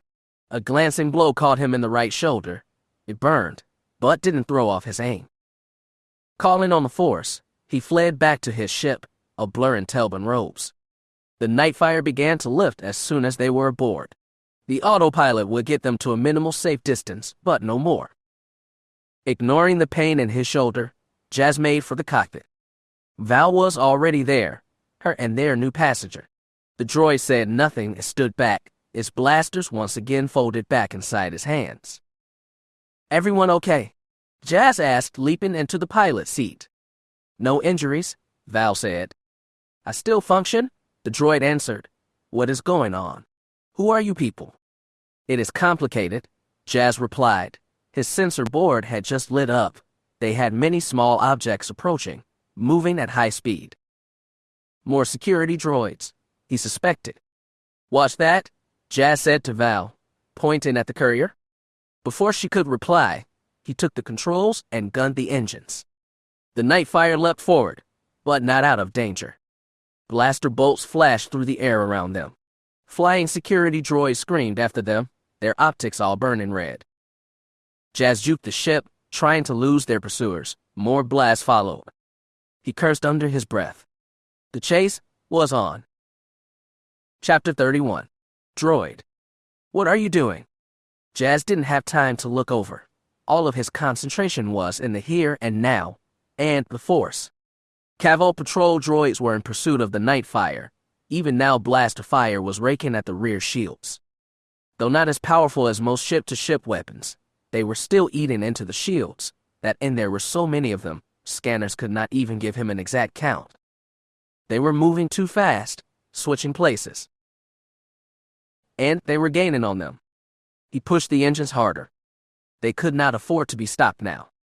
Val sat next to him in the co-pilot seat, the droid they had found at the forum in one of the seats behind them. It had not stopped talking since they brought it aboard, offering suggestions that he didn't have time to listen to. An alarm went off on the panel to his left, a proximity warning, too many droids flying too close to the ship. He ignored it. He didn't need the computer to tell them they were in trouble. He already knew. The ship rocked, struck again by blaster fire. Something hissed steam in one of the panels behind them. "Why haven't you angled the deflectors yet?" The droid called out. "Captain, doesn't your girlfriend know how to fly?" "I'm not his girlfriend, you trash can," Val snarled. "I'm not helping," Jas shouted, sending the ship spinning to the right. He heard a banging sound on the hull, one of the droids impacting on the shield. Another alarm. He risked a glance at the scanners. Every time they slowed, the droids increased speed, moving in. He cursed under his breath. This wasn't going to work. These are Scarab-class patrol droids. Their mechanical friend informed them. Their main form of attack is to envelop an enemy vessel. They will surround you, slow you down, and force you to land. At least, that is what they would have done before their new programming. "What new programming?" Jas asked. "They belong to the Combine, and right now, the Combine is in defense mode. It will not allow me to continue to function. The Scarabs will surround us and either force us to crash or fire until we are destroyed. Anything to prevent the authorities from learning too much about our operations." Jas shook his head. "Syndicate reprogrammed security droids." "Wonderful." The ship rocked again. He did the only thing he could do. He punched the accelerator. "Val, take the seat behind me. I need you on the tail gun. See if you can slow these things down." "Don't you need a co-pilot?" the protector asked. "You're not helping much on that front, Missy," the droid chimed in. "I'm programmed to fly 83% of Republic standard vessels. I can't handle the shields and the power systems." Val shot Jas a look. They had only just met the droid. Could they trust it? "I would rather not get scrapped today," it responded, anticipating them. "I will help you. It is in my best interest to do so." Jas nodded. He had heard enough. "Slide over, Val. I need you on weapons." The protector cursed but moved. The droid settled into the co-pilot seat, his spindly arms flying over the controls. Jas noticed the improvement immediately. The droid corrected what Val had not known. The ship was already accelerating again. This might actually work. "Get those blasters firing, Missy," the droid said. "Captain, take us up into orbit and make for the skyhooks. Get as close as you can. It will interfere with the Scarab sensors." Tail guns thundered. Jas trusted Val to hit something, but didn't dare check. He followed their new companion's instructions. He sensed no duplicity. They continued to climb, Jas flew equally by instinct in the Force. Cavolt's skyhooks loomed above. He dove beneath one, so close the hull almost brushed metal. The patrol droids were fast, but maneuvering so tight was hard. Several slammed into the underbelly of the skyhook. New alarms. More signals off starboard, 3 medium ships on intercept. Cavolt security. Blaster fire intensified. The Scarabs were getting desperate, trying to destroy them before the authorities intervened. Jas, Val shouted, fear edging into her voice. Whatever you're planning, do it fast. Almost there. Almost. Laser fire from the security ships. The night fire cleared the station's shadow. Enough distance. He pulled the handle. The stars stretched thin and disappeared. A dark blue tunnel replaced them. Hyperspace. Jas exhaled. They had made it, away and safe for now. He leaned back, eyes drifting to the droid sitting beside him. The flat head turned, optic focusing on him. Join us in the lounge, he said. It is time to talk. Your bosses, whoever they are in big trouble. Jas said nothing. He observed the droid. It slouched in the lounge seat. Slouched. Droids didn't slouch. Val stood nearby, ion blaster in hand, glaring. Her distrust was obvious. Bantoon history with droids ran deep. The data stream you intercepted, Val said, voice cold and dangerous, we need it. You will surrender the data now. If the machine was intimidated, it didn't show. Its optic focused on Jas instead. Is your girlfriend pointing a weapon at me really necessary, Captain? I'm not his girlfriend, Clanker. I'm in a great deal of trouble, the droid interrupted. Whatever your employer is paying you for this job, it is not enough. Trust me. It leaned back. The combined automata does not take kindly to syndicates who break their deals with us. The words hit Jas like a punch. The combined automata. Impossible. The combined automata was decommissioned years ago, he said. The Jedi wiped out his leadership. We lost assets, yes, the droid replied, but you cannot destroy an organization that already has infiltrated every corner of the Republic. We have droids everywhere. It folded his hands behind his head. Another disturbingly organic mannerism. Val frowned. What is the combined automata? Assassin droids, Jas answered. They tried to take their rightful place over organics. The Jedi crushed them. He remembered the reports.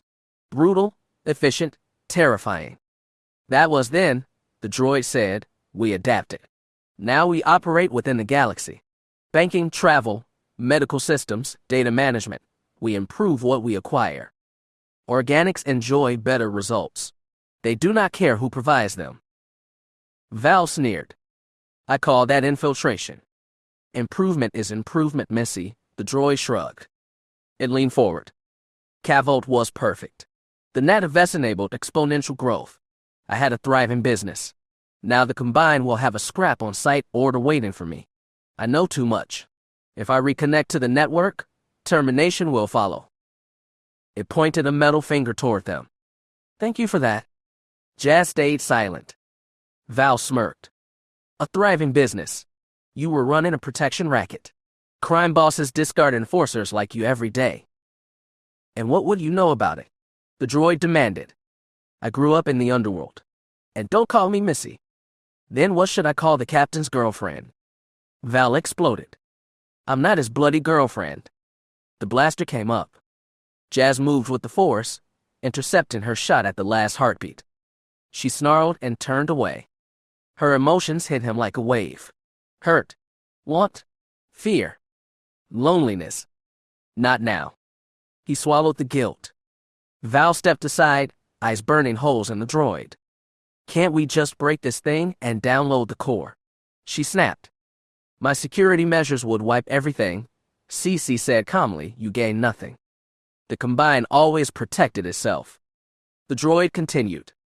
Your bosses will lose access to our services. Data systems fail. Security shuts down. Rival syndicates take everything. You cannot afford us as an enemy. Jas now understood his core's trap perfectly. Someone else would pay the price. He smiled, adopting that cool old persona of his, negotiator, not enforcer. There is no need for hostility. Let's reset. Names. Respect. Basic steps. I'm Jas Dar Bynn. This is Char Valentine. You are. The droid resisted answering then. My designation is CC-61T. You may call me CC. A bodyguard. Val prodded. Once. The Combine allows skill expansion. I enjoy dancing, actually. And you pilot? Jas noted. I download what I require. He nodded. Adaptive. Independent. Dangerous. Useful. I can't undo Cavolt, Jas said, but we can help each other. Protection from the Combine in exchange for the data. Val blinked at him. We can. We can. The droid processed. Silent. Calculating. I will be able to leave freely. It asked. Yes, Jas promised. Come through, Val added, and you go where you want. 10 silent seconds. Then? Very well. It is a deal. Jas extended a hand. The droid shook it. Welcome aboard, CC. So, Val muttered, we have a droid now. What you have, CC corrected, is an ally. Jas nodded. An ally. Unconventional. Maybe unpredictable. But exactly what Viseria needed. He allowed himself the smallest smile. Why not? Chapter 32. Bound. She is standing at the door. The realization woke Jas out of a doze. He had just settled into one of the Nightfire's small guest cabins. It served its purpose, especially since he had offered Val the main, where he usually slept when he was aboard ship. She had tried to refuse, but he hadn't allowed it. There was no reason she should not enjoy some comfort. After everything she had been through this year, he did not see a problem with that. It had been the right thing to do. They were still a few hours from Coruscant. The ship's computer monitored their progress, and their droid guest, CC-61T, was currently powered down in the lounge, connected to one of the portable generators that Jas kept on board for emergencies. The droid could have interfaced with the ship and recharged that way, but Jas would not allow it. He had no idea how good at computer slicing their new guest might be. He had no desire to risk the droid introducing a program into the Nightfire system. He recognized the need for caution. Their new guest might have agreed to aid them, but had not yet earned their trust. That could only come with actions and time. Jas was curious to see how this new relationship would play out. Having dealt with the droid and their mission, the group had settled in for their flight back to Coruscant. Val had retired to the captain's quarters while Jas remained on the bridge. Before leaving, he had spent some time scanning Republic security channels, looking for any updates suggesting they were being sought or pursued. So far, nothing had turned up, which should not have been a surprise. He had masked Nightfire's signature before they had left Coruscant. His gunship was unique, but not uncommon. There were enough of them flying across the galaxy to prevent any hard target search for it. And besides, Cavolt's security had bigger problems to worry about. A droid syndicate had infiltrated their security systems. They would no doubt spend time trying to find out what had caused their defense droids to malfunction, and when they did that, they would likely discover the changes the Combine had made to their machines. That would tie things up more on Cavolt than anything Jas and Val had done. Knowing that, it was safe to assume they had made good their escape. Satisfied with how things had played out, Jas retired to quarters to try and get some rest. The ship was monitoring both their journey and their new droid guest. It was programmed to alert him should anything strange come up. He had only just begun to settle in for a nap when he sensed Val's presence. What was this about now, he wondered. He could sense the Protector's emotions. They were all over the place. It left him curious, to be sure. Confusion, self-consciousness, anxiety, they all filled the connection he and Val shared. Yet that was not what concerned him the most. He had nearly been asleep, slipping down into the nothingness of true rest, when he was struck by a wave of shock, hitting him like a fist, erasing any chance of slipping back into the peace of his dreams. He had been left breathless. He lay in the bunk, heart pounding, his Jedi command techniques aiding him. He took a deep breath and focused, recognizing what had happened. It had come from his connection with Val, but it passed quickly. Reaching out himself, he felt nothing amiss, a moment of surprise that faded to nothing. I'll ask her about it in the morning, he thought. Perhaps she dropped something, or something on the ship shifted and startled her. That probably would have been the end of it, but now he could sense her outside his cabin, sense her desire to speak, but at the same time, a sense of trepidation. Jas frowned. Val had nothing to fear from him. If something was bothering her, they could face it together. He had her back. Always. She was just outside the door of his cabin. He could feel it. Yet, for some reason, she could not bring herself to knock. She hesitated each time, her hand raised, about to knock, and she stopped, her voice failing her as she considered calling his name. She wanted to talk to him, perhaps even needed to, but she could not bring herself to do it. Something stopped her each time. He did not understand. Val was one of the strongest people he knew. She had no reason to fear speaking with him. He would never harm or hurt her intentionally. His eyes narrowed. He could not just leave her like this. He decided to force the issue. He reached out with his power and triggered the door. Val yelped with surprise. Heey, she called out. Jas kept a straight face, though the moment was amusing. He gestured her forward. Hello, Val, he said, calm, even. You can come in if you like. She quickly regained her composure, though some nervousness remained. Hey, Jas, she began. Mind if I join you? He sat up in his bunk and smiled. I remember those words. You spoke them a long time ago, back in the Follies mess hall, on our way to Alderaan. The mention of that night, their night, affected Val. The protector grinned. I remember that night. I still remember it fondly. Jas nodded. As do I. Any regrets? She asked him. If any, the fact that it only happened that one time. Her smile grew. The tension eased. Val took a deep breath. Speaking of what came before seemed to give her courage, or perhaps reminded her she had no reason to fear him. She stepped inside. No hesitation now. She had rid herself of the Kuwait Telbin disguise, changing back into the light shirt and leggings she had worn when they first left Coruscant. She wore no visible weapon, a sign of trust. Of course, she did not need a weapon. Val herself was dangerous. She padded across the chamber silently and sat down on the side of his bed. FS, FES, GS, GGF, GF, GF, GF, GF, GF, GF, GF, GF, GF, GF, GF, GF, GF, GF, GFG. FS, FES, GS, GGF, GF, GF, GF, GF, GF, GF, GF, GF, GF, GF, GF, GF, GF, GF, GFG. That seems like a lifetime ago, she said. That night, what happened? Things seemed so much simpler then. I had a little girl to protect, my queen's daughter. That mission made sense. Everything seemed to make sense. Not much has changed, he shrugged. You still have your mission and duty. You serve your queen well. No one can deny that. Val sighed.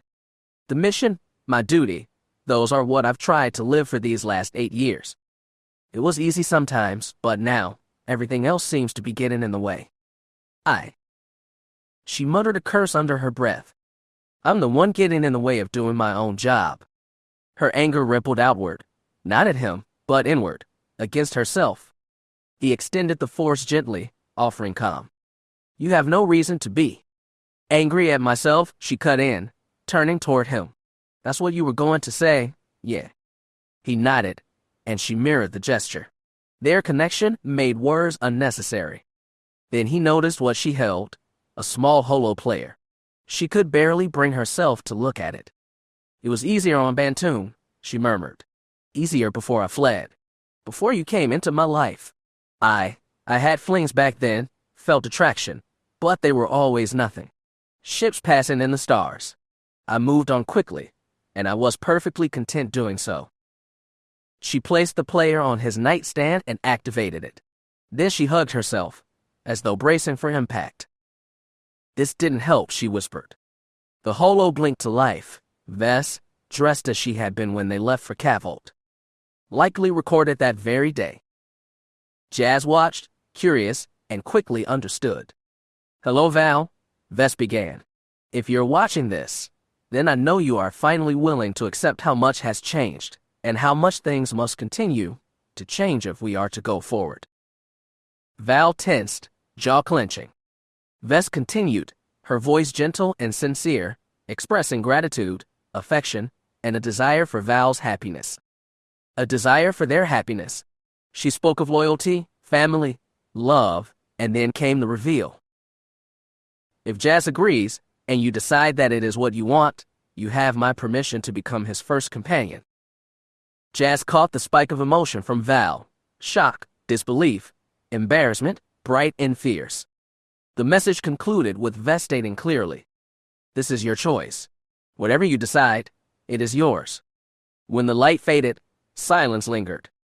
Val kept her eyes averted, arms still wrapped tight around herself. Jas spoke softly. I'm not sure I understand. First companion, what does that mean exactly? It isn't discussed openly, Val replied in a low voice. Mostly a noble thing. So what does it mean? Her breath shuddered. Do I really have to spell it out? He raised a brow. Please? She still didn't look at him. Color rose in her cheeks. It means that well, you know. Ah, he said. I see. She finally whipped a glare up at him. Ah, I see. That's it. It's pretty straightforward.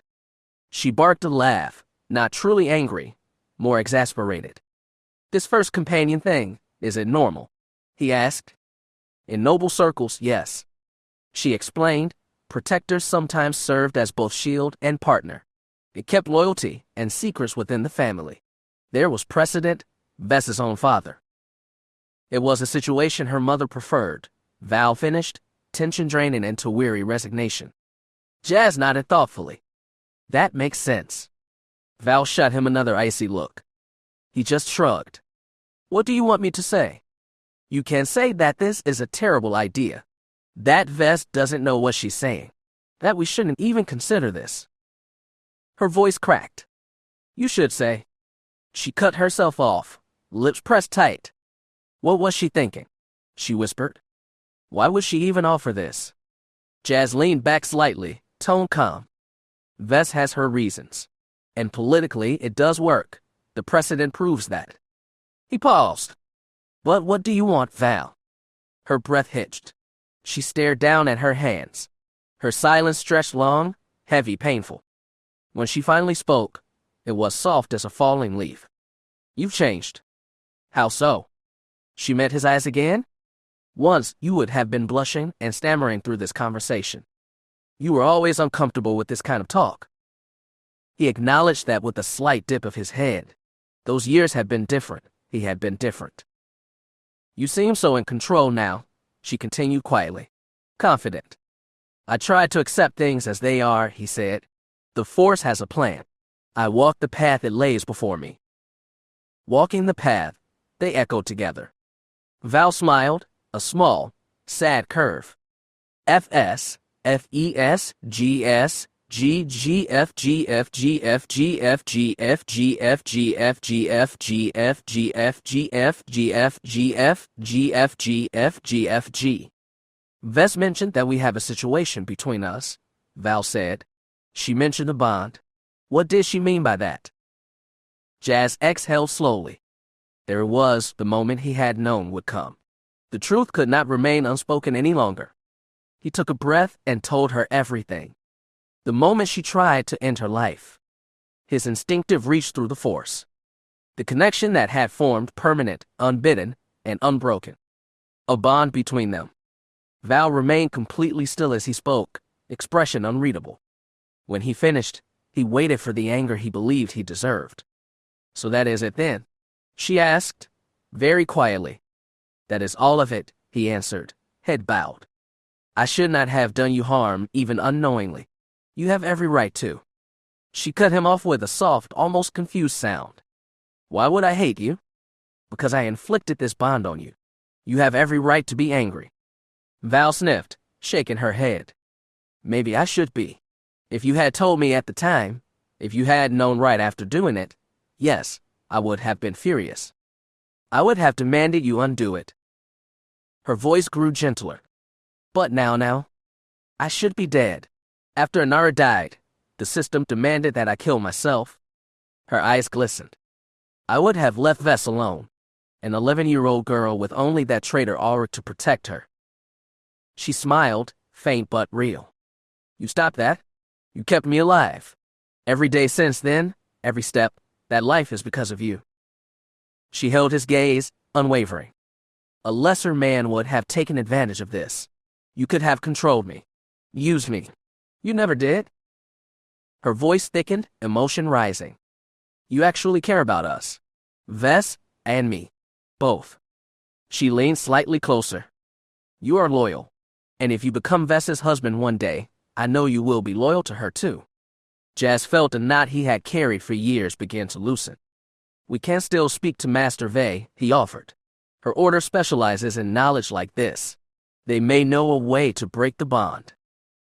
Val shook her head immediately. That's unnecessary. I am used to being bound to my mistress. Being bound to you as well, I don't see the problem. She laughed softly. It's not like you're some cruel Murglak who enjoys hurting people. He almost laughed, relief flooding his chest. So, he asked carefully, what will you do about Vess's offer?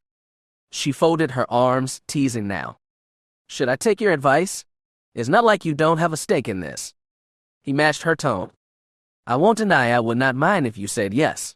But this isn't about me. All I want is for you to be happy. Or, she countered, content in my duties. He shook his head. No. Happy. If you find someone who makes you happy, I will not stand in your way. I will treasure what we had, but I will not interfere. And you wouldn't be jealous. Val smirked. I didn't say that, he admitted. But I would accept it, and I will not be alone. Vess will be at my side. Val nodded, understanding, but still stunned she even had a choice like this. I still cannot believe she offered this. It seems so much. She loves you. And I care about her, he said plainly. I will be kind, discreet if you choose this path. Val stood, taking a step toward the door. Then she stopped and glanced back. I thought the Jedi way was all about non-attachment. It is what we are taught, he replied. But to deny something so completely leaves you unprepared when it arrives. He looked up into her eyes. Desire is part of life, and the Force is life. If you understand emotion, face it, you won't be ruled by it. And if Vess asked you to leave, Val tested quietly. It would hurt, he said, but I would accept it if it was for her good. I would let go. Val studied him for a long, deep moment, seeing truth without needing the Force to confirm it. You are a good man, Jas. The Jedi are blind if they do not see that. I'll always be what I am, he said. Lightsaber or no, I follow the will of the Force. She nodded. The Jedi part is useful, she teased. But I think I like the man more. He smiled. I can only be what I am. There was nothing else to say. Heat bloomed through their connection, fierce and undeniable. Val moved first. She turned from the door and pressed him gently back into the bunk.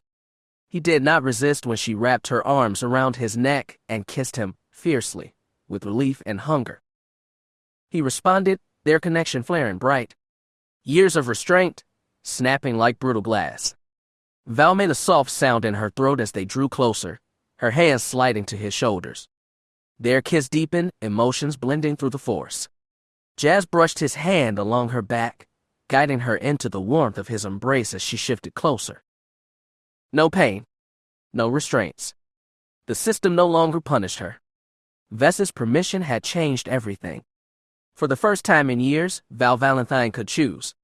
Her voice trembled with emotion as she whispered. Jas. FS, FES, GS, GGF, GF, GF, GF, GF, GF, GF, GF, GF, GF, GF, GF, GF, GF, GF, GFG. Val's breath warmed his cheek as she leaned closer, her forehead resting lightly against his. He could feel her need, not simply desire, but relief, the sheer overwhelming freedom of choosing something for herself. He cupped her cheek, his thumb brushing gently along her skin. There was no hesitation now. Val kissed him again, slower this time, deep with gratitude and longing. Jas pulled her into his arms, holding her close against him, letting her anchor herself in the connection they shared. The force pulsed warmly between them, not wild, not dangerous, but a steady current of affection and trust. Val shifted slightly, settling beside him on the bunk, still pressed to his chest. Her hands slid to his shoulders as she drew him into another kiss, purposeful, claiming what she had long been denied. When they parted for breath, she whispered, voice low, almost trembling, "I haven't felt like I could do this in years." He looked into her eyes and understood everything inside them. "You're not alone anymore," he murmured. "Not in anything." She closed her eyes for a moment, letting those words settle into the places she'd kept locked away. Then she moved again, pulling him fully into the warmth of her embrace, her fingers threading lightly at the back of his neck. He let the moment unfold naturally, their closeness growing, their connection deepening, the tension between them dissolving into something tender and undeniable. Val exhaled a shaky breath against his jaw, voice hushed. "I needed this." "I know," he answered softly. The minutes that followed were quiet, nothing but soft breath, the warmth of touch, and the gentle pulse of the force binding them closer than any Val could. Eventually, wrapped together beneath the small cabin lights, Val relaxed in his arms, her head resting against him, her heartbeat steady and calm for the first time in so long. There was peace. True peace. For those precious moments, the galaxy narrowed to only this. Two people, bound by survival, loyalty, and something far deeper, finding comfort and connection in each other's presence. In a few hours, they would reach Coruscant. Politics, danger, and the unknown awaited them there. But now, in this quiet place, there was only them. Bound by affection. Bound by trust. Bound in the Force. FS, FES, GS, GGF, GF, GF, GF, GF, GF, GF, GF, GF, GF, GF, GF, GF, GF, GF, GFG. Chapter 33. The Proof. Night came to Coruscant.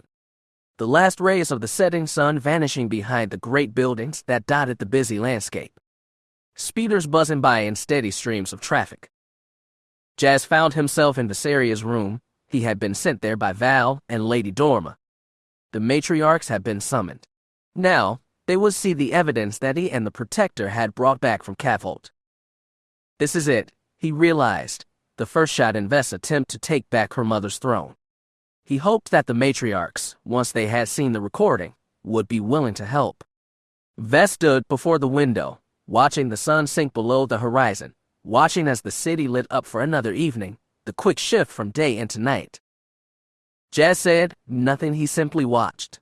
The sun's light played off Viseria's skin, making it glow. Her blue eyes were almost black in the coming twilight. Through the Force, the girl radiated a sense of unease, a sensation that he had been sensing since earlier that afternoon. They had watched the recording that CC had downloaded back on Cavolt to make sure that what they had was as important as the transitions had claimed. Though it was far from a smoking blaster, the evidence did speak for itself. Dorma and Val had both been sure that the matriarchs needed to see it. It could be the first step in undermining Vest's uncle and aunt. Finally, they had something more than rumor and accusation. The holo, it had had an effect on Vest. Jas had felt her growing pain while she watched. Dorma and Val were excited by what they saw, happy to have something to bring to their people. Viseria, she only radiated pain. Jas didn't blame her. He understood. It was one thing to think that someone who should have loved you had betrayed you. It was quite another to see confirmation of that fear. The loss of doubt, that realization made what had happened all the more damning. Vest had excused herself, wishing to be alone. Jas had almost followed her, but Val had stopped him. "Give her some time, hotshot," she advised. She will need you soon enough. He had obeyed, despite his worry, but now, the young queen was needed. He was not entirely sure how to broach what needed to be done, or what to say. So, he stood there, waiting. She knew he was there. She would answer when she was ready. He wasn't sure how long they waited there. Time seemed to stop, only the setting sun marking his passing. Finally, Vess sighed. She didn't turn, but she did speak to him. Val seems better, the girl said. She seems more centered, less angry. The girl tilted her head slightly. I take it she accepted my offer.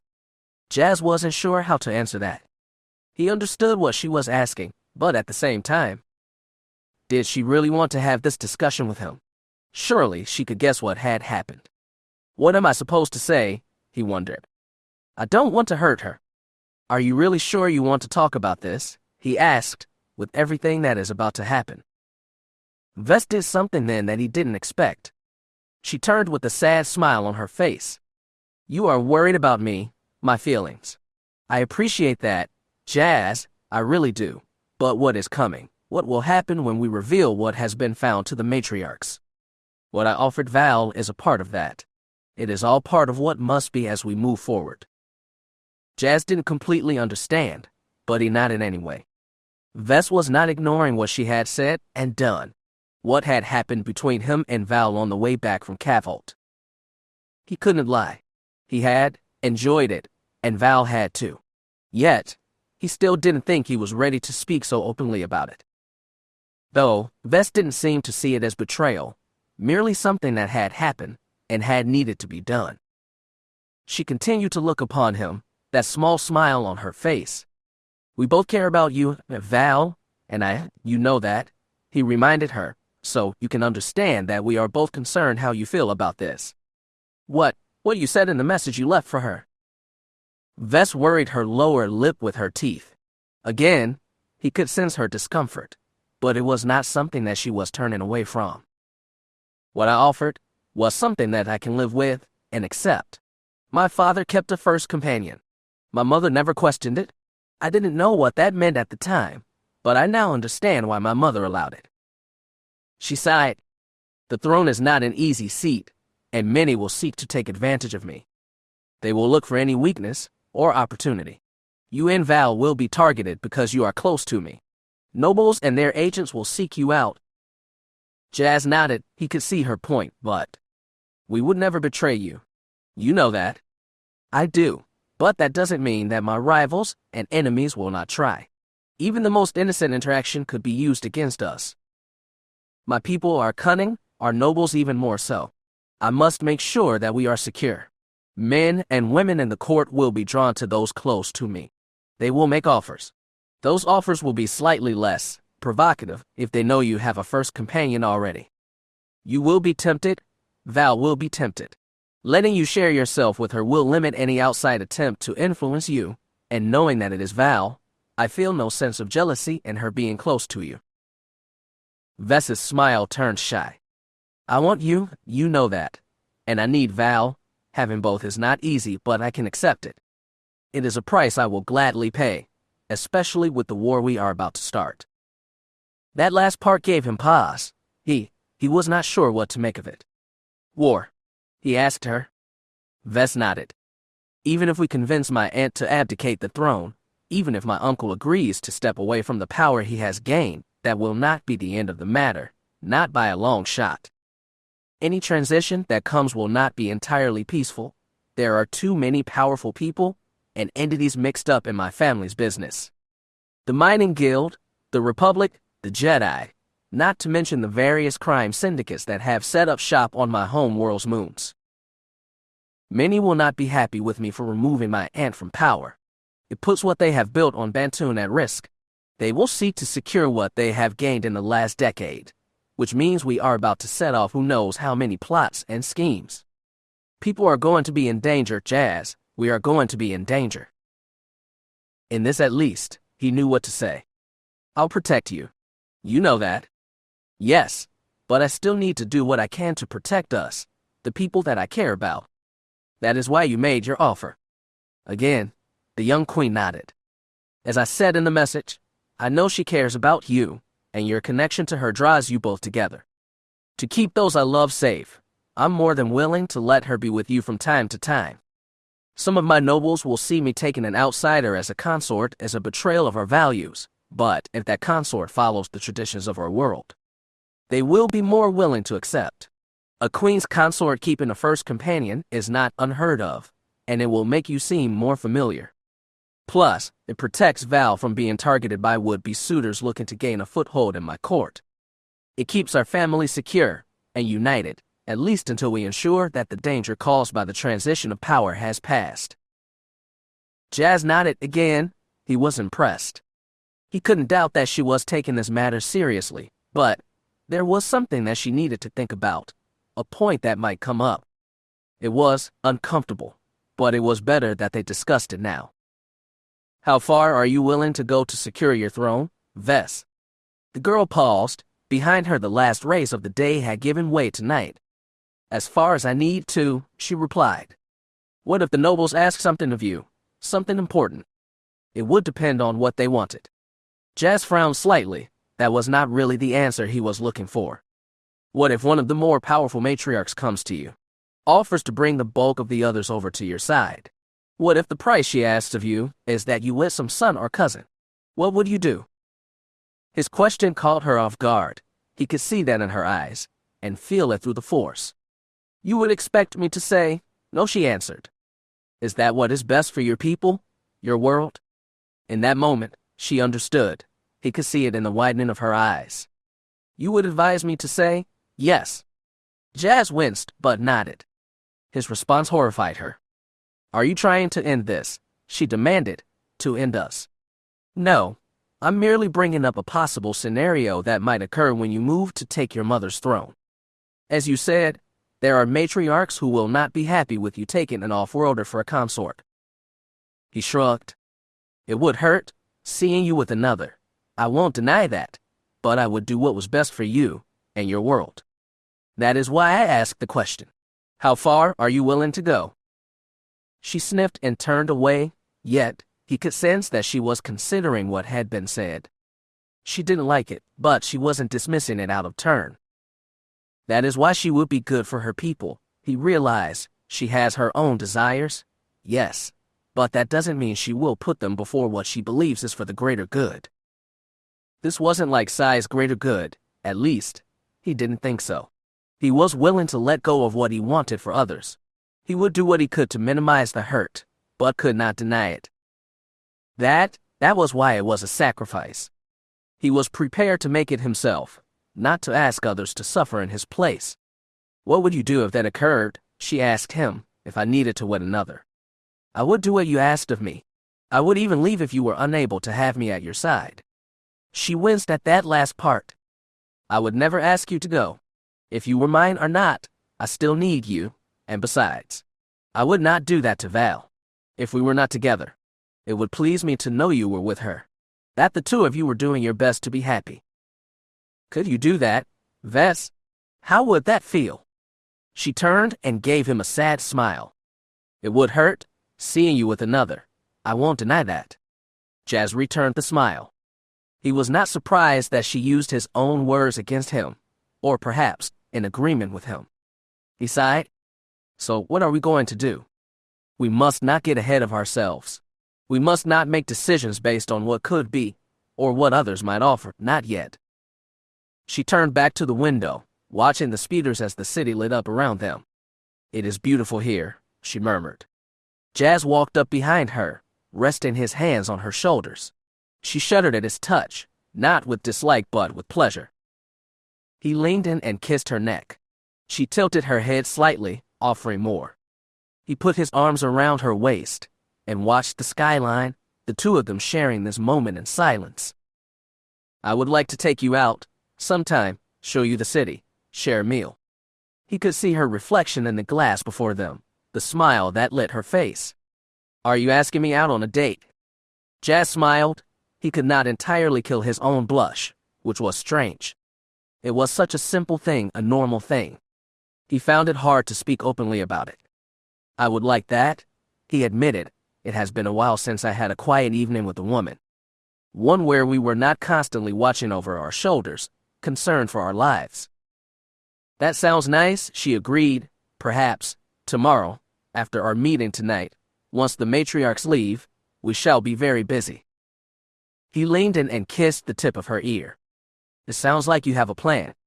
I have, she nodded, her eyes focusing on the horizon. I have hoped for some time that we would find something to bring to the matriarchs, something that we could cast out on my aunt and uncle. I think it is safe to say that we found that. You've seen the recording, and both Dorma and Val agree.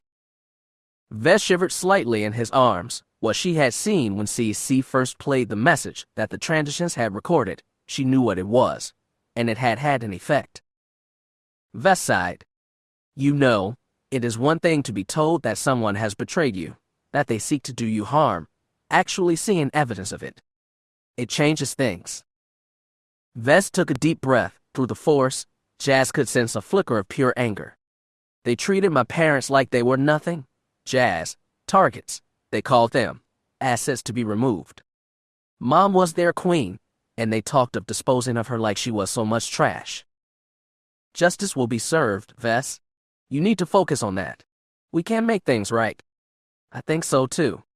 She shifted slightly, making a little room, allowing her to turn and put both arms around his neck. She smiled warmly. When this meeting is done, I would like you to contact Captain Cooper. I need to get a hold of Miri. I have a job for her. I can't do that, but what do you need a bounty hunter for? A simple transport job, but there is some risk involved. I can ask Co-op to reach out to her. Well, she isn't with the organization anymore, not officially. Jas pulled back slightly, looking into her blue eyes. Mirax Fallenstar prefers a certain type of job, one that serves her code. Does this task you need her to perform fit into that mold? I think so. She wants to serve true justice, and this matter will help. Jas frowned slightly. Are you going to tell me what this is about?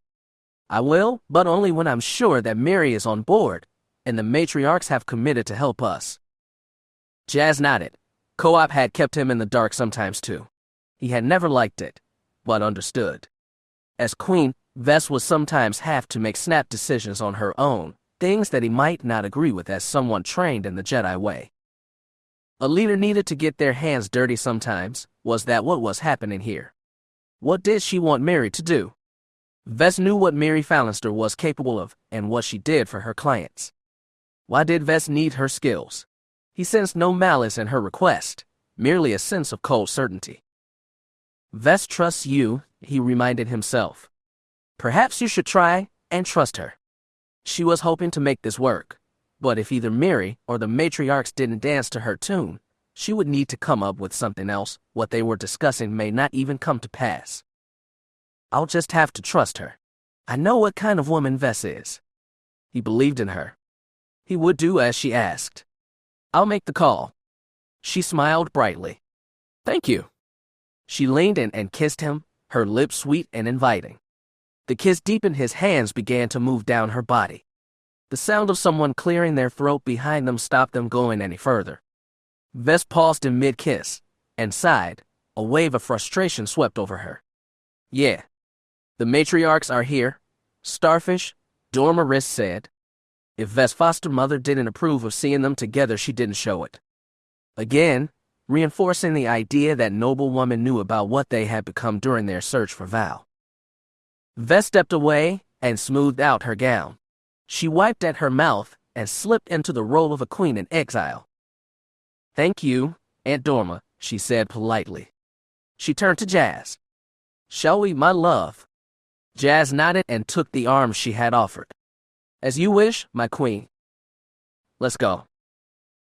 Everything you need to know about the assets are in the data packet enclosed. We expect immediate results upon acquisition of the targets. Jas watched the matriarchs closely, curious about what their reaction would be to the recording that CC was playing for them.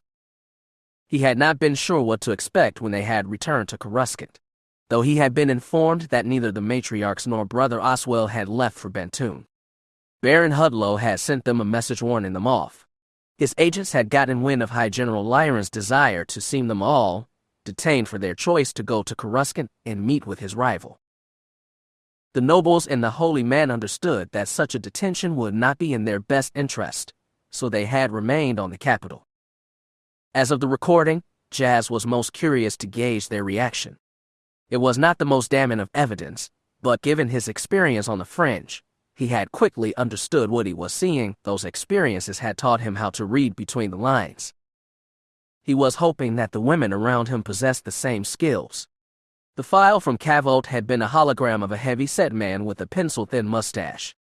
He was dressed similarly to the matriarch, so Jas could conclude that he came from Bantoon as well. 2 sets of numbers flashed below the man's image, and behind him, a rotating symbol that Jas didn't know. Both the numbers and the man were familiar. Jas could guess what the former meant. As for the latter, the man's face was, well, he had seen it before, he was sure, but couldn't remember where. Not at first. He has asked Val about the man, and she had chuckled. You should know him, hotshot. You saved Vess from him the night we met. You killed him in that alley, remember? Jas' eyes narrowed. Yes. Now he remembered. Rudo.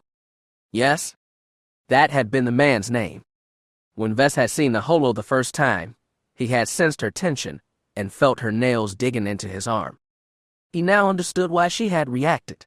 The man had hunted her in the days before they had met. Of course she would still have strong feelings about him. As he watched the holo for the second time, it was clear that the matriarchs recognized him as well, the older ones anyway. Matriarch Tabi would have still been a girl when the man had died. The holo ended after only a few minutes. The image faded and was replaced with the same golden rotating seal that had been behind the late and unlamented lord from Bantoon. As it ended, the room fell silent again. Jas watched the matriarchs. What would they think now? Did they understand what they had just seen? Honoria spoke first, the dark-skinned matriarch's eyes narrowing as she regarded him. Where did you get this recording? From one of my sources, Jas replied. That is not good enough, she growled back. Vess frowned at her. Are you doubting Sir Jas, matriarch? Do you doubt the message's authenticity? Matriarch Bedoria chuckled. The old finance minister seemed more amused than anything else. You don't know Honoria, Your Grace. She is not doubting the man or what we have just seen. She is angry about the fact that such a message found its way off of Bantoon. Honoria shook her head. That seal, the one behind Rudo, it marks this hologram as a state recording, a classified state recording. It should not have been available off-world, ever. Any transmission broadcast using that cipher should have degraded mere minutes after it was complete. That technology is not unknown to the larger galaxy, matriarch. Jas informed her. There are slicers that specialize in ensuring such security measures fail. The woman fell silent, but from the cold look on her face it was clear that she didn't like what she had just seen. Matriarch Charis blinked. What exactly did we just witness? I remember Rudo, the man was practically joined at the hip to Lyran during Anara's reign. What is this talk of assets and targets, and what were those numbers flashing below? I don't recognize them. Jas believed that he knew what those numbers meant. He could not prove it without verification, but he chose to remain silent. He didn't want to volunteer too much. The matriarchs needed to draw their own conclusions here. The recording mentioned a data packet. Honoria said, turning to CC, Droid, was any further information included with this message? A portion of that packet only, Mistress. CC responded. I can access that data now and display it if you wish. The woman nodded. Please do. Jas fought the urge to smile. It was interesting how CC could slip into the role of the prim and proper droid. If Jas didn't know better, he would, though, that their mechanical friend was nothing more special than any other droid walking the streets of Coruscant. He had explained to CC what to expect when they met the matriarchs, their history with droids, and how they might react. It had assured Jas that it was no problem. It had been around enough wealthy humans to know how to act. CC had even gone so far as to apply a restraining bolt to itself. The bolt came from a hidden compartment in his chest. It was non-active, of course, but just seeing it on would be enough for most people.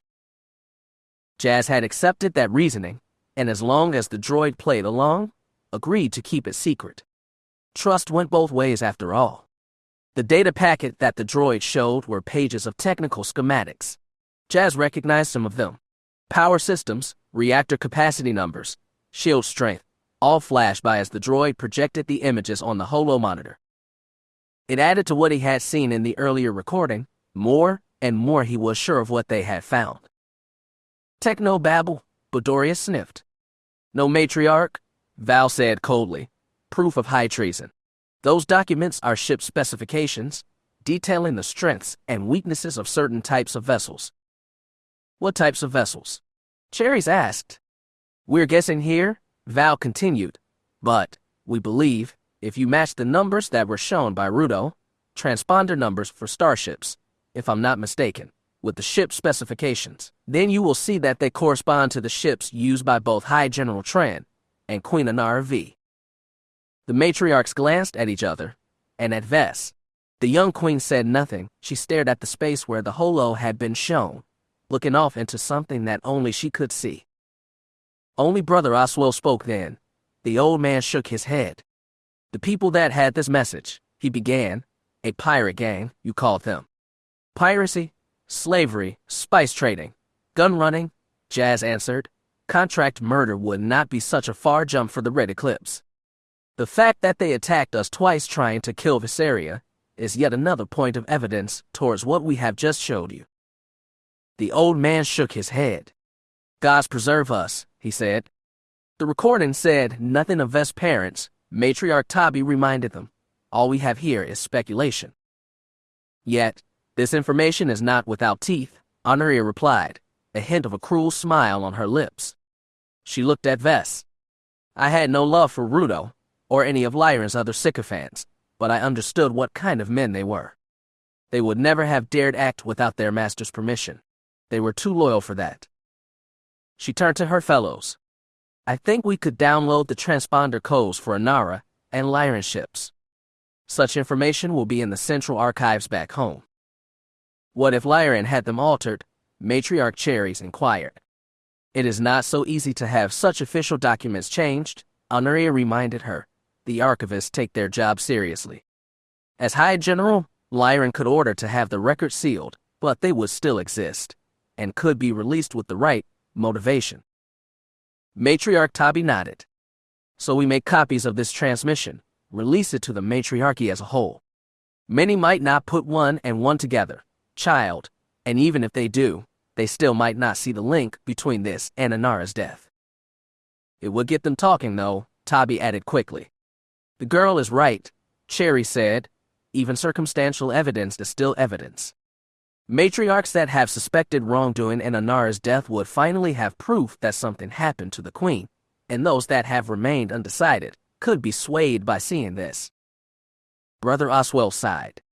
It could lead to war. That stopped the conversation. They all looked at the priest who seemed weighed down by what he had seen. The old man sighed, and he turned to Viseria. I do not question your birthright, my queen. I am merely playing Reevan's advocate. This information could do much harm to our people. Vest nodded, and only then chose to speak.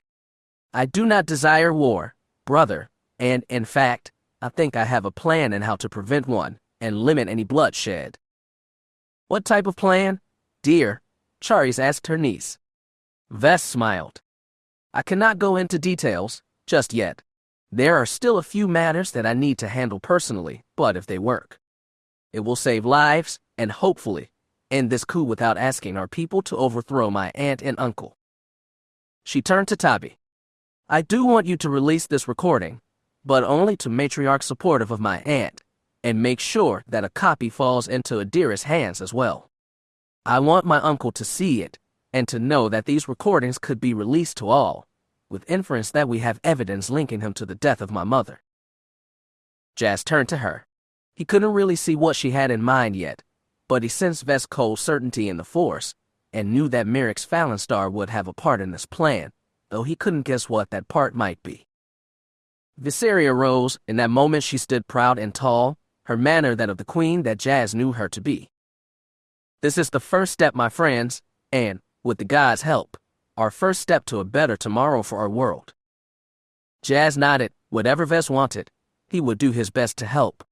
He couldn't speak for the gods of Bantoon, but he hoped that the Force was with her. He nodded grimly. Yes? Chapter 34. A Coming Storm. Jas. Jas paused mid-weld, lowering the torch he carried. Who was that? CC. CC, did you hear something? The droid didn't answer. Not that he was surprised. CC had a tendency to do things his own way, including ignore his captain when they weren't in a dangerous situation. Jas snorted. Oh well, it wasn't like he couldn't see for himself. He reached out with the Force, seeking a voice he thought he heard. James. Buddy. You in there?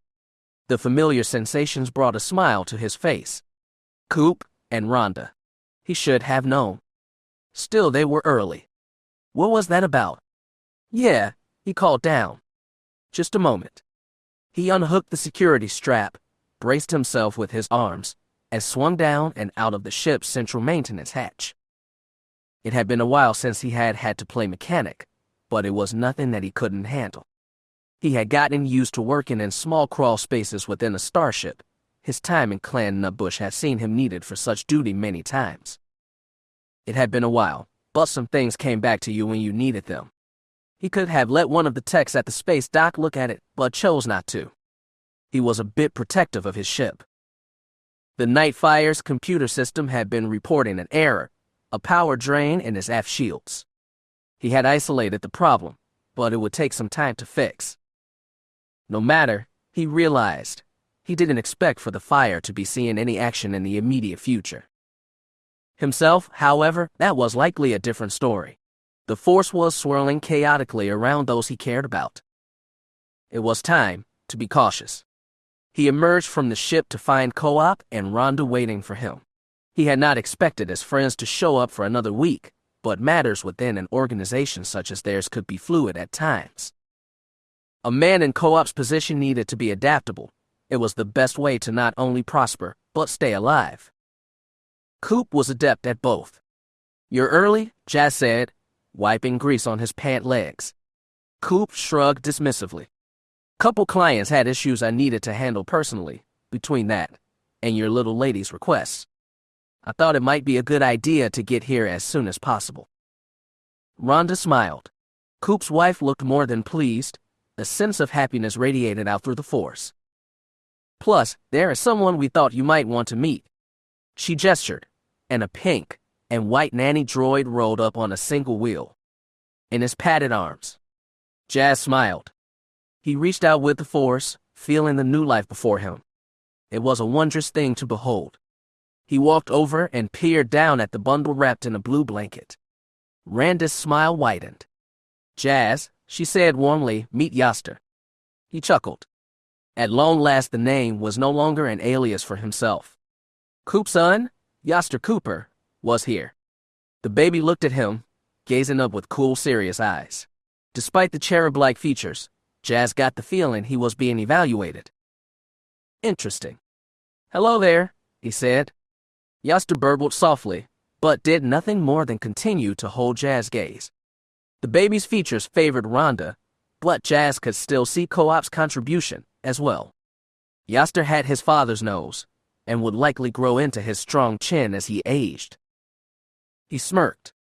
So serious for such a little one. Coop came to his side, a look of pride on his face. He is a bit of a frowner, but I think we will keep him. Jas Dar made no noise.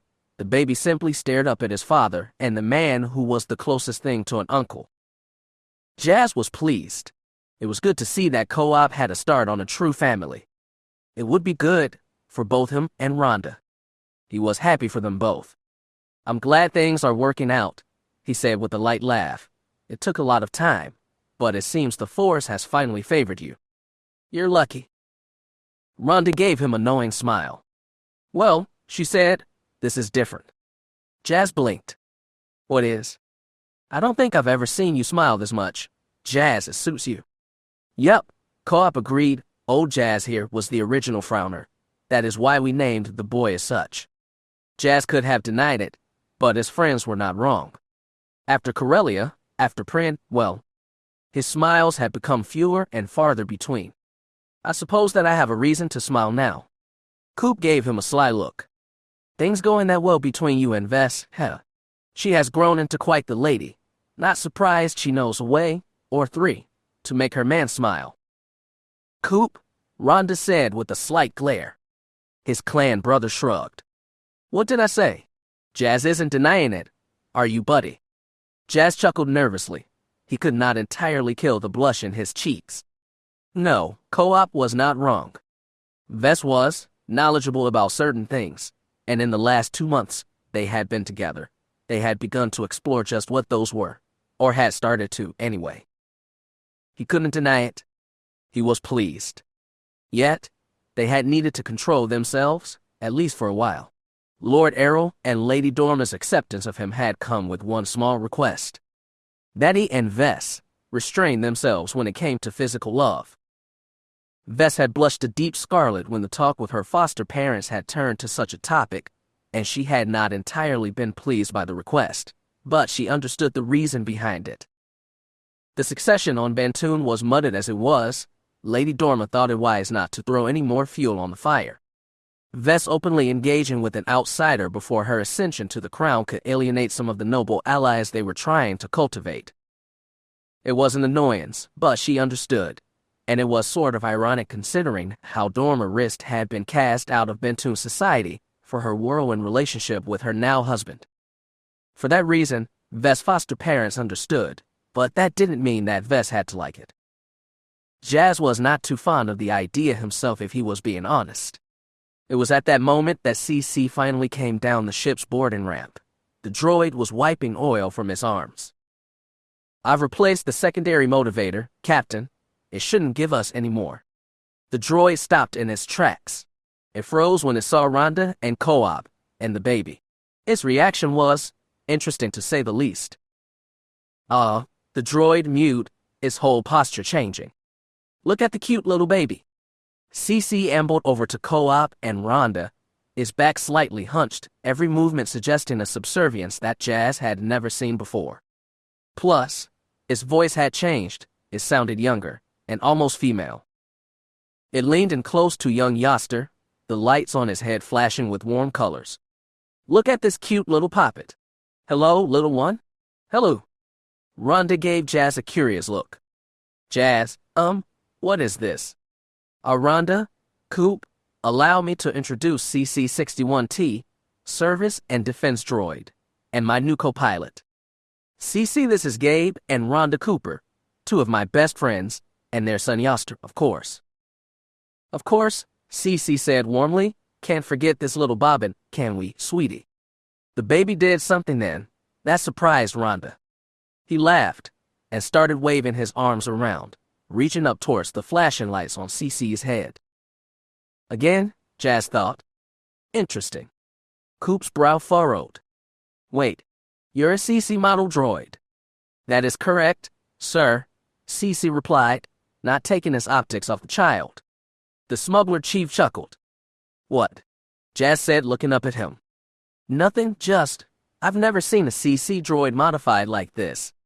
Jas blinked. You've seen this model before. Yeah, his friend replied, motioning to the wheeled servant droid behind him. You are looking at one. Jas blinked as he regarded the nanny droid. He was about to dismiss what his friend said, but yes, he could see it. CC-61T had upgraded itself, added legs, the T-Series astromech head, but the padded arms and chassis were the same. Coop's droid's head resembled that of a human female, large optics, a pouty red painted mouth, but, yes, he could see the similarities. He turned to his new co-pilot. I thought you said you were a service and defense droid. I am, CC answered, his attention still focused on entertaining the young child. My primary focus was the care and defense of my first master's progeny. The CC model has a long and successful history in the field of child care. Now, Jas smirked. Looking back, he should have realized what his new co-pilot's former function was. Upon his introduction to the Rist, CC had been standoffish when it came to Lady Dorma and her husband. Yet, The droid had been respectful, almost fawning over the couple's young children. Even Vess, who was a young woman now, was treated with far more courtesy than her foster parents.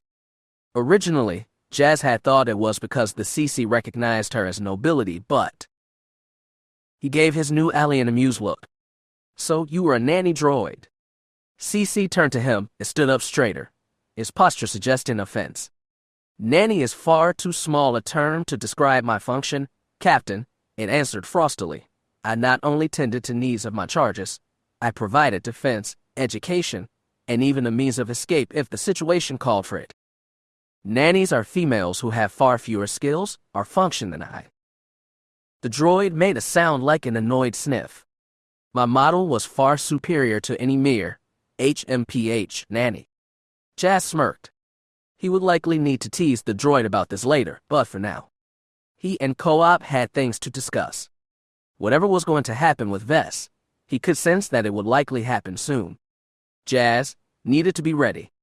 They made their way down one of the city's large walkways, surrounded by many people and creatures from other worlds. In the distance, dark clouds were gathering, the heat and humidity of the day building towards the coming rain. They would need to return sooner rather than later. The wise man knew when to get out of the rain. Rhonda had taken Jas Dar back to their dwelling, while CC had chosen to remain with the ship, finishing up the last repairs that it and Jas had started. The Jedi, turned royal consort, glanced over at his clan brother. It had been months since they had had a chance to simply talk, and not worry about some threat hanging over their heads. Though, perhaps that wasn't true either, Jas realized. There was still Vess, and her fight with her aunt and uncle. His clan brother had to know that, but for now, seemed focused on the present, not the fight in the future. Coop smirked. "You seem different, buddy," he said. "Calmer, happier maybe?" Jas shrugged. It has been a while," he replied. "For the first time, in a long time, maybe since Corellia, I feel, well, more." He shook his head. "I don't really know how to describe it." Coop merely nodded. If anyone could guess what he was talking about, understand what he was feeling, it was Co-op. They had known each other a long time. Family knows family. Jas glanced over at his old friend. They had been through much together. Though their lives had moved in different directions, that loyalty remained. Coop had gone from being an ambitious would-be smuggler to a powerful underworld chieftain, and now was a husband and a father. It was the latter fact that Jas was interested in, especially given recent events. He sighed. "I finally spoke with Lady Dorma and Lord Errol," he informed his friend. "I asked for their blessing in courting Vess." A hint of a smile came to his friend's lips. "How did that go?" Jas shrugged. It was interesting, to say the least. He and Vess had stood before the Lord and Lady. They had stood together and stated their intentions. Jas had still felt more than a little unworthy. He still believed that Vess could do far better than him. Yet, he was willing to try, if she was, and they had the support of Val. Neither the Lord nor the Lady seemed surprised by the request. Jas and Vess had spent much time together since his leaving the Jedi Temple. He could sense their concern for the Force. They worried about their foster daughter's future, but were not entirely repelled by the idea. "Vess does need a strong man in her life," Dorma had said, "and, by your actions, Sir Jas, you have earned the right to ask such a boon. Many men would have asked for such a prize in the aftermath of our daughter's rescue." "Vess is no prize," Jas had answered. "This is not about me seeking some reward for saving her." He looked over at the girl. She wore that shy, happy smile that he was coming to know so well, the same smile she had first shown him after their first night together on Bantoon. He could still feel the breeze on his face, smell the scent of the long grass, and the smooth sensation of Vess' bare skin. A good memory, one that he had come to cherish. He hoped the first of many. Those thoughts warmed him. The Lord and the Lady looked at each other. Jas sensed satisfaction through the Force. He was starting to think that Dorma's question had been a test, and that he had passed. "And what of you, Starfish?" Lord Errol said to his foster daughter. "Is this what you desire? Do you wish to proceed with this match?" It is, Vess answered, her voice somewhat far away, dreamy. I want to be with Jas. I've wanted this for a very long time. Our time on terrace, just living together, even in hiding, showed me what kind of man he is. He is the one I want. Then it had been Jas' turn to look away shyly. Terrace was a mixed bag when it came to memories. He came very close to falling to the dark side there, but Vess was not wrong. Their time hiding together, it had been strangely happy. So the Lord and Lady accepted you. They gave you their blessing. Coop asked. Yes, Jas replied. They even summoned Brother Oswell to bless the relationship in the name of the Bond gods. Coop chuckled. My brother the royal suitor, who would have thought? Even Jas laughed at that. The Force did move in strange ways. And what does Val think of all this? Coop asked. You two used to be pretty close. Jas frowned slightly. He was still not ready to tell Co-op about his deal with Val and Vess. It would have seemed strange. In truth, it still seemed strange to him. Val had offered her endorsement of his and Vess' relationship when Dorma had asked for her opinion, but the role that Val now played as Jas' first companion was not discussed. Perhaps it was not a matter brought up in polite conversation. It was Val that first pushed for this arrangement. Her programming doesn't allow her to marry. Her first loyalty and duty is to her charge. She wished to see Vess happy, and came to think that I could do that, and that Vess could make me happy in turn. Since that meeting, we have gone out together, dinners, and I've stood at her side at political things. Vess has introduced me as her advisor and consort, and the beings she deals with seem to accept me. I've sensed no embarrassment in Vess at these meetings. She wants others to know that we are together. As for Val, she has come to see me as an extra line of defense for her charge, and knows that I will do whatever it takes to keep her safe. But above all else, Vess is happy. Val said that being with me would make Vess happy. Jas shrugged. I think she is right about that. Well, congrats, buddy, Co-op said. Sounds like you got yourself a royal girlfriend. Yeah, I suppose I do. Coop's brow furrowed slightly. What? Jas asked him. And what do the Jedi think of this? Surely they have to know what is going on. That, Jas said with a sigh, is a good question. I haven't been hiding, and I'm sure someone in the Order has noticed that I'm here, and that I'm staying with Vess at the Republica, but so far, nothing. That last part surprised him. As a mere acolyte, he had greater freedom than most associated with the Order, but still, given the Council's views on attachment. He was surprised that no one had approached, questioned him about what was going on. The two men continued down the walkway, saying little, yet Jas got a feeling that something was eating at Co-op. He could feel his sense of curiosity through the Force. What is it? He asked his friend. While you have been here courting, I've been contacted by Rahana Riz several times. Viseria has been using her as a go-between. Mirax Fallenstar is also back, using me to ferry coded messages to Vess. Jas nodded. Unsurprising, Vess had said that she had a job for Mary. It sounded like she had accepted. He pursed his lips. Wonder what she is up to. Coop gave him a curious look. Don't suppose you know what is going on there. Vess has a plan to retake her throne, Jas began. It has been something she has been working on for a while, probably since the whole Sunset Collective thing ended. He frowned. I don't know all the details. But you are Vess' lover, Co-op reminded him. Yeah, but that doesn't mean I'm in the loop. Vess has trusted her Aunt Rahana with this. She has the contacts necessary to complete whatever it is that Vess wants done. Of course, that help came with a request. Rahana doesn't want me anywhere near what she is doing. Vess stressed that point to me when I asked how I could help. She doesn't trust you. Rahana doesn't trust anyone involved with the Jedi Order. She believes that I'm going to break Vess' heart and abandon her the moment the Jedi Order asks me to. Jas shook his head. I wouldn't do that. Vess knows I wouldn't do that, but Rahana remains insistent. Yet, Lady Rahana doesn't mind Fallenstar's involvement in all this. I think the fact that Fallenstar was abandoned by the Order has convinced Lady Riz that she is trustworthy. The fact that she is a woman might also play into that decision. From what I've gathered, It was a would-be Jedi suitor that spurned the lady wrist. And now, well, you could guess why she chooses to want me out of the loop. Jas turned to his friend and clan brother.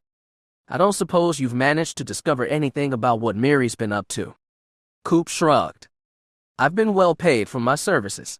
Of course, that doesn't mean that I've not been curious.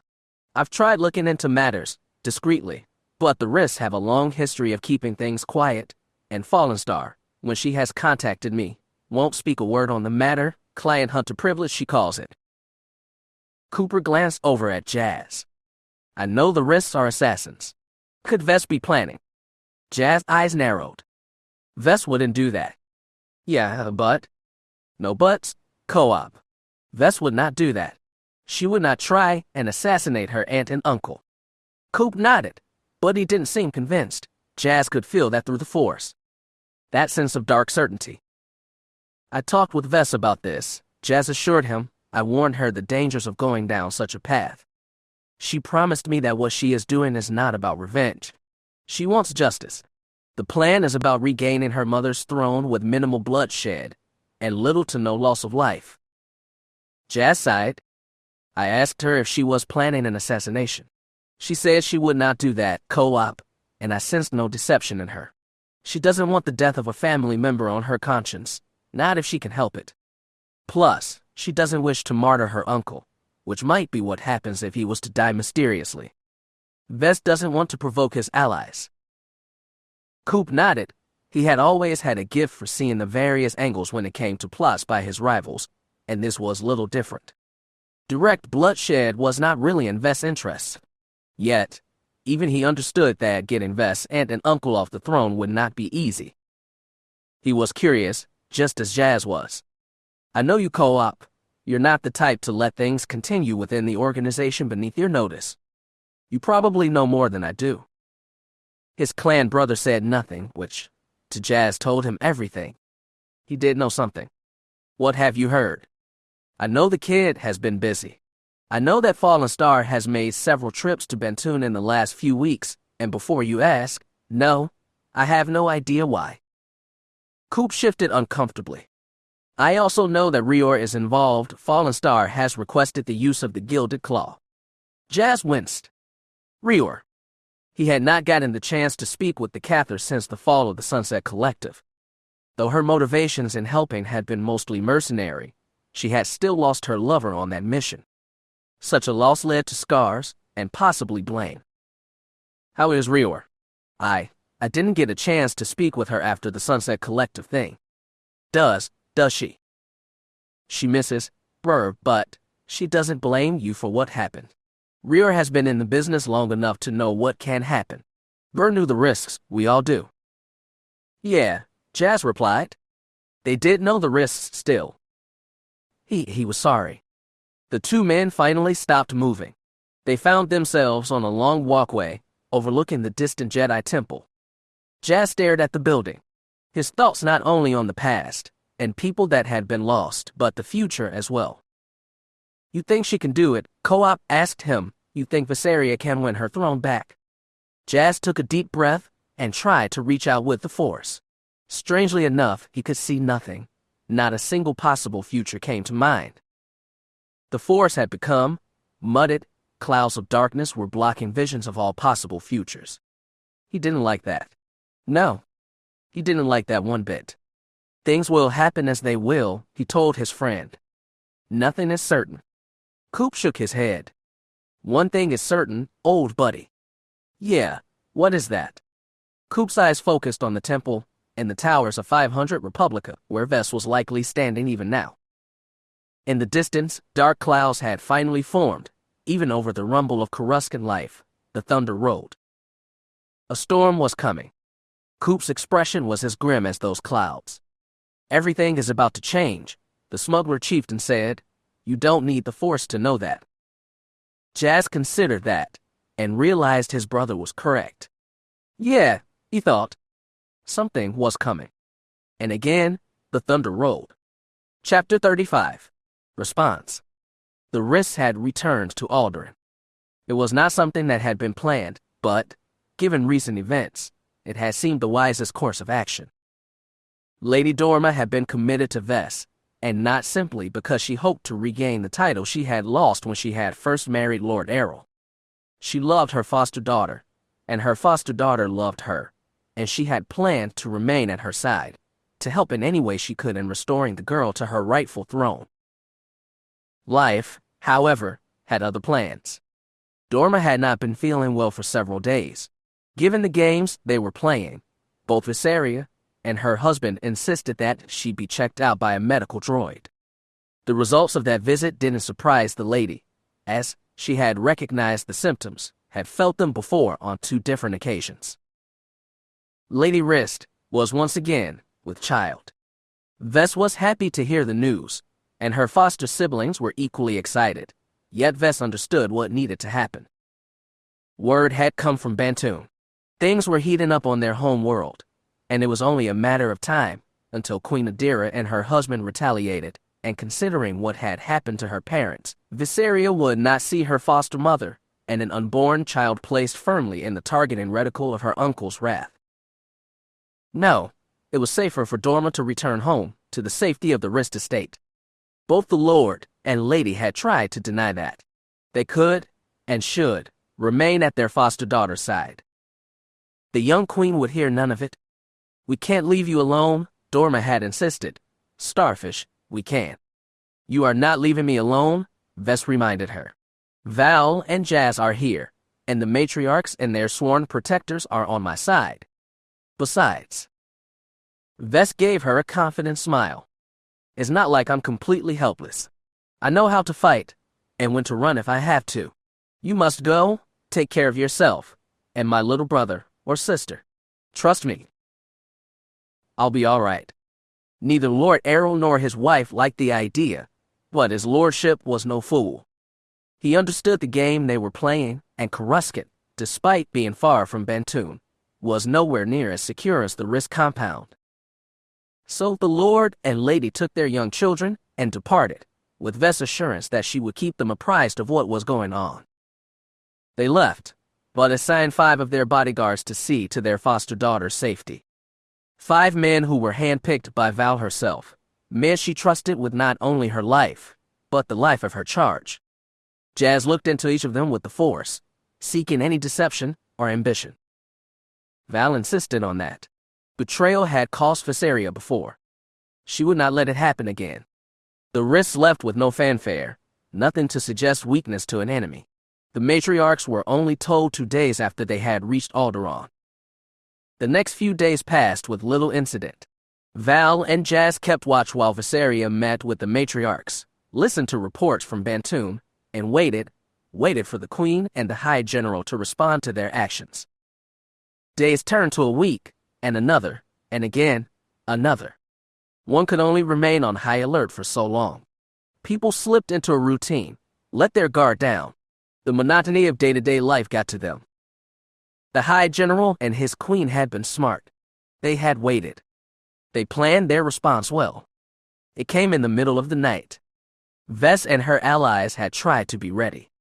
They tried to be, but they were not. Is that my comlink going off? The thought flitted through Jas' mind, and was gone before it could truly register. It was hard to focus on conscious thought at times like this. He gasped, just as he buried his hands in her hair, their mouths meeting again, heat rising between them. The world around them dimmed, the skylines glow painting faint colors across their skin. Desire pulsed through the Force. Her heartbeat. Their laughter tangled with breath as she pulled him toward the master bedroom, fingers laced with his. Thoughts of danger slipped away under the weight of their connection. Jas tried to cling to caution. He had given his word. But promises felt distant under the warmth of her touch. The room embraced them in quiet shadows.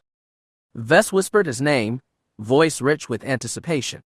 He answered her with a kiss. Her hands traced his shoulders.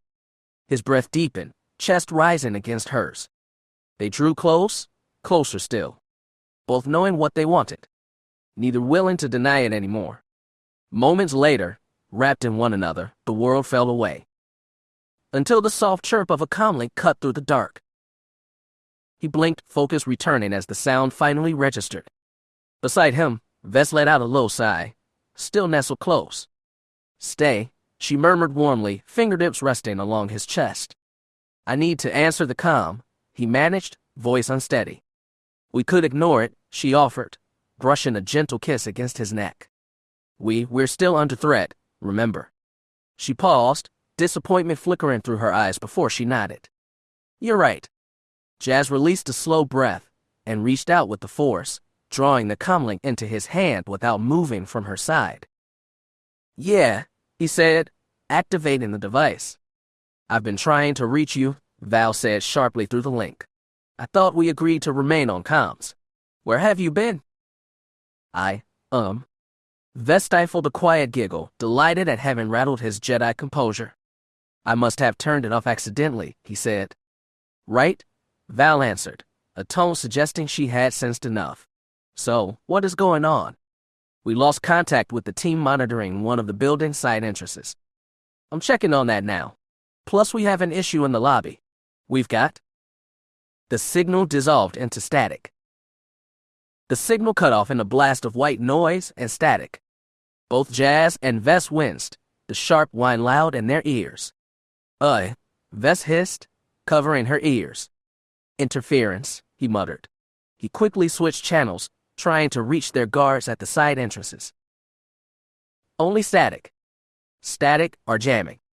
Memories of the attack in the North Mountains of Alderaan surged back.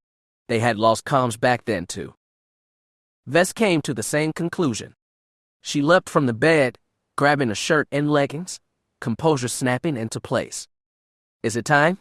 Do you sense anything?" Playfulness vanished. Focus replaced it. Jas sat up and reached out with the force.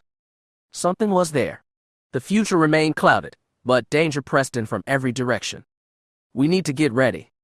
He rose, dressing quickly. Vess rushed to the western wall and pressed her fingers against a hollow frame.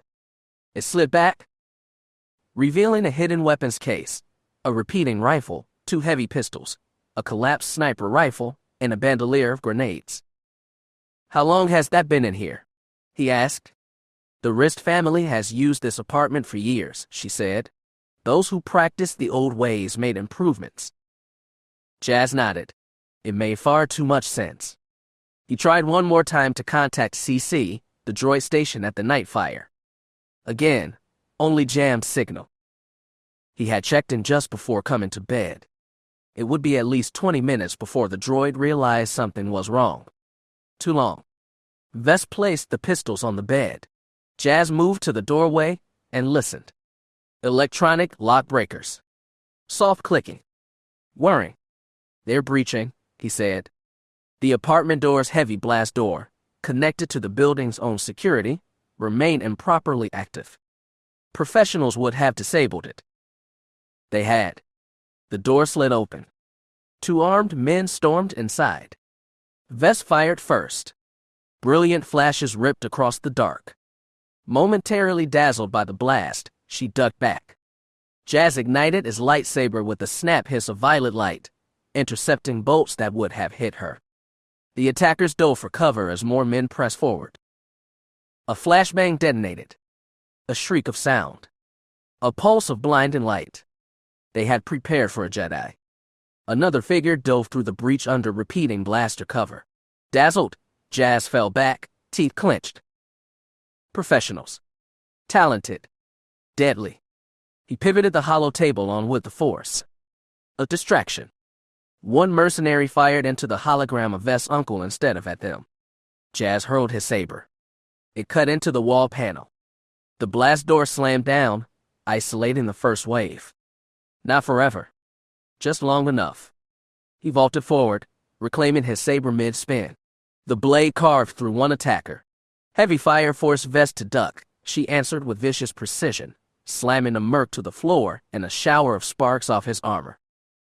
Another flashbang. But he countered, redirecting it with the force. Pain exploded across his vision anyway. Tears streamed as his sight flickered with dancing spots. He retreated with Vess into the bedroom as another breach team worked the blast door. Not good, he managed. Not great, she agreed, slamming the door shut and rolling grenades out into the main room. Boom. A blast that rattled the floor. Jas dragged a dresser with the force, barricading the entrance. They toppled the bed against it, chairs stacked behind that. It would not hold long. The walls vibrated with blaster fire. Vess checked her weapon, voice steady, a smirk on her lips. I think they deserve to lose a few friends before they get us. Don't you? Jas took position ahead of her, blade poised. Some, he agreed. Better than none. The door smoldered. Any second now. Blaster fire shifted direction outside. Not at the door. Someone else was cutting in. Vess looked at him. Jas inhaled. The hum of lightsabers cut through smoke and chaos. Blue and green light flickered in the haze. Jas flung the bedroom barrier aside with the force, door flying open, saber raised. And Merc turned, too slow, violet fire ended him. Vess dropped another with precise fire. Armor or not, he hit the floor. Then a body floated. A mercenary lifted and slammed headfirst into the ceiling with brutal force strength. His neck bent wrong. Silence followed. Only sparking panels and settling dust remained.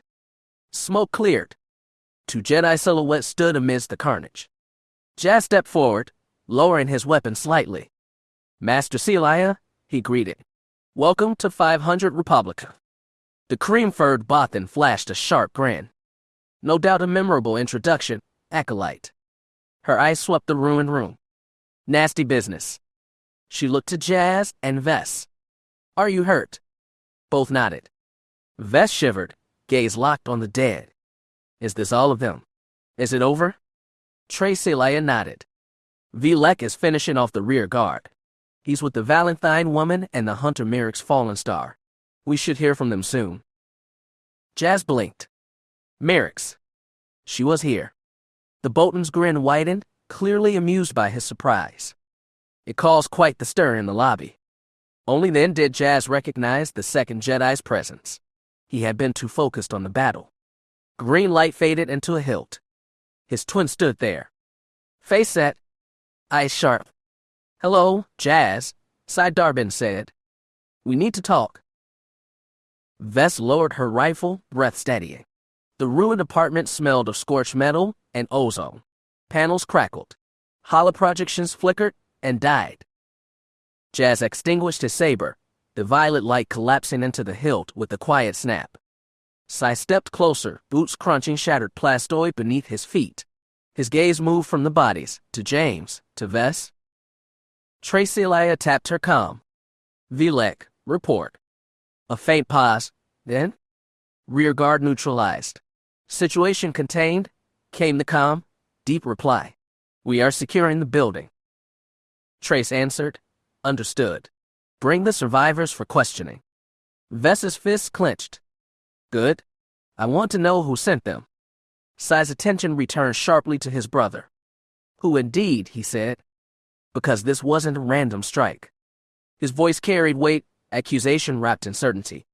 Jas met his twin's eyes. Calm on the surface. Fire banked underneath. Say what you mean. Sai gestured to the fallen mercenaries. They knew exactly where to go. Exactly when security was weakest. A pointed glance at the bedroom. And exactly how to blind a Jedi. Vess tensed beside Jas. Trace stepped subtly to mediate the rising heat. We will sort that out in a moment, she said evenly. First, we secure the queen. I'm fine, Vess insisted, though she glanced uneasily at the scorch marks near her bed. You were nearly captured, Sai answered. Possibly killed. Vess straightened, chin high. Her voice cooled into the tone of a ruler. They underestimated me. Sai folded his arms. They underestimated him too. Jas did not look away. Trace moved between them. Enough. The attack was coordinated. That's our concern. She signaled to security droids entering through the damaged doorframe. Scan for infiltrators. Lock down all floors. The droids chirped acknowledgments and moved out. Jas stepped forward. They jammed all comms. They cut power to the blast door. They brought sonic grenades. This wasn't a test. Sai nodded. It was a message. Trace's fur bristled slightly. and the message was clearly meant for Her Majesty. Vess looked from one Jedi to the other. Resolve crystallized in her voice. Then we answer it. So I studied her a moment longer, then bowed his head slightly. Very well. Trace keyed her comm again. Vilek, Mirax Fallenstar. Form an escort. We are moving the Queen. Jas breathed out, the adrenaline finally easing. His eyes lingered a moment on the ruined threshold. One quiet thought ran beneath the rest. This was only the beginning. Security droids cleared the last of the smoke from the corridor. From outside the shattered doorway came the sounds of boots, orders, and tension being reined into discipline. Trace Celia motioned toward the lift. We can finish this discussion somewhere less dramatic. Vess nodded, though she lingered a heartbeat longer, eyes on the wreckage of her room. She finally allowed herself one quiet exhale. Then she turned, royal poise reclaimed, and stepped forward. Jas moved to follow. Sai's hand came down on his shoulder. Not you. Not yet. Jas met his gaze. Make this quick. Sai didn't blink. You were supposed to protect her. Jas felt a single muscle twitch near his jaw. I did. You almost didn't. Jas refused to drop his eyes. They attacked with professional killers, in the dead of night, with the exact tools to hinder a Jedi. We're alive because we fought back. Everyone in this apartment is alive. Sai's stare didn't soften. But Viseria is the one who cannot die. And they got close. A quiet beat. Two brothers, the same height, the same face. Two very different paths. Trace's ears flicked, sensing the shift. Sai. No, Jas said, voice controlled. Let him say it. Sai took one step closer. You're not just her protector anymore. You've crossed a line. And lines carry consequences.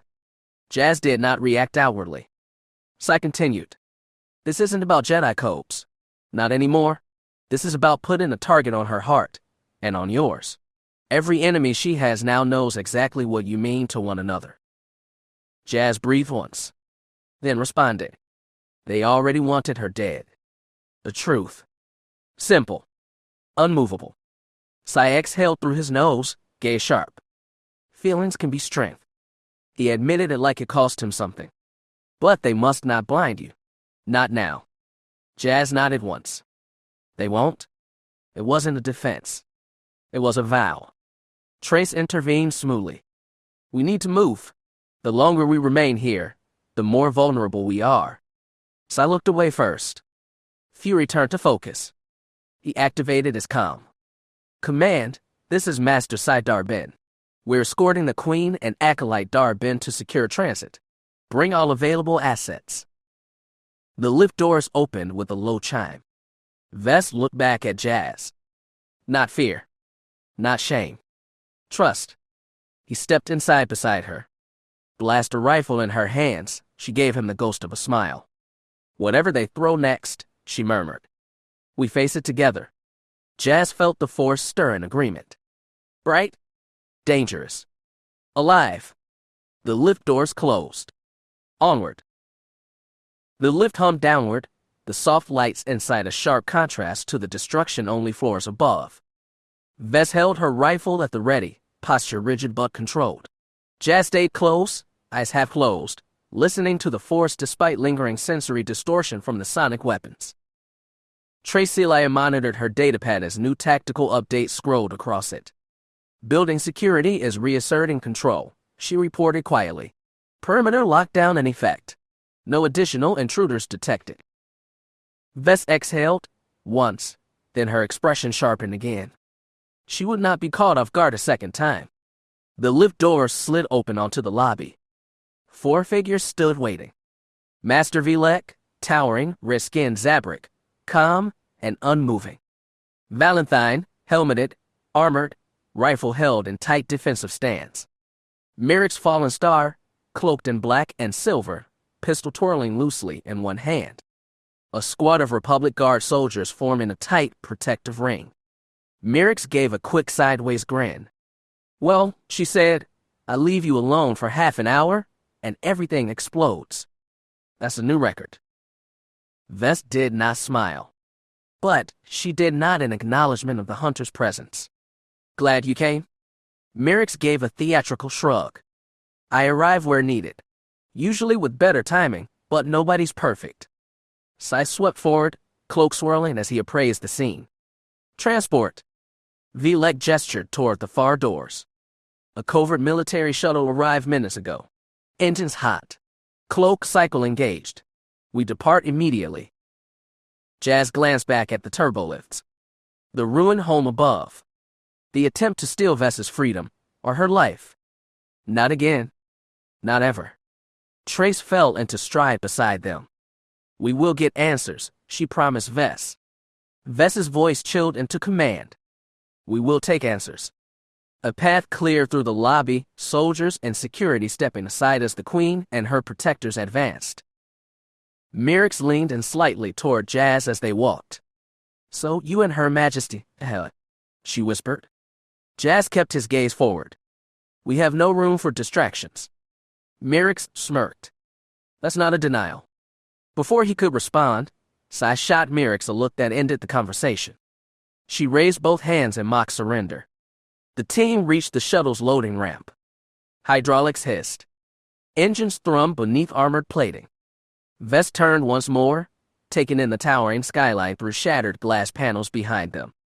"This city once felt like sanctuary," she said quietly. "It still can be," Jas replied. She met his eyes. The force hummed between them. The shuttle door sealed shut. And Coruscant fell away into the night. The shuttle lifted smoothly into Coruscant's night, its engines muffled by military-grade dampeners. The lights of the capital slipped out of view as the craft angled toward higher flight paths. Inside, the cabin was dim and focused. Val monitored scanners from the co-pilot seat. Mirax lounged against a bulkhead, but her eyes missed nothing. Trace reviewed encrypted data feeds. Sai stood sentinel behind Vess. Jas took a place beside his queen, not touching, yet unmistakably there. Vess rested her hands on her knees, breathing measured. She looked every bit the monarch now, still wrapped in resolve. Vilek keyed the ship's holo-projector. A flickering image formed, House Istilo's crest, then a tactical map of Bantoon. "The attack confirms what we feared," Vilek said in his deep, even tone. "Queen Adira and General Istila have grown anxious. They would rather strike first than lose control." Sai gestured toward highlighted regions on the holo. "Our informants suggest new troop movements in Bantoon City. Increased patrols. Supply chains being fortified." Trace folded her arms. "They know Viseria is alive and active. Their window to remove her is closing." Vess absorbed every word. "What about civilian support?" she asked. Mirax answered while checking her sidearm.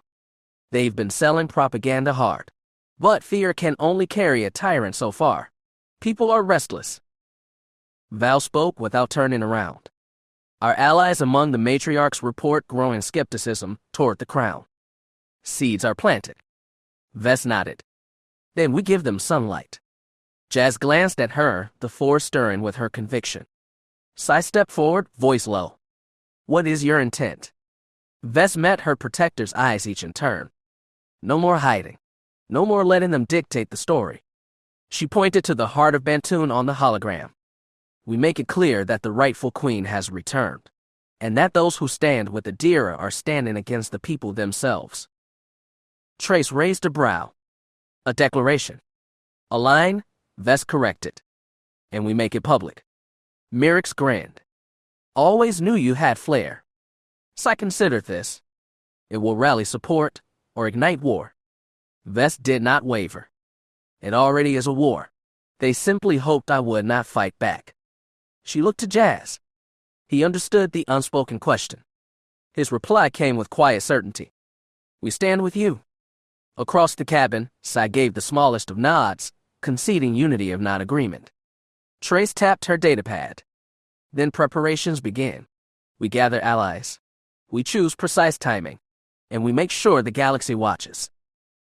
Vess sat back, expression fierce and calm. "Adira wanted a frightened girl," she said softly. "She will get a queen." The shuttle thrummed forward. toward a world waiting to see who would shape his fate. The shuttle banked toward a secure hangar on the edge of the Senate District. Reinforced blast doors parted as they approached, authorization codes flashing green across a hollow panel. Inside the hangar, Republic security teams moved with urgency but discipline. Droids scanned for threats. Engineers prepped additional escorts. Every step echoed with the weight of what had just happened. As the shuttle settled into place, Sai stepped close to his brother, low voice meant only for them. "You may believe you have control," he said, "but your heart is involved now. And hearts reshape destinies." Jas met his gaze without flinching. "I'm aware."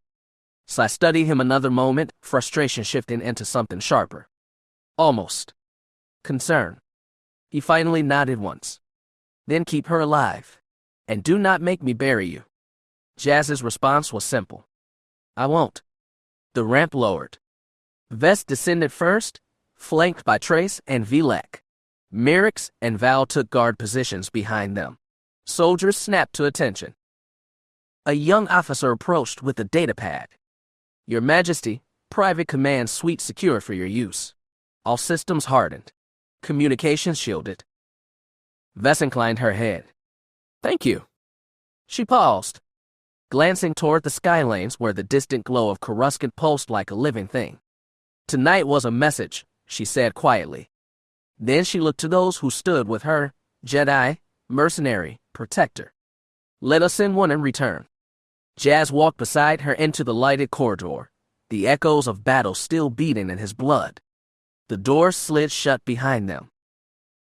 Chapter 36. Together. "Your brother says that we shouldn't trust you."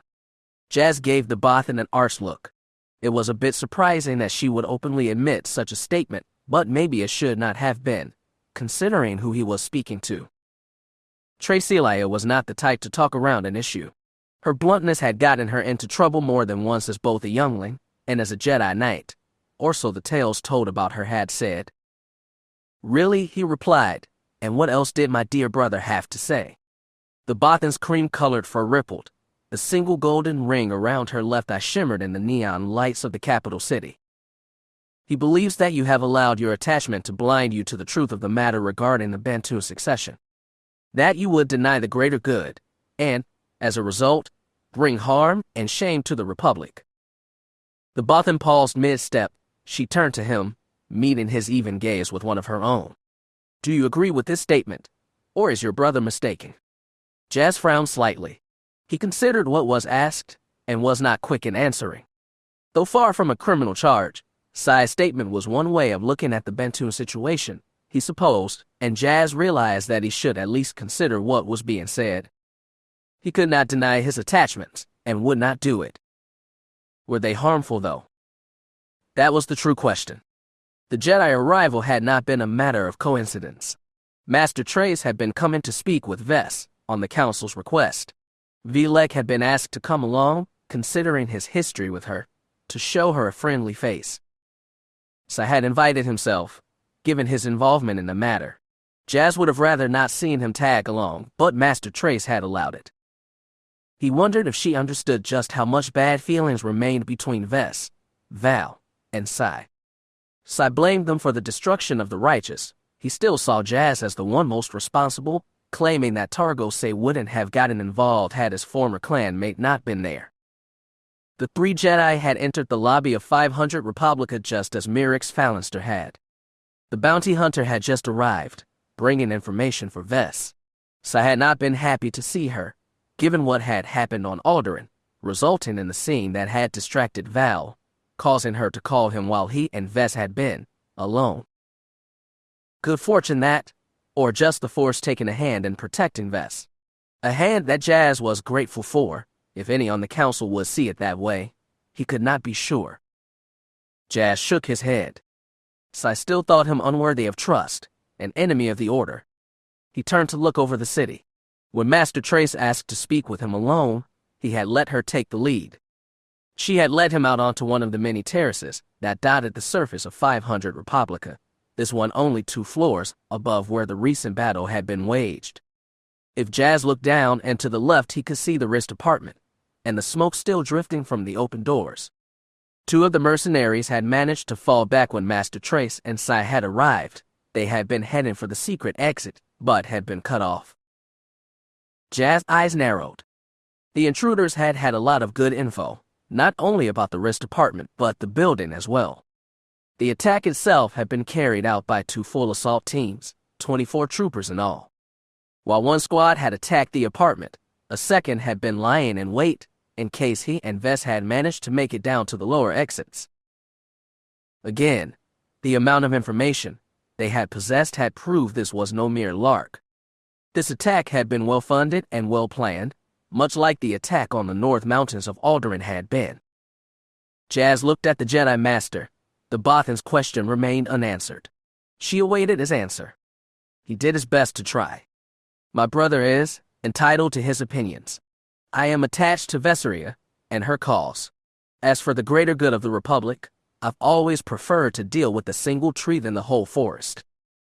So, you believe that your brother is right? The Bothan gave him a surprised look. Jas shrugged. From a certain point of view, yes. Sai has always been one who cares more about the greater good, the big picture. Such people are necessary. They get things done, but they also miss things from time to time. He smiled. If you look at a forest, it can appear peaceful and thriving, but if you look closer, focus on a single tree, you might find something amiss. A single diseased tree, or smoke rising from burning embers. If you are staring at the forest as a whole, you might not see such a threat, not until every tree before you is infected, or the fire has become too large to contain. Jas sighed and looked down on the city below, most of its people oblivious to what had happened tonight. Had they known, would they have continued to turn a blind eye to Vess' home and what was happening there? He couldn't say. He hoped that they wouldn't. Master Trace gave him a curious look. His answer surprised her, he supposed. Perhaps she expected me to rage against what my brother had said. He realized maybe she believed that my attachment had blinded me to what was going on. Sai's statements would have hurt him once. He would have been insulted and enraged, maybe even brought up what had happened years ago, when his brother left him to die out of a desire to claim what had been Jas. Yes, he would have acted on that desire once, but now he realized that it wouldn't have mattered. Anything he said against Sai now would seem like an attack on the one that was working with the Republic's best interest at heart. It would seem to be an attempt to distract the Order from the real issue. Which was, perhaps, what his brother had wanted all along, to deny Jas any chance to bring his twin to justice. Sai was not just working to protect Republic interests, but his own, the life he had built in the decades since his brother's exile. Sai, Jas thought, your pride is not doing you any favors, brother. Had you admitted to the council what you had done, you could have avoided all this. I would have forgiven you. After all, your actions had served the living force. They put me on the path I am now, where I need to be to help Val and Vess. He would have embraced his brother. All Sai would have had to have done was said, I'm sorry. Jas would have forgiven, and the council would have seen that confession as proof that Jas Dar Bynn is the Jedi they believed him to be, that he had let go of the ambitious child that had done what had been done. That had not happened, and again, Sai's pride compounded on his past actions. Jas feared that his brother was on a very slippery slope. If he continued to justify what he had done, hid that darkness, and let it fester, who knew what he might one day be capable of? Who or what else would he sacrifice for his own pride and his perception of the greater good? Then you are not afraid that your actions are hurting Republic interests. Trace asked him that you are hurting the galaxy by focusing on one single issue. The Bothans first shifted again, a sign of curiosity. Do you not consider yourself loyal to the Republic, the source of peace in the galaxy? I am loyal, he replied, again sensing that Master Trace was trying to get him to lose control. For what reason, he couldn't say. Regardless, he would not do it. His passions were now for Vesseria and Val when she needed him. He would not be baited. My loyalty is to the people of the galaxy, all the innocent lives that need my help. The will of governments can be twisted, manipulated to serve greed and fear. What is the Republic? Master Trace, if not his people, the people that the senators and other officials claim to serve. Jas sighed and stood taller in the master's presence. With so many voices struggling to be heard, I will do my part to make sure that they are not drowned out by the desires of those in power. I do serve the Republic that should be. Perhaps I'm being naive, but I would rather try to bring about the galaxy that should be than accept that all I can do is cater to those who would let innocence suffer. The Bothan said nothing for a moment. She merely looked at him. He felt her reaching out for the Force, seeking some deception perhaps, or a justification that she could use to oppose his view. Finally, Trace Elia smiled. That wide-toothy grin that Jas had seen in the council chamber. "Vay speaks highly of you." She assured us that, despite your unorthodox way of thinking, that we should not dismiss you as a valuable member of our order, knight or not. "And do you now agree with what she said?" he inquired. "I believe that your brother and several others underestimate your value to us. They see darkness where the light may not shine as brightly, but that is not a bad thing. Sometimes, when a light shines too brightly, it blinds you to what is before your eyes, and sadly, in the brightest of lights, the darkest shadow stands out." Now it was Jas' turn to smile. "You are starting to sound like the true master of the High Council, Master Trace." The Bothan smirked.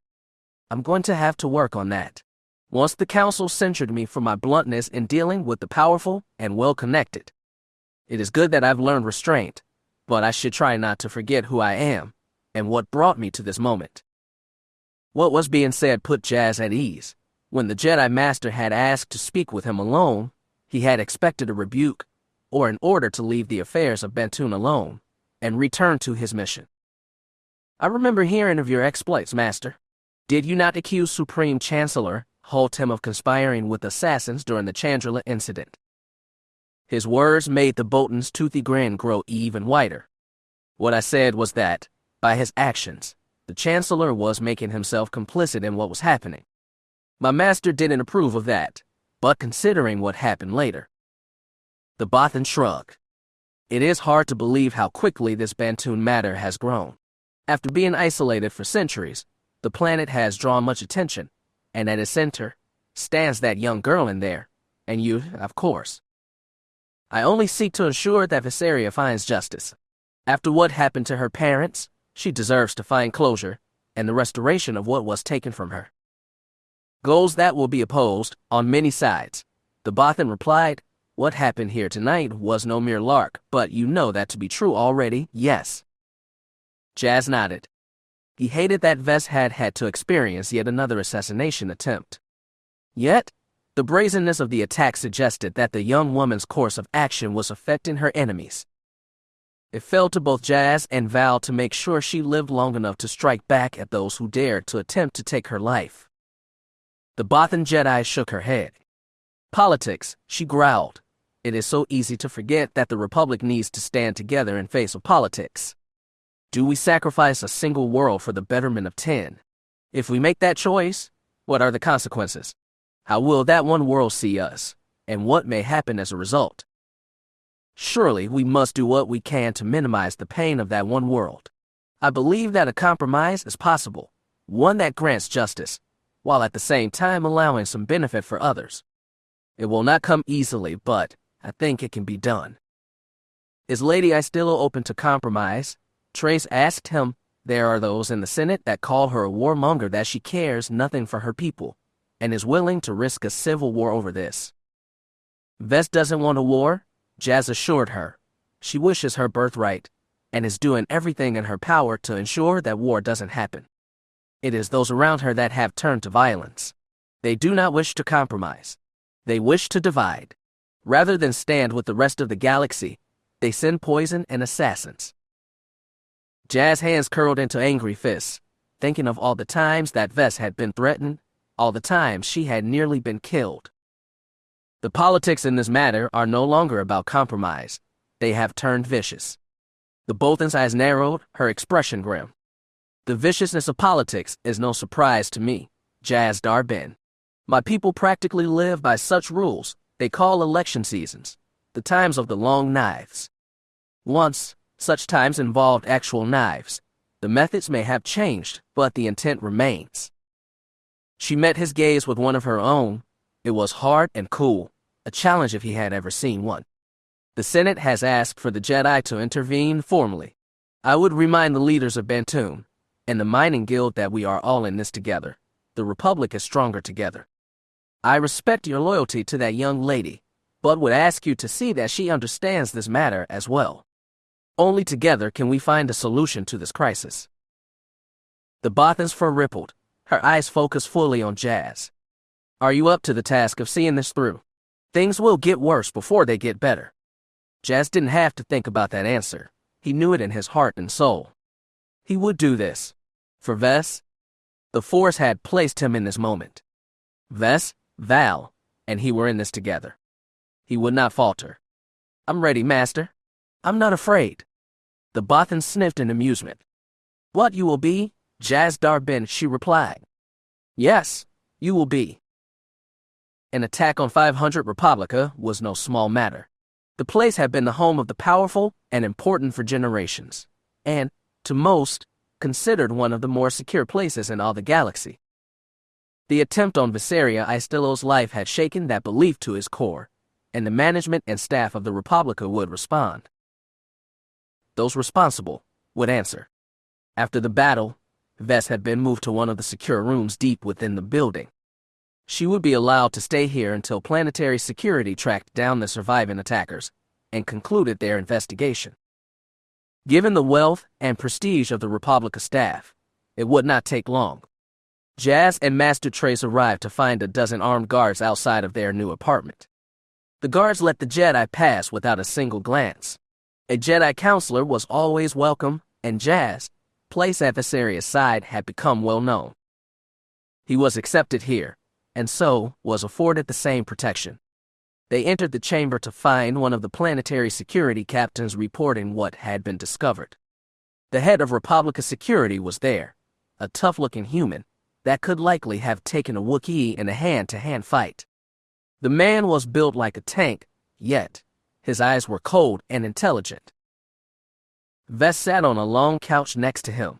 She still wore the shirt and leggings from the time of the attack, yet, in spite of grime and dirt, still managed to look regal. She glanced up as Jas entered, smiling at him. Through the Force, he could sense her worry. She always seemed to worry about him when it came to his fellow Jedi, despite his assurance that they were no threat. He was grateful for that worry, and that smile could light up a room. The fact that it was for him warmed his heart. Was this what love felt like? If so, he could understand why even those who could not feel the Force would go through such lengths to protect it. Val, clad in her combat armor, stood just behind her queen. As the wounded party, they were allowed to hear the report, so they could plan accordingly, adjusting the girl's schedule to make another such attack more difficult. Not that Ves was low on protectors. Jas nodded to Mirax Fallenstar. The former Jedi turned bounty hunter leaned against the back wall of the room, eating a caramelized sweet fritter. The woman nodded back. Jas was pleased to sense no hostility there. After what had happened with the Sunset Collective and their Anzity Alley, he had feared that Miri blamed him for how that had ended. He was pleased to sense that she did not. On the other side of the room sat Jas Dar Bynn and Vilek, representing both the Jedi and Republic's interests. If not for the presence of the Wifid, he might have felt a bit outnumbered. Who knew what Sai had been telling Master Trace and the rest of the council? With Vilek, at least, he knew where he stood. The Wifid was not only a fierce warrior, but an honorable Jedi. Jas was glad to see him here. He and Master Trace waited while the captain continued his briefing. It seemed they had missed the beginning of it. They would need to catch up later. We have identified the access point used by the assassins. Sir, the captain said. They entered through sub-entrance beta. One of the private entrances, the security man replied. That is impossible. Normally, I would agree with you, sir, but the survivors retreated back through the section after their attack failed. Security droids tried to pursue, but they were cut off by explosions just beyond the final gate. Demolition charges set to cover the group's escape. The captain shook his head. This was well planned, sir. These men knew what they were doing. We bloody well know that, Captain, Val responded angrily. She looked at the security chief. I was told that the access to the sub-entrances were monitored around the clock, that the codes were changed every half hour. They are, the man answered. Then how did these thugs gain access? This building is supposed to be secure. Jas noticed the pain in her voice and could see that the protector had not come through the attack entirely unscathed. Her face was bruised and her combat suit burned in several places. Both the captain and the security chief turned as Master Trace entered. The Bothan's history had seen her involved in many high-level rescues and conflicts over the years. Forgive the interruption, she said, her eyes finally falling on Ves. Lady Istillo, it pleases me to see you unharmed. If you need... What I need, Master Jedi, is for these attempts on my life to stop, Ves said coldly. She glanced over at Miri, still more concerned with her meal than what was being said. And if Hunter Fallenstar has returned with what I think she has, then perhaps I can finally rest easy. Miri smiled, wiping a bit of caramel from her lips. I think you will be happy, Your Grace. Things are moving in the direction you wanted. Master Trace looked at Jas, who could only shrug. He knew some of what his lover was doing, but not all. Ves was keeping her plans very secretive. Even he and Val didn't know everything she was doing. It was troubling, but Jas gave her the benefit of the doubt. Not all in the room shared his confidence. James' brother, for example. Jas Dar Bynn shook his head. We must be told what is going on, Lady Istillo. We insist. The Jedi are guardians of the peace. We need to. Ves glared at him, a withering look that stopped Sai mid-sentence. The last time I trusted the Jedi completely, I was kidnapped from my home, placed in stasis, and nearly killed. You will forgive me if I'm a bit more careful this time. That was not the Order, or the Republic's fault, he replied. I need not remind you that you were taken by an enemy of my dear brother, the one you chose to trust over those who have the galaxy's best interest at heart. Jas' eyes narrowed.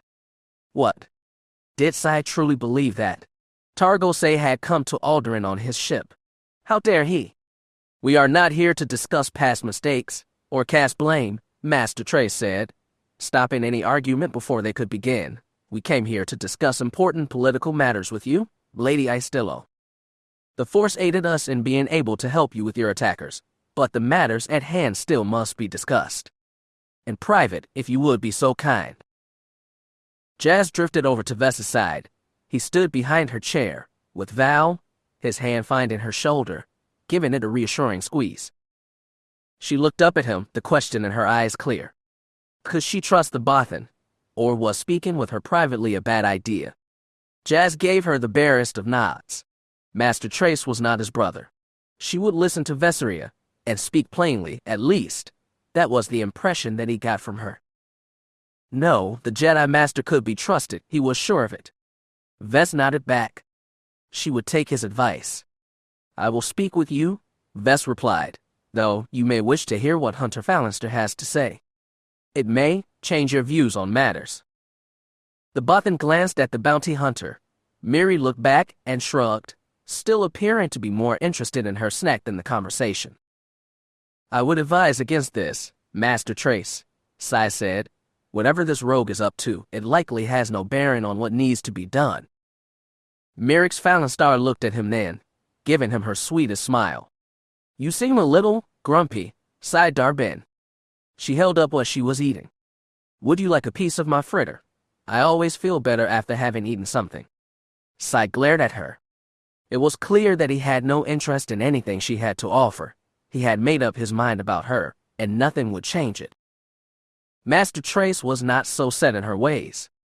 I will hear what Hunter Fallenstar has to say, Lady Istillo, the Bothan said, with a slight bow, though we should converse privately, as I suggested. Ves nodded. Agreed. Val, would you see the others out? I will speak with the Jedi alone. Yes, my queen, the Protector answered. If you will all follow me, gentles.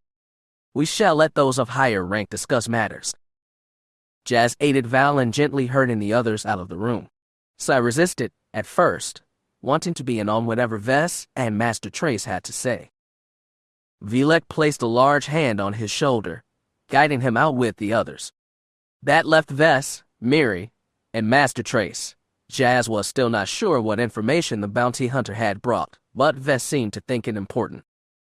Viseria looked up at him as the door closed, the warmth in her eyes bringing a smile to his face. As the door closed, she mouthed 3 words to him, 3 words that he was grateful to hear. "I love you." Jas nodded. He knew how she felt. But it was good to hear those words, 3 words that had been so hard to say. He could say them now without hesitation or fear. "I love you." Whatever was to come, he was not worried. He and Ves, whatever they would need to face, they could do it. Together. Chapter 37. The Summit. Members of the Jedi Order, fellow delegates of the Afon system, members of the Diplomatic Corps, and honored guests. Senator Albin Ross smiled. "I welcome you one and all to the Out system, and to Camp Nest on this glorious day, the first day on the path to peace." The chamber filled with polite applause, the applause of seasoned politicians. Beings that knew that what the senator said would not be as easy as he had hoped, at least the wise ones did. Jas joined in, but in his heart remained skeptical. What he was sensing in that moment did little to put him at ease. The people here masked it well, but their own ambitions were on display. Peace for them was important, but not for the welfare of the people of Bantoon. No, most of the people that had gathered here had their own agendas. Whether these agendas would serve Ves or hinder her remained to be seen. Whatever happened, they all needed to remain on guard. What was coming would not be easy. He glanced over the seat beside him. Ves, now clad in a beautiful blue gown, with her silver circlet atop her head, appeared both calm and collected. Through the Force, he knew she was anything but. She glanced over at him, giving him a nervous smile. "It is okay," she said as she touched his hand. "We got this." She looked across the room, at her aunt's delegation, the Queen's delegation. Her eyes narrowed. "I've taken care of everything." Jas nodded in response, but he was not sure how she could be so confident.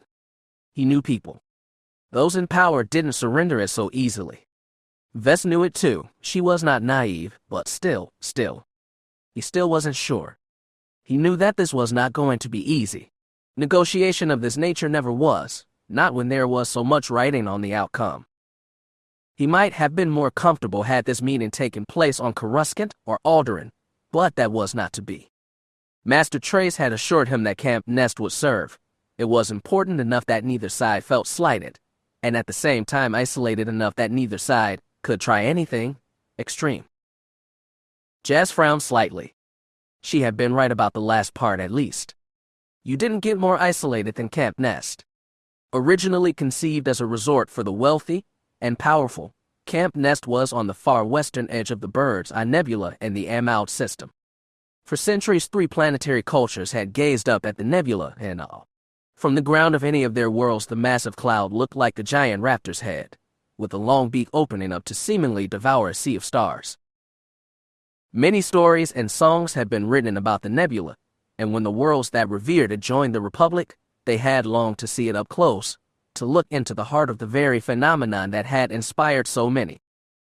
For almost 2 centuries, hyperspace explorers had searched for a way to enter the system, to blaze a trail into the heart of the nebula. Then 3 decades ago, a chance miscalculation by one of those explorers struck gold, a clear path through the gravitational interference. The explorer had been well paid for his route, and businessmen on the worlds that revered the nebula had gotten to work to build a place where artists and the wealthy could be closer to what had inspired their people since the dawn of their worlds. A large asteroid was brought to the system, originally simply another mining operation. The tunneled-out rock was the perfect place to build their new resort. Crews went to work quickly.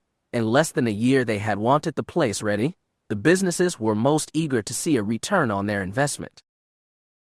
Then, of course, it had all fallen apart. The asteroid shell protected the resort from the hardest radiation put out by the nebula, but the same could not be said for the ships making the journey. Then there was the nebula itself. The Bird's Eye was far from stable. Gravitational surges and radiation blooms within the cloud made space around the station, more than dangerous. Pleasure ships and non-military craft did not have the armor or shields to keep out the worst of the radiation, and the military ships that did last could only do so for short periods of time. Radiation leached shields while gravity twisted armor and slacked electronics. It didn't take long for the investors in the resort to realize their error. That might have been the end of it right there. The asteroid would likely have been abandoned and counted as a loss on a spreadsheet, but several ambitious senators had seen the dangers of the unmanned system and saw an opportunity. They had petitioned the Republic to purchase the asteroid to be used as a neutral site for more serious negotiations, a place where openly hostile factions could meet and iron out their differences. The nebula not only protected the station, but ensured that any treachery by the parties involved was almost impossible. No attack force would survive long enough in the system to harm the asteroid. And those that stayed and tried would not be in any shape to defend themselves when Republic reinforcements arrived. Their ships would be in such a state that they would be easy prey for newly arrived attack vessels. As for the asteroid itself, it had nearly been completed by its big business investors.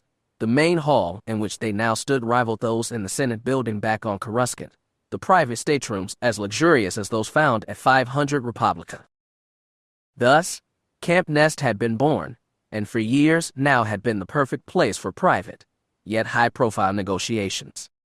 At least 2 major border conflicts had been dealt with peacefully here, and now Viseria had come to meet with her aunt and uncle. It would be here now that the succession problem on Bantoon would be settled. It was here that Viseria would regain her crown, or so she hoped. Jas remained skeptical. He had known nothing of this place when they began their journey.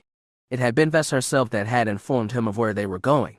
To ensure her safety, his lover had contacted Co-op again, asked if he would be willing to ferry her and their party to the meeting. Though not a military vessel, the Co-op's folly shields and armor were one of the few ships that Co-op controlled that could handle the approach to Camp Nest. The Republic had offered the use of one of their cruisers, but Ves had refused. After what had happened to the righteous over the skies of Alderaan, Ves preferred not to trust Republic transport. Not that Jas blamed her. The journey had gone off without incident. Co-op had converted the cargo bay into living quarters for the nobles. Using a series of collapsible habitats, he had created accommodations for the matriarchs and their staff, as comfortable as they could manage on a ship like the Folly. Ves and Val had stayed with them, while Jas had taken crew quarters. It felt strange being away from his lover when they were so close, but it was smarter. They had yet to formally announce their relationship to the matriarchs, and Ves wanted no dissension this close to their final meeting. The night before their arrival in the Amal system, Ves had called the whole crew together for a toast. She had insisted that everyone aboard the Folly should be there, saying the toast was a form of blessing, a Bantoon tradition. They had all drank from the same bottle that night, Val having chosen a drink that even the non-human members of the crew could enjoy. She had been insistent on that part, that everyone attend and share in the ceremony. Once it was done, Ves had seemed more relaxed, more confident. Jas could not say why. Both Viseria and Val seemed to think the matter was settled, that Ves would regain her crown after these negotiations. Jas wasn't so sure. High General Lyron had come too far to just give up now. Jas expected some form of treachery from the man. Ves had tried to assure him that he need not worry. She was ready for her uncle this time. Yet, Jas remained unconvinced, even more so since the start of the opening ceremonies. It was not that he doubted Ves' cause, but when he looked across the main meeting hall it was hard not to be pessimistic. Viseria's side consisted of herself, Jas, the 4 matriarchs, and Brother Oswell. Val and her sworn protectors were there, as well, but even they looked outmatched. Tracelia and Violek were here for the Jedi Order. They stood close to Senator Ross. They were supposed to be impartial and support the rule of law, but again, he could not be sure how much help they could be in keeping things fair for both parties. On the opposite side sat Queen Adira II's negotiators and entourage, 8 matriarchs and their protectors, along with their spouses and their bodyguards. Among them sat the Lady Janice, the director of the Sworn Protector Program. Jas remembered the woman from their brief encounter on Alderaan. As the head of the program, the sworn protectors looked at the old bond with almost as much reverence as they did for the sworn masters and mistresses. Jas didn't like the fact that she was sitting among the royal delegation, and he really didn't like that most of the matriarchs and their spouses all wore mining guild pins or sashes. It was clear which side the guild came down on during these talks. Not that he should have been surprised. The mining guild had supported Adira and her high general from the very beginning. He glanced up at the balcony above them again, seeing few friends. The honored guests that the senator had referred to were mostly wealthy beings from throughout the Republic, beings who had a stake in things staying as they were. Among them sat his twin brother, Jas Dar Bynn, who had accompanied the Jedi, but given what had happened on Alderaan, was not officially part of the Jedi negotiation team. Miri was here somewhere too, Jas knew. She had come with them aboard the Folly, but disappeared shortly before the opening ceremony. Her absence didn't surprise him, not given her history with Republic higher-ups. Two people who were conspicuous by their absence were Ves, aunt and uncle. Neither Queen Adira II nor her husband High General Lyron entered along with their entourage. That fact had not been lost on Ves, and it made her uneasy. Ves had said several times over the past few weeks that she would not negotiate with stand-ins. If her aunt wanted this matter settled, both she and her husband needed to meet with her face-to-face. Ves would accept no other outcome. As the opening ceremony ended, the two delegations filed into a hall off the main one. Here trays of food and drink had been set up, giving the two groups a chance to mingle. Jas walked with Ves on his arm, Val trailing a respectful distance behind. Again, Ves glanced around the room, a slight frown on her face. "They are not here," she said under her breath. Jas nodded. He didn't need to ask who she meant. Adira's staff and negotiators were here, but there was no sign of the Queen and her husband. So far, they remained absent. That seemed to bother Ves more, and Jas didn't blame her. How could they negotiate if the Queen wasn't there? Yet, maybe that was the whole point. He reached out with the Force, trying to sense danger, treachery on the part of Adira and her husband. He sensed no mortal danger, only the sense of menace that came with any life or death meeting. Adira and Lyron knew how important this negotiation was. If they tried to snub the Republic, yet, if this was some kind of trap or treachery, why could Jas not sense it? He sensed nothing more dangerous than the intent of the people here. He remained unsure. "Not a bad start, pal." Jas turned to see Co-op approaching. His clan brother had elected to stay after the Folly had moved off to a safe distance. He smiled at Jas and Ves. "Well, you two certainly look nice." Jas shrugged. Matriarch Tabi had managed to find some Bantoon dress robes for him. The blue fabric with the silver piping complemented Viseria's gown well. "The same goes for you, Captain," the girl replied. Co-op had chosen a black suit for this mission, having shaved and pulled his hair back in a ponytail. Gabe Cooper might have been any other businessman attending these talks. Jas' eyes fell on his clan brother's companion, a very familiar-looking Zeltran male. "Everything seems fine, Captain," Kite Tobin reported, glancing up from a small data pad. "I'm detecting no signals except for those used for standard communications." Jas looked at Co-op. "You had Mr. Tobin slice the comm systems." "Yeah," Co-op nodded. He looked at Ves. "I noticed your aunt and uncle aren't here, kid. Thought it might be wise to see if security had an update on that. I'm not really in the mood for any surprises on this trip." Ves nodded in agreement. She turned to the young slicer. "I would like any updates if you receive them," she requested, given past events. Tobin nodded. "Captain Cooper has already cleared that," he promised. "I hear anything, you will be among the first to know." "Aye." The young man looked up as Val slid closer to them. He looked down, blushing slightly. "Oh, hello, Chief Valentine." "Hey there, Slick," she replied. "Seems like you have settled in nicely in Cooper's service." The Zeltran nodded. "Definitely beats the freelance work I used to do." He finally met her eyes. "And you, no ill effects from our captivity?" "None, thanks to you," she answered. She gave him a warm smile. Had you not stalled those cultist Murglax, who knows what they might have done to me, what they may have turned me into? You saved my life, and my mind." She bowed her head slightly. "I'm in your debt." The boy shrugged, his pink skin darkening. "I just thought you might be able to help me, help us both. You owe me nothing." "I disagree," Vess said. "Val is not just my protector. I care for her, had anything happened." Vess shook her head. "I am grateful, we all are." The boy nodded shyly and looked away. Jaz's brow furrowed. Interesting. He knew a bit about the Zeltron culture and what they were known for.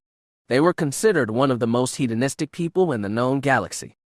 The pheromones they gave off affected most known species, making them peaceful and compliant. Or aroused, given the mood of the Zeltron in question. Given how the boy was reacting, he should have been feeling drawn to the boy, his pheromones reinforcing a sense of camaraderie. Jas felt nothing. He lightly touched the minds of both Val and Vess. Given their intimate history together, such a link was easy. Vess was grateful to the boy, as she said, but he sensed no attraction, which was good. Val, however. Jas looked down at his boobs. A sense of protectiveness came over him. He didn't like the thought that the boy might be trying to influence her. He didn't sense anything, but he didn't like the way she was looking at him, and he didn't like the idea that he might be using his Zeltron pheromones on her. He would need to speak with Co-op about the boy. He was trouble. Don't be jealous. The thought stopped him in his tracks. What? Jealous? He wasn't jealous, was he? Despite his relationship with Vess, he still felt protective of Val, given that Vess had given him permission to offer her comfort as his first companion. No, him jealous. It wasn't possible. I told her that if she found someone she wanted to be with, I would step back. Her happiness is what I care about. Still, she could do so much better than the Slicer, the man that nearly got her and Vess killed back on Alderaan. Stop it. He coughed into his hand, hoping that Val would not pick up what he was feeling through their force bond. It was shocking, but he could not deny it. He was a tad bit jealous. He looked around, glad not to see his brother in that moment. So I would have loved this, sensing his turmoil, and would not have wasted the opportunity to give his brother a good finger wagging. This is why you should abandon this foolish adventure, Jas. Attachment. It is not the Jedi way. Jealousy is just the shadow of greed. It will lead you to the dark side. Yeah, Jas thought with a shake of his head. A year and a half ago he might have actually believed that, broken off his relationship with Vess and Val, and run back to the Jedi Temple with his tail between his legs. That was not who he was anymore. He had looked into the abyss back on Terrace, had stumbled and skidded very close to the dark side. If not for Mary's friendship and Vess's acceptance and love, he might have gone even deeper into that pit. He might have truly fallen. He accepted that, and he had done his best to move on. Yes, he felt jealous, but that didn't mean he would let it control him. Greed could lead to rage and hate, but seeing through that door didn't mean he had to step through it. In spite of the darker emotions he felt, he was serene, or trying to be, at least. The realization surprised him. He was not the staunchest believer in the Jedi Code, but had trusted in it. He found himself thinking of Mother Nutbush. The Mandalorian clan head had believed that to defeat something, to avoid trouble, you needed to know something about it. Understanding something was the first step in defeating it. Mother Nutbush had meant battle, but could her argument be applied to the emotions of a Jedi as well? It was a curious thought. How could a Jedi be compassionate without understanding passion? It was not about giving in to passion, but accepting it, maintaining control, and doing your duty. It was about doing what was right, with a sense of how it would affect those that did live with emotion. As a boy, he had helped after a major transport accident on Coruscant. More than 300 had been killed. He remembered walking among the victims and the families of those that had been lost.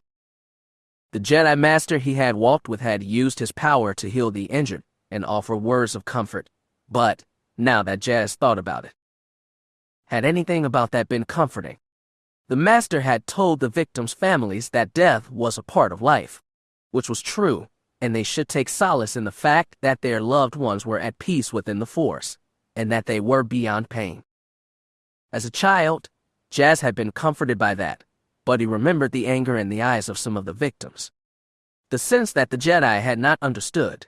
He had mentioned it to the master later, but he had dismissed it. Those outside the Force cannot understand.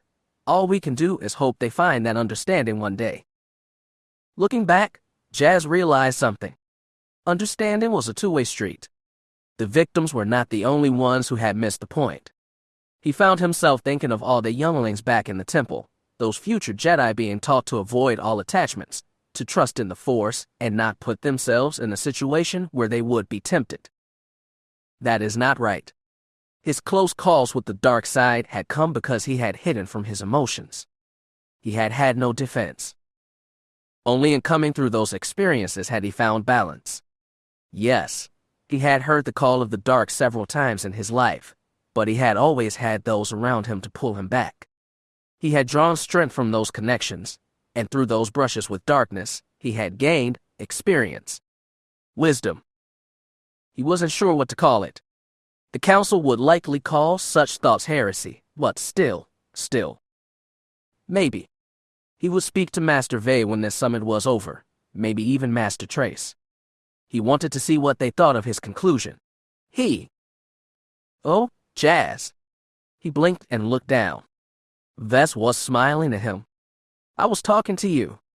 He grinned and cleared his throat. What did I miss? You okay, hotshot? Val asked. Yeah, he answered. Just coming to understand something. He looked down at Ves again, her expression looking more worried. Still no sign of Antidira. Ves cursed under her breath, a flare of anger boiling within her. This doesn't work if they are not here. They? Fear not, my lady. A cool, cultured voice drew their attention. A single man made his way through the crowd, drink in hand. The High General will be here shortly, his wife at his side. Jas nodded, recognizing him from the holo transmission from Bantoon. Ves offered a nod of greeting. Baron Hudlow, she said. This is a surprise. The old man smiled, the polished smile of a career trader or politician. A pleasant one, I hope, he responded. I suppose that depends on why you are here, Ves answered. I saw Lady Janice sitting with my aunt's entourage. Janice is where she is supposed to be, the Baron replied. The Sworn Protector program is a sign of stability on our world. It would be unwise for her to stand against the throne. Yet, you are here, she reminded him. Isn't that a risk? I prefer to keep my options open, my lady, and besides you have more friends than you know. Friends that will reveal themselves when they are sure you are going to regain your birthright. Ves crossed her arms. I see. So you are keeping one foot in both camps, for the sake of Bantoon, of course. Of course, the Baron said, offering her a slight bow. Just so. He turned to the rest of their party, his eyes hidden behind the small round lenses that he had worn during their holo transmissions. He stepped back and offered an elegant bow. Greetings to you all. I am Baron Jark Hudlow, entrepreneur and friend to the people of Bantoon. Jas regarded the man carefully. A holo image was one thing, seeing the man in person was something else. The man's clothing, manner, and speech spoke of wealth and privilege, but that was not all there was.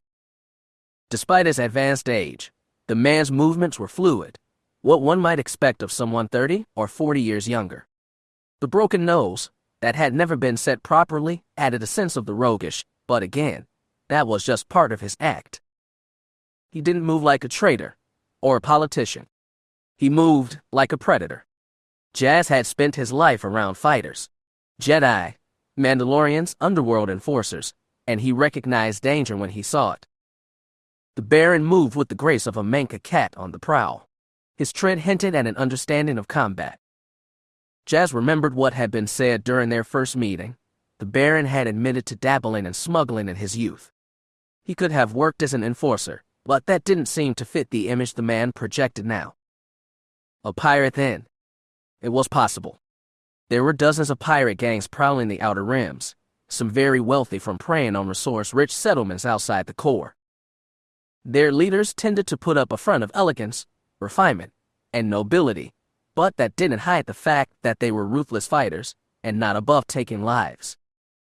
Could that be Hudlo's origin? Jas reached out with the force, trying to get a sense of the man, what his true intentions might be. He sensed ambition, but that was unsurprising. Why wouldn't a businessman have ambition? Whatever he was before, what he was now. James wasn't sure. An ally to their cause, maybe. But not one he was sure they could trust. Vess watched the man carefully, still affected by her aunt and uncle not being here. You said my aunt and uncle are on their way here now. That is correct, Your Grace. How? Hudlo chuckled. Their sworn protectors are with them, as you would expect. They send reports to me and Lady Janice, as all of the sworn protectors do from time to time. Vess' brow furrowed. She looked at Val. Is this true? It is true, and my queen, she replied without hesitation. Some of the protectors report more than others, the Baron added. Chief Valentine has offered no reports these last few years. Disappointing, but not surprising, given her state of exile. I did my duty, Lord Baron, Val said, snapping to attention. Of course, Protector. I would not expect anything less. You are a true product of the system, and the system always wins. The system always wins, Val said, her voice a flat monotone, the way it always was when discussing her training. Indeed, the Baron said, just so. The old man smiled widely, pleased with himself. Again, Jas felt a sense of anger.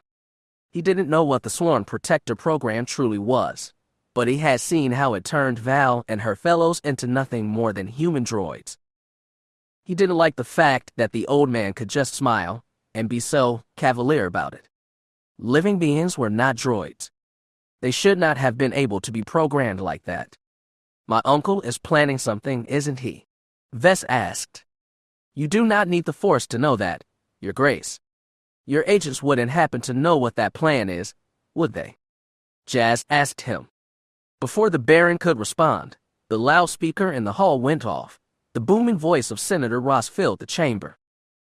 Presenting Her Grace, Adira Estillo, second of her name, voice of the people, shield of the matriarchy, and queen of Bantoon, and her husband High General Lyron of House Dustin, sword of the people, defender of all Bantoon.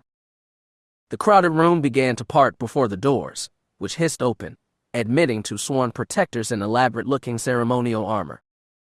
Jas looked at Vess. He could feel the tension in her hand. She held his hand so tight that he could feel her heartbeat through his hand. Baron Hudlo shook his head. Whatever the High General's plan, I suspect that we will be finding out quite soon. Vess' eyes narrowed. Again, Jas felt a surge of anger in his lover, anger and cold hate. Yes, she hissed. We will. I trust you have a plan, Your Grace, Hudlo said. Don't worry, she promised. I do. Chapter 38. The Abdication. High General Lyron.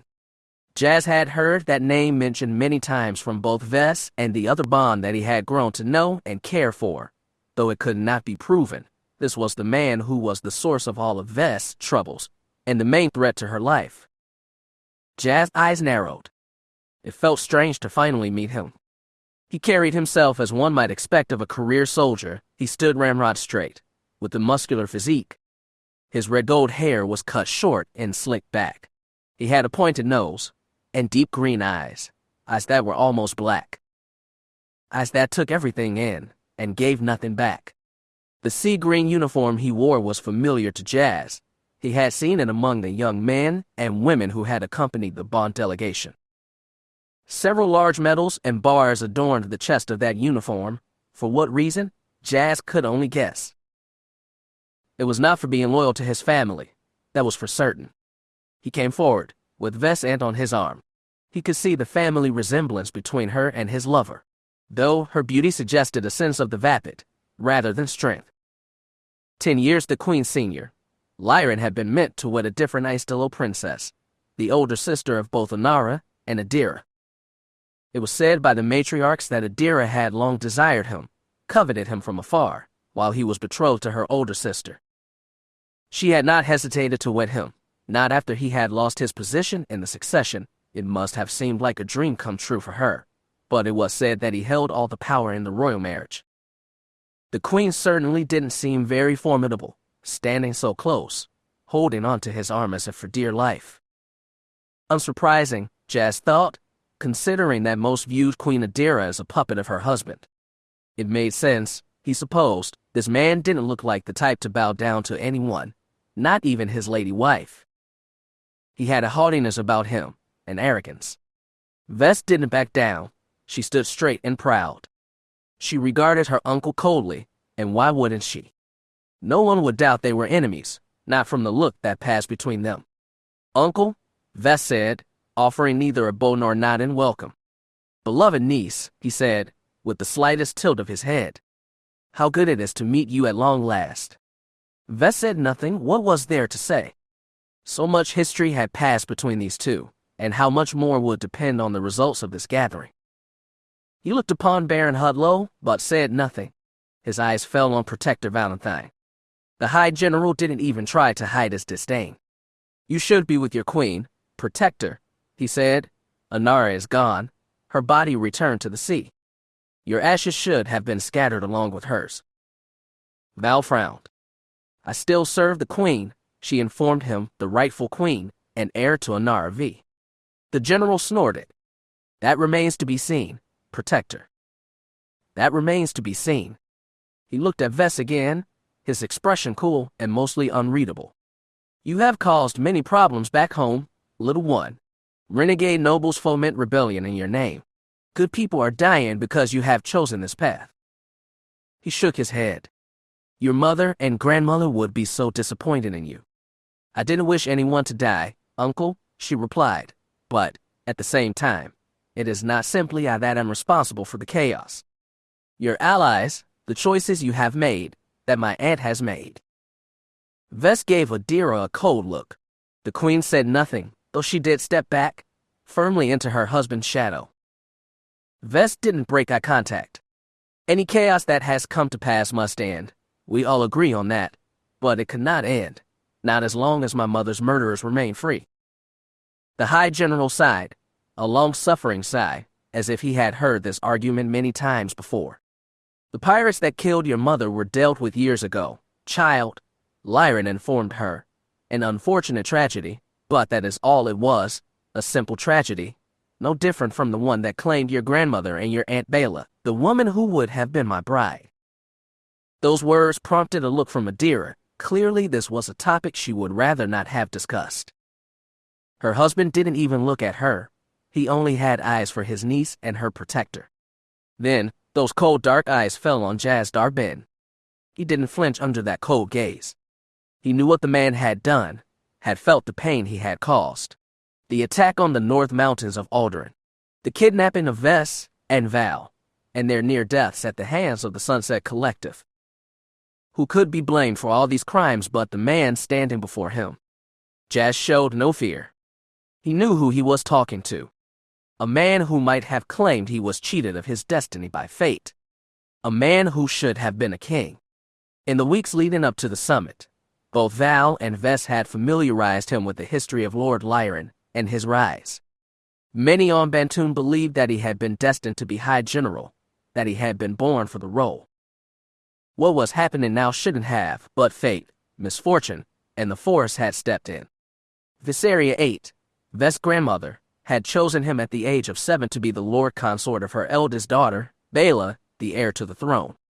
His house had long been loyal to the Istilios, and had a very successful military lineage. Ves' mother, Inara, had been the second-born girl, and was not considered a major part of the succession. She had spent her early life working with the military, and in time, she was to have served as Minister of Defense under her older sister. To that end, she spent much time with the soldiers that defended their world, and of course, met someone among them. The two met and fell in love. He was a young officer, a brother of Matriarch Cherries, the man that would become Inara's husband and Ves' father. As for Lyran and Bela, they had met as children and had begun to prepare for what came next. The marriage had been arranged. Bela had been 4 years old at the time of the betrothal, and the two would have wed on the girl's 18th birthday. They had been introduced as children, and he had attended many functions and gatherings with the girl, getting used to being with her and preparing them both for the wedding that would come when she came of age. Through Bela and Lyran, everything seemed secure, the crown and the future of Bantoon's monarchy set in stone. Yes, everything seemed to be set, the succession settled, a strong queen, a healthy heir, and a young man to stand at her side and be her husband and high general. An unexpected accident had changed everything. It had put Lyran on the path he now walked today.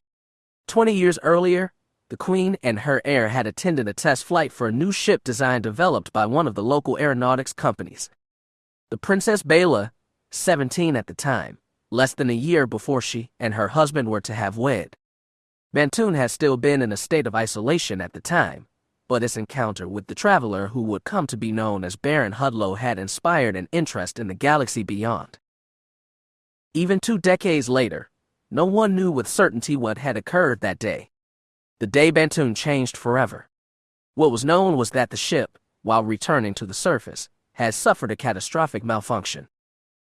The nobles, aboard the Queen's pleasure barge, had been floating just off the set landing site to welcome the young pilots to a hero's welcome. The ship never landed, an engine malfunctioned, and the ship spun out and crashed into the Queen's barge. All aboard, including the Queen and her heir, had been killed. The loss set off chaos throughout Bantoon. Many of the top members of the royal court had been on the barge that day. The matriarchy descended into chaos. Rivals fought behind the scenes to secure titles and offices, but all the while, the throne sat empty. Vest's grandfather had died 2 years before, leaving no one to act as regent. Yes, most of the royal family had died that day, most, but not all. Lyran had not been among the spectators that day. He had been on a training exercise in one of the larger cities, working with the local militia. He had returned swiftly to the capital when he learned what had occurred. The matriarchs had met in an emergency session. It fell to the defense forces to rein in the chaos. Shock and panic had needed to be tabled, for the moment. The royal line was at stake, and the matriarchs had needed to choose a course, and swiftly.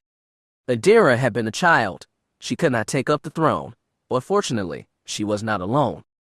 Anara had also missed the ill-fated trip. She had been on the same training exercise as Lyran, both she and her husband.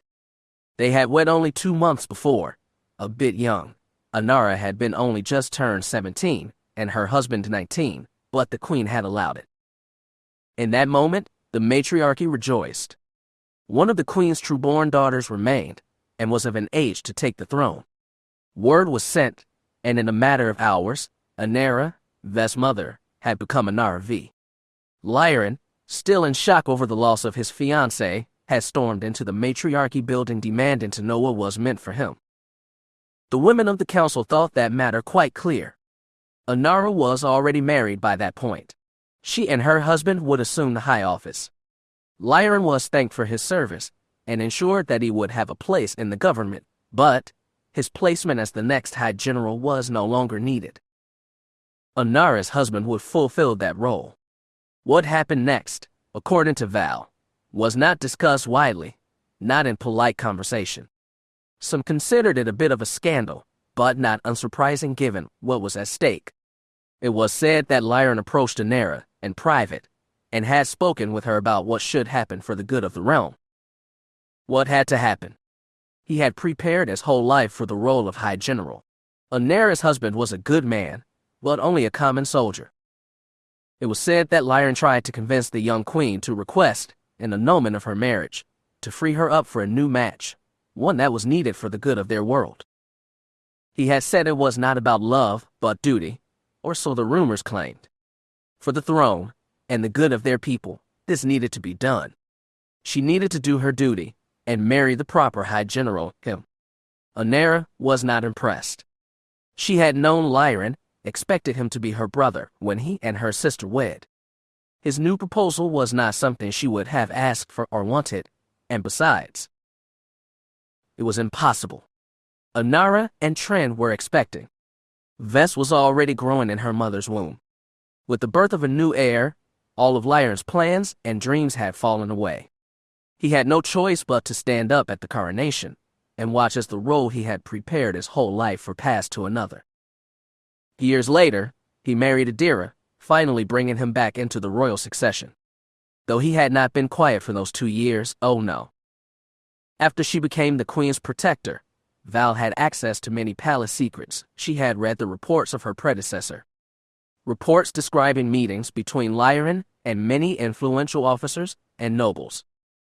Yet, it was not until the Republic and the Mining Guild discovered precious ore and crystals on Bantoon's moons that everything truly changed. It was at that time that Jas and the Folly crew had come to Bantoon and rescued a certain 11-year-old girl and her protector. What had happened next had led them here. High General Lyron had done what he needed to ensure his dreams. Now, Vess would do the same. She needed to. Or, in the end, all was lost.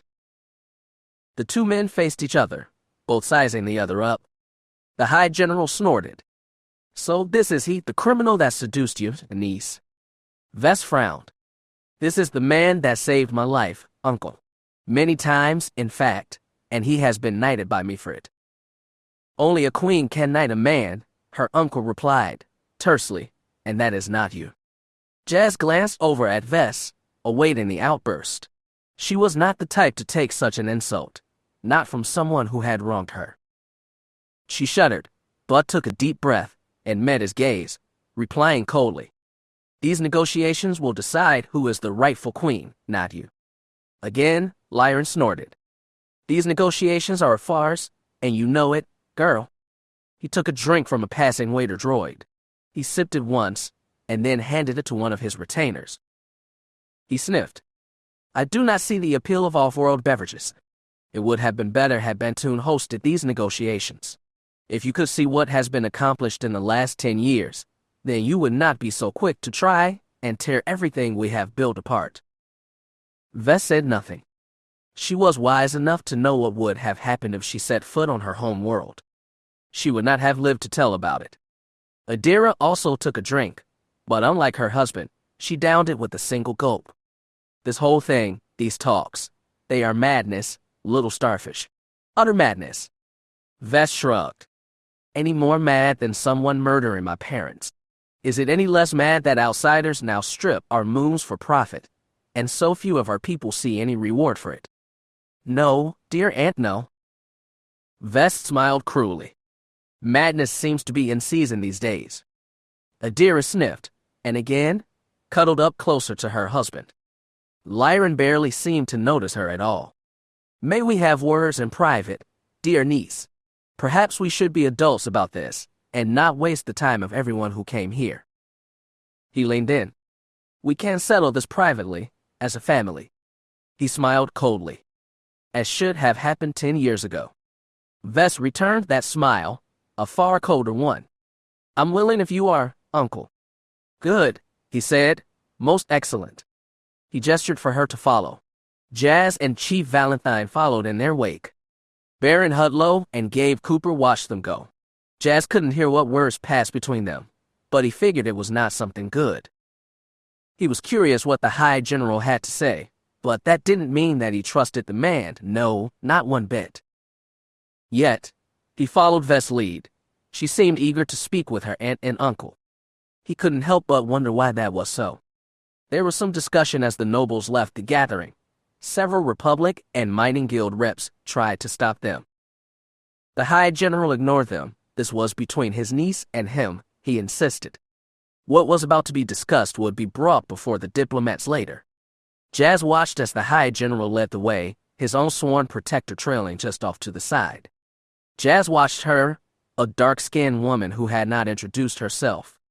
He could not imagine what she had to offer in this, besides a threat to Val and himself. Adira's protector, a young blonde-haired man, followed a respectful distance behind. He didn't seem as threatening as Lyron's, but he was armored and armed like his fellows were, and even if he were not, they were both threats. Jas had sparred with Val enough times to know how dangerous a sworn protector was. In hand-to-hand combat, there were few who were better. He didn't really like this idea of going off with the general on their own. Hudlow had suggested that the man had one last card to play, a plan to upset Vess, and anything she might have prepared. He still had to wonder what that might be. The High General's quarters were large enough to accommodate all his staff, guards, and advisors. The large room looked almost empty, just the 7 of them. Lyran motioned for Vess and her party to be seated. A large circular couch was arranged close to one of the station's many false viewports. The radiation was too hard to have windows, but shots from the nebula outside were piped in using shielded cameras. It was an interesting setup, all in all. You could almost forget you were sitting in the heart of an asteroid. Lyran and Adira's protectors took up positions behind them. The 2 sworn protectors stood at parade rest, while their lord and lady attended their guests. Val stood behind Jas and Vess. Had he not been there, he would have considered the protector outnumbered. The Force did give him an edge if needed, plus he had been allowed to keep his lightsaber. He didn't think this meeting would turn violent, but he was ready if it did. When all were inside, Lyran's protector sealed the door, locking them in. The young woman then pulled out a device, scanning the room. Jas recognized it immediately. The protector was looking for any cameras or listening devices. He kept his face neutral, but felt his heartbeat quicken slightly. It seemed that what was about to be discussed was not to be on any record. What could that be? Any idea what is going on? He asked Val. The protector shrugged. Your guess is as good as mine, hotshot. He leaned back and watched, patiently. Only when the High General's protector nodded did he begin. His face remained a cold mask, a killer's mask. He glared down at his niece. You will abdicate your claim to the throne tomorrow. The hell I will, she replied. His eyes narrowed. This is not a game, you stupid little girl. Do you have any idea what is at stake? The very future of our world. Your mother was too blind to see it, which is why she needed to be removed. Val's eyes narrowed. That sounds a bit like a confession to me, she said. It is a point of fact, Lyran said. Bantoon suffered in his isolation for far too long. It needed to be nudged out of its complacency, so that it could take its rightful place in the galactic community. So you sold our world to the mining guild. Vess snarled. You murdered my parents and drove me into exile because you thought it was for the good of our people. Serving Bantoon was the goal that I was bred for, little one. I was chosen to take up the reins of power, chosen by your grandmother, may the gods keep her. And what about your rightful queen? Vess demanded. My rightful queen was Bayla 7, your aunt. We were meant to rule together. Adira looked at him. Husband, she whispered, actually sounding hurt. We have done well, my love. You have done well, but it doesn't change the fact Bayla should have been queen. Her death was not my mother's fault, Vess reminded him, the accident. It was no accident. Lyran rasped, my people showed me the report, the one that the matriarchy tried to bury. He clenched his fist in anger. The ship that crashed into the royal yacht that day was sabotaged. Your grandmother and aunt were murdered.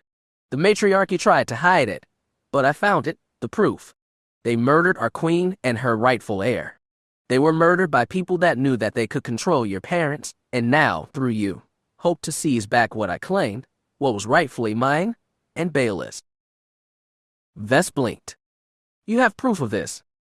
It will be sent to you, so that you can see why I did what needed to be done. It was an ugly thing, but it was necessary. Both Val and Vess glared at him. Necessary, they said in unison. Yes, the High General said. You still don't understand what happened, do you? After the accident, the matriarchy was in chaos. So much blood was shed in dark corners. So many good and loyal people killed to protect those that arranged the death of your grandmother, your namesake. He shook his head. I bided my time for years, seeking the ones involved. And you never thought to tell the Queen, to tell the High General? Val asked. Tren would not have believed it any more than his wife. They would have both thought that I was making a play for the throne. He glared at Jas. And now, you come back, threatening all that we've built. The killers are still out there, Ves. Who's to say that this one is not one of them? Jas glared at him. I serve Ves and your people, High General. You would like to believe that, I'm sure, but the matter is far more complicated. He turned to Ves again. The killers are still loose, and you are a foolish child. You don't have the cunning to help our people. Those that support you only wish to get rid of me. Only I can guide us through the troubled waters that Bantoon now finds itself in. The mining guild, they are a necessary evil. I've used them to weaken the matriarchy, to give myself time to purge us of the enemies in our midst. Ves leaned back. She was considering what was being said, but did that really excuse the last 10 years? A kidnapping and multiple assassination attempts. Ves glared at her uncle again. This is your excuse. I make no excuses for defending our home. Ves snorted. That may be so, but you have not solidified your hold, have you? You remain without an heir. Your daughters never lived long enough to be your heir, and your son will never sit the throne. The matriarchs will not allow it. They will if you abdicate, he answered, if we stand together, and you renounce your claim to the throne. I will leave you in peace. Go back to Alderaan, live as a noble woman there, or come home as a matriarch, accept my rule, and understand why I did what needed to be done. Lyron shook his head. Do you think I wanted to slay your mother? We grew up together. She was like a sister to me. Adira looked shocked. Perhaps this was the first time she had heard her husband speak of this. Lyron, you wouldn't have. I had no choice. Love, he said, you must understand that. He looked around the room. All of you must understand that. The sworn protector said nothing, not even Val, though Jas could sense her anger at the admission. It was one thing to suspect what had happened. To actually have evidence, or a confession, that was something else entirely. You need to abdicate, girl, Lyron repeated.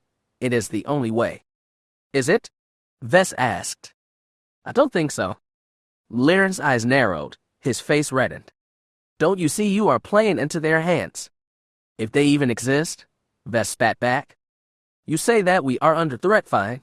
Then stand with me. I am the rightful heir, and I can reunite our people. I'm willing to let go of the past. Just step down from your high tower and admit to me here and now that you were wrong. That you murdered my parents, and are sorry. Ves sniffled. She wiped at her eyes before the first tears could fall. She would not cry before this man. You are your mother's daughter, he said. You are not strong enough to face the enemies that our world faces now. You will be surprised by how much I can endure, she responded. You will abdicate. No. You will abdicate, or your father will die. That stopped Ves in her tracks. She blinked. What? Lyron pulled a small holo device from his coat. He set it down before Ves and her allies. The holo sprang to life, showing a lone man, sitting on a bench in a stone cell. Jas looked at him, the features. Ves worried her lip with her teeth. Daddy. Val glared at him, her hands drifting to her pistols. You bastard. Lyron ignored her. He was a good soldier, he said. His only crime was not knowing his place. My people captured him before his ship left Bantoon. The ship was destroyed before it could reach Alderaan and inform Dorma of what had happened. The High General sighed. You see what you have made me do, child. What your mother made me do. I have done horrible things to protect our home, and I would do them again. Ves said nothing. She simply stared at the holo. My daddy is alive, she murmured. And he will stay that way, provided you behave. Lyron, Adira said, W.H. Why was I not told about this? It was better that you not know, my love. That way, the Jedi of the Republic would not catch you in a lie if any came asking about Trin. Again, he looked at Vesseria. Jas could sense the turmoil in her mind. Accept the terms of the mining guild, Vesseria. Abdicate your claim to the throne. There will be no more attempts on your life. You have my word. And my father? She asked. Do as I ask, and I will return him to his family. He will need to live in secret, but he will be free to live. Again, You have my word. Vess looked at the hologram. Daddy, she murmured. Daddy. Vesseria, Val said, her face a mask of horror. You can't. Silence, protector, Lyron snapped. Your queen has a choice to make. To serve her people, or tear them apart, and let our enemies destroy us from within. Lyron frowned. I will find the culprits who killed your grandmother and aunt. I will find them and destroy them. The chaos you have caused has stirred so much up. I'm so close now, so very close. He reached out and turned off the holo. The image of Vess' father vanished. See, you can't even think right now. You are your mother's daughter, too weak to do what needs to be done. Vess sniffled and wiped at her eyes. She took a shuddering breath. She let it out slowly. When she looked up, her eyes were cold and pitiless. She smirked. So, this was the game you had planned. This was the final card you thought would hand you my throne. Vess shook her head. You are a pathetic fool, uncle. He glared at her. How dare you, you little. Silence. Vess's words were a whip snap. She looked at her aunt and uncle. Her eyes were as cold as the vacuum of space. You really think that I would believe you? That after all this time, you did this simply to avenge my grandmother and aunt? The girl shook her head. No, uncle, no. I don't buy that story. Nor do I buy that you will let me go if I sign the abdication. I know too much now. Eventually, you will send someone for me, and eventually, they will get lucky. My father, if he even is still alive, will vanish, and I will have no one to believe me that I saw this holo. Val and Jas are mine. No one will believe what happened here. You are making a mistake, girl, Lyron said. No, uncle, no, it is you that has made a mistake. Vess smiled. You have been a great teacher, uncle. For assassination attempts and a kidnapping plot. You showed me how to play the game, and I've learned it well. Are you trying to scare me, girl? No, uncle, I'm here to inform you of just how far I've come, and may I say, bless you for the information that you have given me tonight. I will need to deal with the matriarchs and the officers, find those involved in the plot against our family. So you believe me? Of course, she admitted. James proved that. The involvement of the Sunset Collective cultists that hijacked your kidnap plot. They serve someone that we have not discovered yet. Jas didn't say anything but what he was feeling from Vess. She was dancing very close to a dark place. He wasn't sure that he liked it, but he understood. He had spent enough time on the fringe to know how power games were played. You had to fight fear with fear, and power. Vess seemed more than ready to play. She leaned forward, pinning her uncle with an icy glare. That does not excuse you for what you did. You still have to answer for my mother. Your mother was weak. Yes, you said that, she said dismissively. Know that I am not, and you are going to answer. Vess nodded to Val. She reached into a pouch on her thigh and pulled out a folded sheet of flimsy. Articles of abdication for the throne of Bantoon. Vess leaned back. She looked at Adira. Beloved aunt, you will sign the abdication papers now. You and your husband will stand before me and acknowledge that the rightful heir has returned and is of age. Lyron paled. Are you mad? He asked. I'm not done, she said. You will also surrender your son to my care. He will be raised at court, treated with all the honors that a young man of your family is allowed. As your hostage, Lyron spat. As my guest, and as a member of our family. And one of us, niece, Adira asked. I'm sure your friends in the mining guild will find you a comfortable place to enjoy your exile.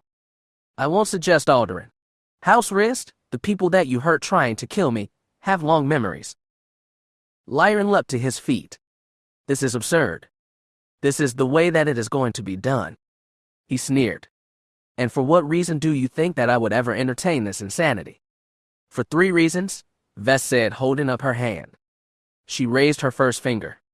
1. It is what is best for our people. She raised the second finger. 2. I would rather not have a scandal. It would create more enemies that I don't need. She raised the third finger and smiled cruelly. The third and most important reason of all. You are crazy, Lyran growled. And we are done. Your father is dead. He tried to leave. And so are you, uncle, Ves shouted. He turned back, his eyes cold and arrogant. She laughed, her smile far colder. You are dead, because I poisoned your drink. The High General snorted. Impossible, he spat. Not really, Ves said. You're lying.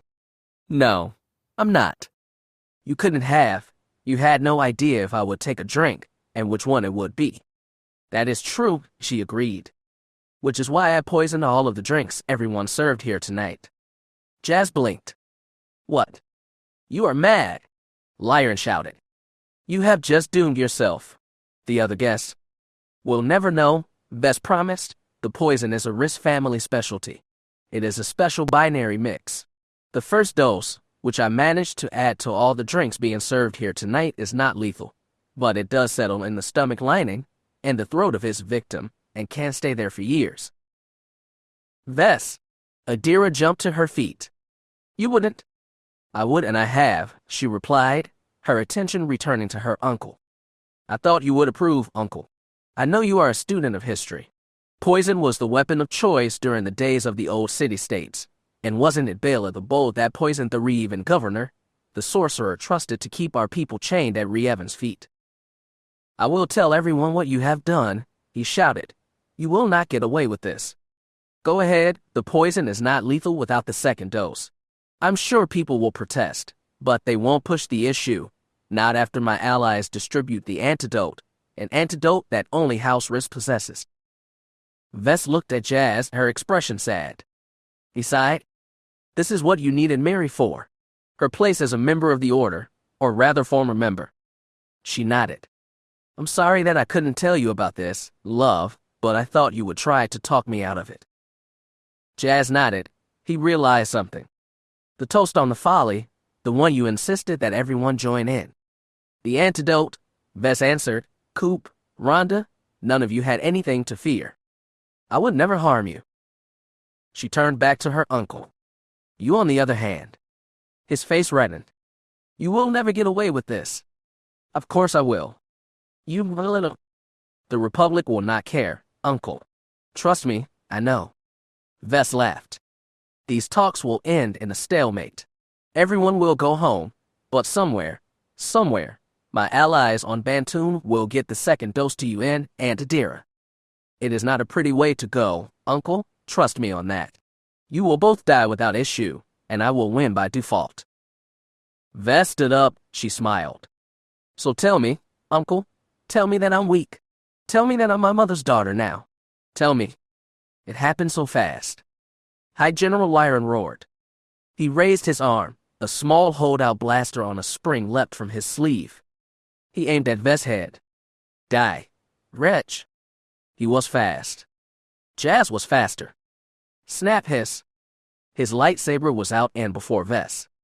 Val leapt at Lyran's protector. She tried to reach the general, but Val cut her off. They traded blows, chops, and kicks.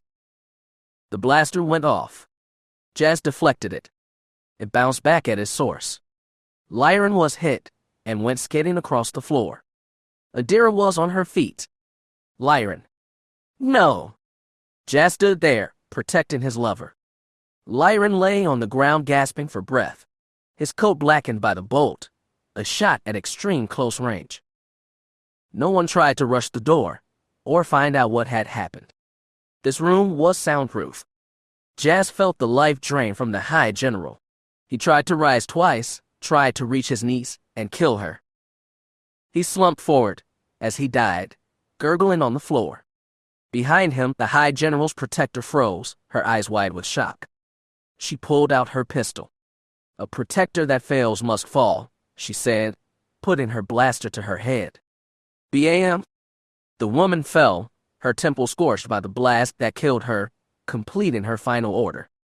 Silence fell over the room.